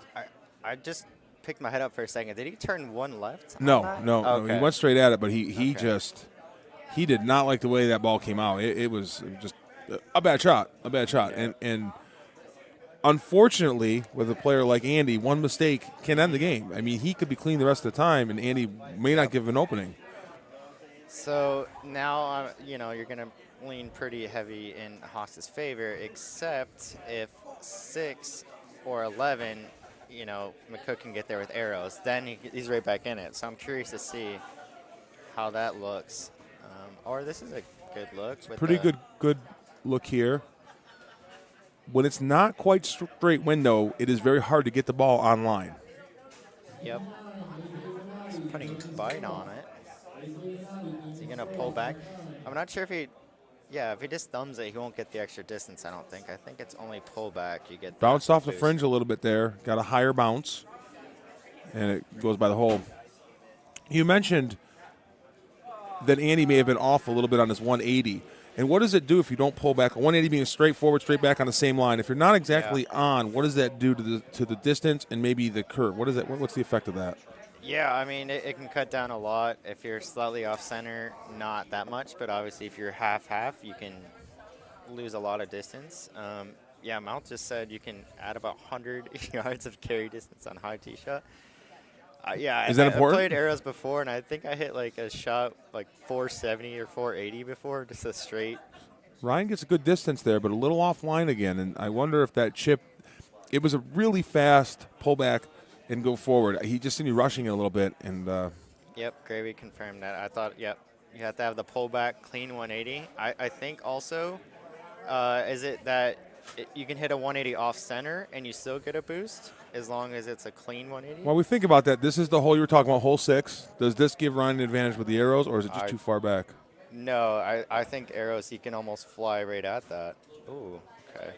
Is he going to the sand here? Oh, he hit rocks. All right. So I think he's trying to go down there, get maybe a chip at it from that bunker. I think he's going to go straight at this green. He might go too far. High tee. He's got release on it. It's a really difficult pin position. He's not going to get there. Oh, yeah, because he missed the 180. He missed the 180, meaning he pulled back straight, but he shot it a little bit to the right on the forward, lost that speed boost or that distance boost. Yep, Gravy said any 180 off the tee. Nice shot there. Doesn't go in, though. Yeah, cross-cut bat. So Ryan down a stroke. You wouldn't expect this to go in, but Ryan and all these guys are capable of it. So he just misses, and we go to the 7th with Ryan down 1 stroke to Andy Haas here. As you mentioned, both these guys are 2-0. This is the 3rd round of the winner's side of the bracket for the main. You think the winner of this probably gets to the King of the Hill, I heard? Yeah, I think if you win this match, this is very competitive, so I think they're going to get on a roll. Whoever wins, Haas being up 1, kind of hard to come back from that, but again, it could be 11. Even into the wind, I think that the arrows could get there potentially, so we'll see what that setup looks like. We'll see what Ryan can do here, and then Mark made an interesting comment that I want to address once we see what Ryan's able to do with this tee shot. He does try to cut it back into it, curls up. They'll both make those putts. Mark makes a great point here. Once you get off the 180, it's stock ball, and none of us want to be playing with a stock ball. So it makes the accuracy so important, and so far Ryan has not been able to take advantage of that and is now 1 down. Yep, and I think that's why people avoid arrows a lot, because you really have to be able to hit 180s good. And obviously tournament settings, it's a little bit harder to hit perfect versus a machine you're used to playing on and things like that. But we'll let Ryan hit his tee shot here, but I actually have a question, and I don't know how much Legacy you played, but I know you did play some, but I want to ask you about the machines once Ryan gets his tee shot off here. He just palms it straight ahead with some distance, and it'll curl back. Those will both be easy eagles. The machine, you just said, if it's not your machine, it's a little different. But these PGA machines are all pretty good, pretty consistent compared to legacy machines, which could have been 10, 15 years older than each other, right? So maybe less of a delta now and a difference? I would definitely say that. I think they're more consistent, obviously newer. I mean, going to the tournaments, legacy before, right? You have green and orange decks, and when I was playing in Florida, like there wasn't really green decks around, and a lot of the tournaments there's green decks. So completely different feel, you know, and that changes everything. But PJ is all the same Right. decks, and So 2 pretty straightforward drives here. yeah, I'm on. So both of these players are very good at attacking off the approach. These are both makeable, is what I'm trying to say for both Ryan and Andy. Andy just leaves us a little short. A little harder maybe with a wood than it would be with an iron or a hybrid. As I say that, watch him hole it out. Nice shot there by Ryan. They'll both get that in. And again, Ryan McCook is 1 down here in the 3rd round of the winner's side of the bracket. Ryan is pumping himself up, saying sweet things to the machine. Even got a smile out of Andy, who's pretty stoic when he's playing in a match. Okay. You were looking at this hole, maybe make a difference. If he doesn't, he being Ryan goes for it. He's trying to get in his head. I love it. Mind games. Now, if Ryan could get there with the arrows, and we'll see if he even tries. If he doesn't get it clean 180, there's a lot of danger here, right? So this could be a real big swing hole. What's that mean? For sure. And this is something he has to go for, especially down 1. Look at that. He a little off center too on the 180. He's still got the boost though. It's there for sure. Do you think that was there with streaks too, Mouth? I haven't played streaks on this course yet. Ooh! Look at that putt. Big time. McCook had a crazy good putt there. And that's the thing too, like the putting speed is different on that. If it's stock, just like stock balls, then putting's different than Titans will be, than streaks. So they're completely different across the board. So now we're back to even. Back to even. Yep, I think Haas was just hoping that he would miss the 180 again and potentially water it, game over, but that's not the case. So. And that is a really difficult thing to do, right? Pull the ball back on an angle and hit it the exact same angle. That's a difficult thing to do. That's one of the reasons that these guys are so good. Okay. So now, like, if he's playing this, I would kind of try to hit a 180 a little bit left to right, but he's going to get that extra boost, so he's got to hit something different. And this is why he hits that full. Big full, and he's going to be chipping. Again, I'll ask, like I did with Andy, what kind of chip is that? It looks like a pretty straightforward chip.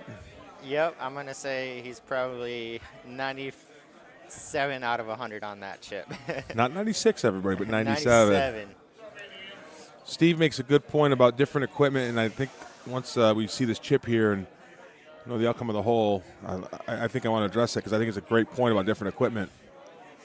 And that is good, so this putt will be good. With the new tees and the wind, people have switched balls. People are using different clubs with different lengths and different spins. It certainly has made the game a lot different than maybe a couple of years ago where it basically was stouts and a similar bag setup. Yep. Everyone's just, you're in match play even a year ago, right? Everyone's looking over each other's shoulder because everyone's playing the same golf ball. Totally different now, and curious to see how Red Sands and Kangaroo changes things, if at all different than now, but definitely a solid mix with golf balls here, it seems like. Titan's very popular, Streak's popular, Grabbers, still a lot of people on stouts for good reason. So full wind. Nice shot there by Ryan. Full wind for these guys, 14 miles per hour wind is not much of a challenge for the average player. I think that is a difference, 14 to 7. I think 7 would be a lot easier, obviously. And so there's a lot of thinking going into what kind of shot do I hit, what kind of cut. Now this wind makes this hole a little harder to attack, wouldn't you think? Yep. Definitely he's going to cut something in there. Yeah, with stouts, you're just throwing something right at it, and that gives you advantage in this situation, but full. All right. All right. He's got super spin. Is that deep? No, great shot. What's interesting is they have no points. I think they're just, trying to wait each other out a bit. You don't really see, especially Haas and McCook, have no points in 14 holes. In 14 holes. Start the clock. If Nate Krause now that you've said it, now that you've said it, we're going to have points on this next shot, I would think. Yep.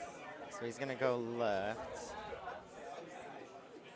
So Mouth chiming in, letting us know the arrows do give you the maximum par. Stouts would be the lowest par, and then Titans and Streaks next, kind of the middle of the road. Different approaches here. McCook, I believe, went into the narrow fairway. Yep.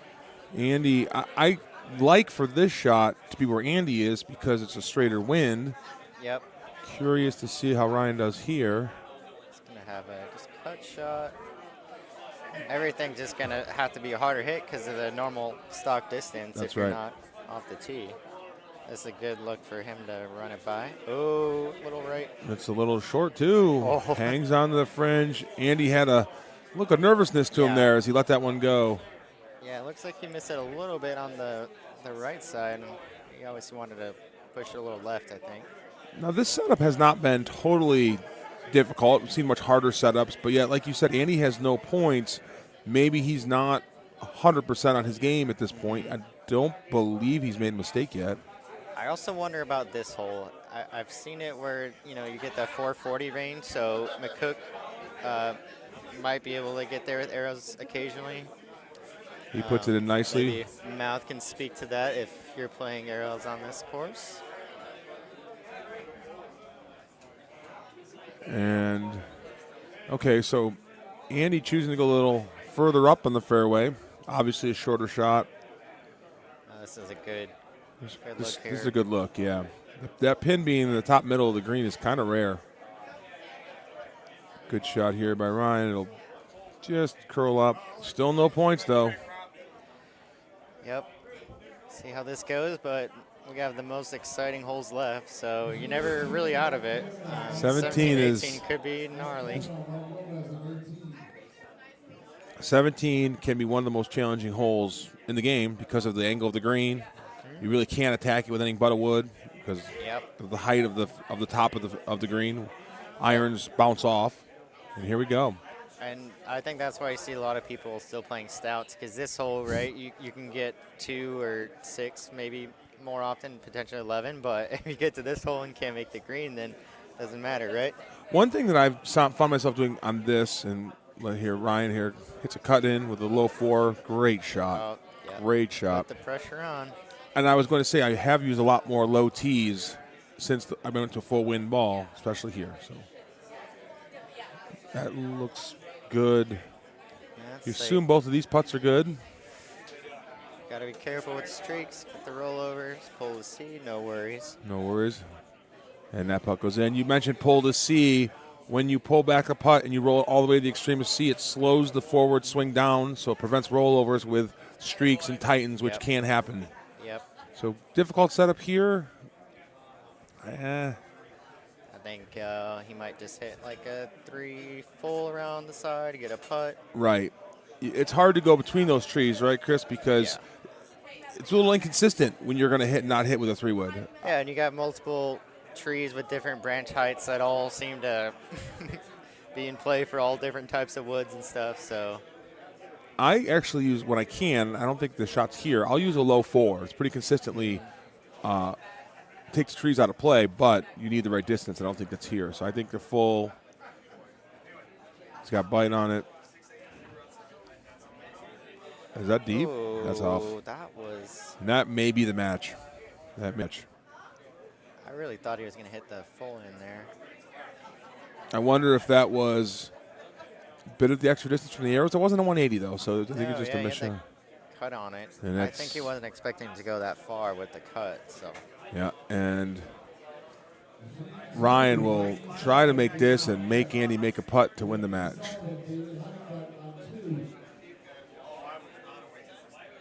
Well, he's going to put the pressure on him.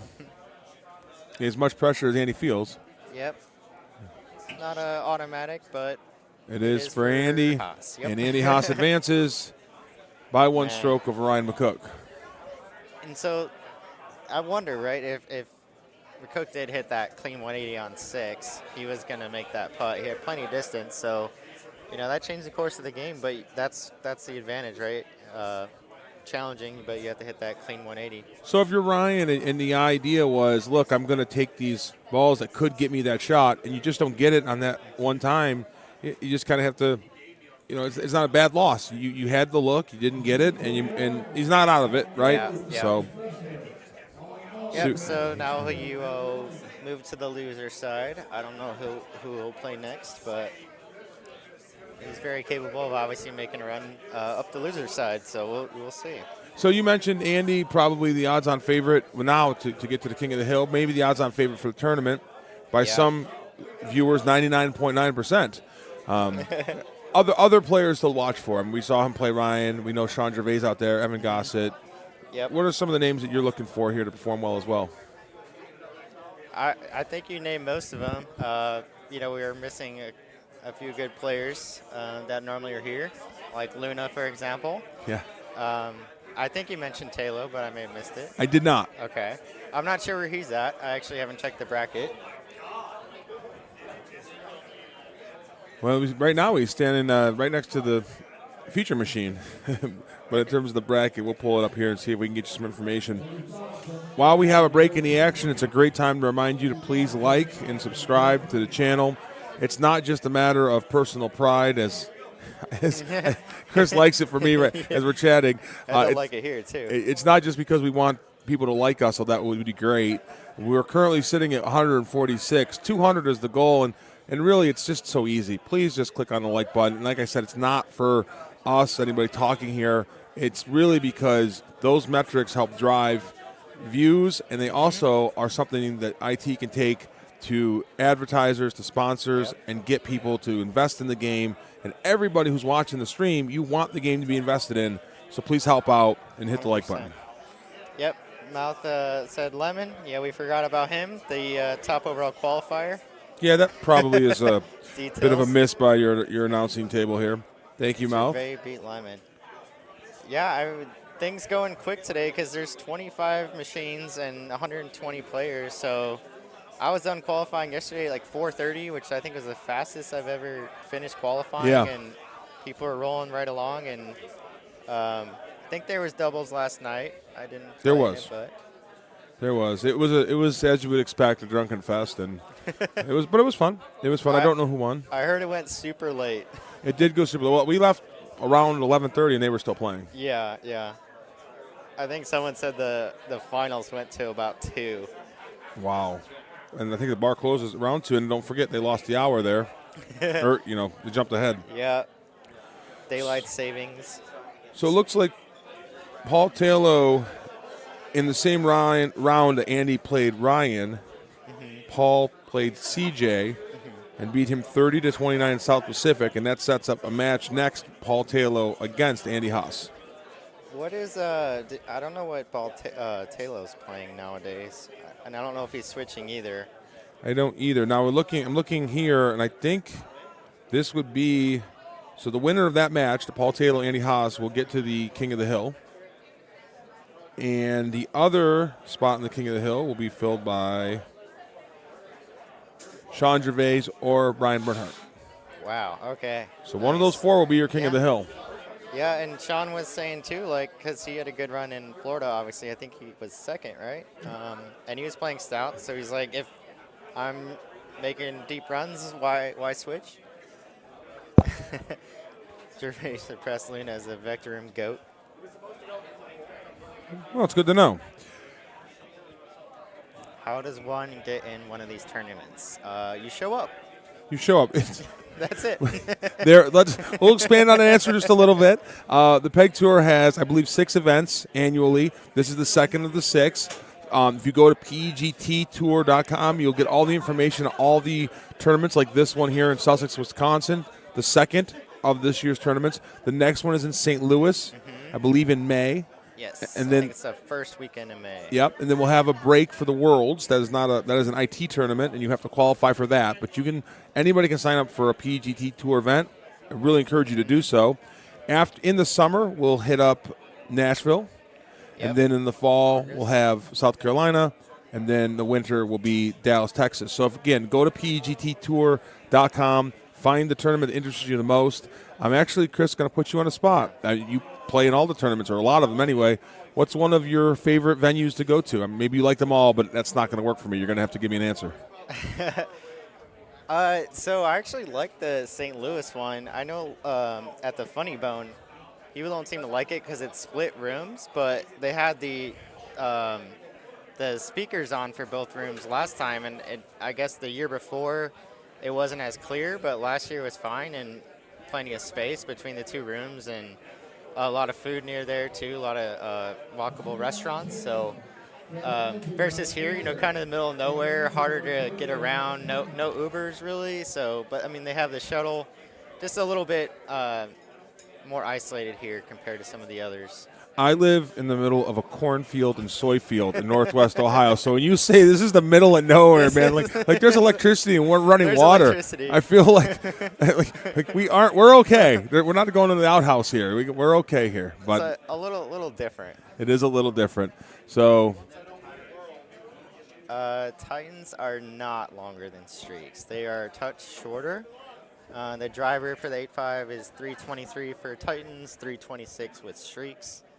But the advantage with Titans, I guess, assuming everything is drivable or not, is that they have more spin than Streaks. So when you see people playing Streaks, they'll play super irons on most clubs just so they can get the usual spin.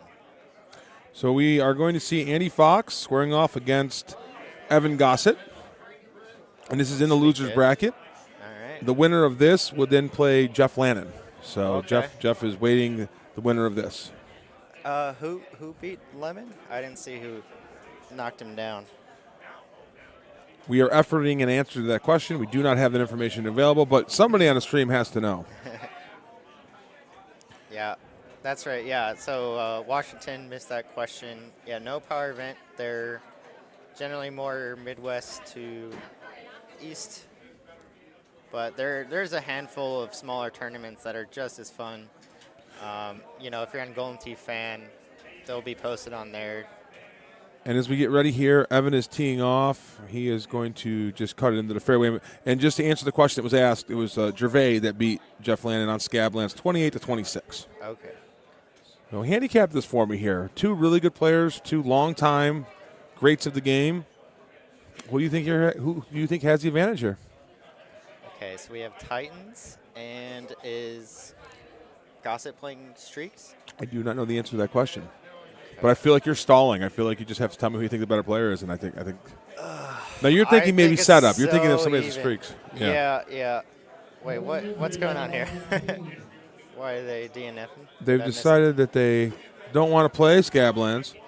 What's interesting is at least it wasn't Petra. For those of you who haven't heard yet on the stream, some of these machines, when we select Scablands, we get Petra. That's a feature. That's cool. And so that's drove Kevin Lindsay nuts having to hand out refunds. I think they're just trying to donate to whoever's in that 50-person contest. So I'm confused as to why they're starting over. We'll see if they continue on Scablands. Maybe there was an equipment setup. Maybe somebody wanted to change balls and didn't. Okay, yeah, that might be fair. They're probably they're cool. If you start the course with the wrong equipment, they Right. If somebody had hold out before they tried to start over, I think but it could be that. So we'll have. I think they're still going to be on Scablands. Obviously, because it says Scablands right there. And again, this is on the loser side, the winner to take on Jeff Lannon. So two really good players. You may have seen that tee shot already. It's not deja vu. That's as we get started. Okay, so that's exactly what happened. He wanted to be on Streaks. So we mentioned players switching balls based on courses. Yeah. You mentioned a couple of long looks that you have on Scabs where Streaks might be to that advantage. Mm-hmm. And here we go. So it was nice of Evan being cool with DNFing and letting him have the equipment to make it a more competitive game. Not that it wouldn't be with Titans, but potentially. So Gavin Keeler has said that Evan is going to win because of the hoodie that he's wearing. Yeah. It's interesting that would be the advantage, but sure. Yeah, I think that gives you extra boost on your tee shots. Evan scoots it by the hole there. Flag of Yemen. Yeah, sponsored by Nike. I don't think that's the flag of Yemen, but it may be. Corey's a pretty smart guy, so he could be onto something. I don't know. So Cappy said he used to play in 2005. He has a Silver Strike Bowling 2006. Evan takes a run at this real quick here. Oh, just misses. Yeah, you could probably get like a legacy for fairly cheap these days. I see him going for 2,000 or so. But yeah, There's a long look here. Yeah, this is no issue with streaks. And online, just gonna skim the hole. It's almost same as Evan, just a little shorter. And it's funny, we saw, you mentioned it, no points in the McCook-Haas match. We already have points here. Yep. As Evan pointed on the first hole.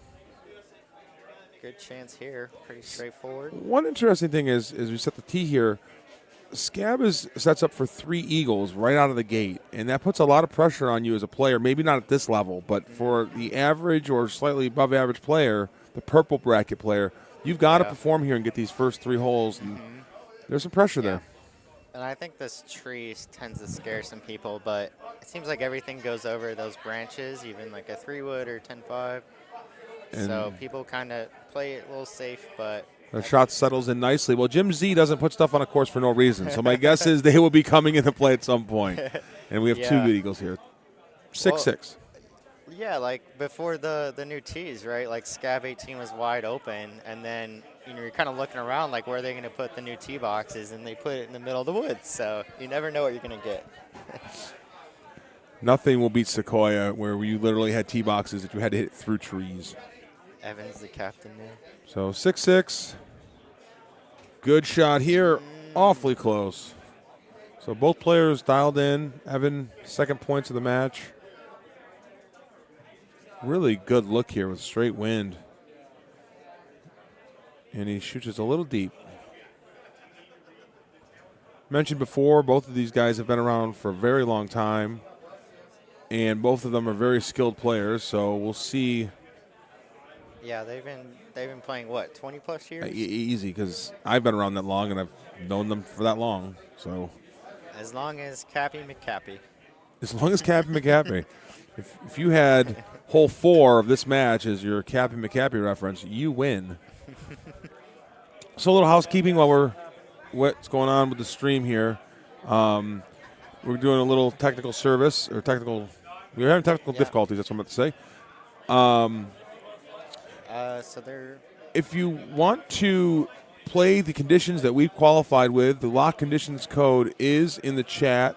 The number is 10868. I know people have posted it periodically, but a lot of people on their PGA machines want to play that code. So understand that it's in the chat, and also 10868.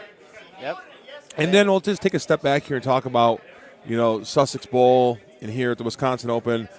Really a lot of space. You mentioned the machines. We have 25 machines, 120 players. Gameplay has moved super fast. There's lots of rooms, lots of seats. The food's pretty good. Yeah. And it's been a great facility.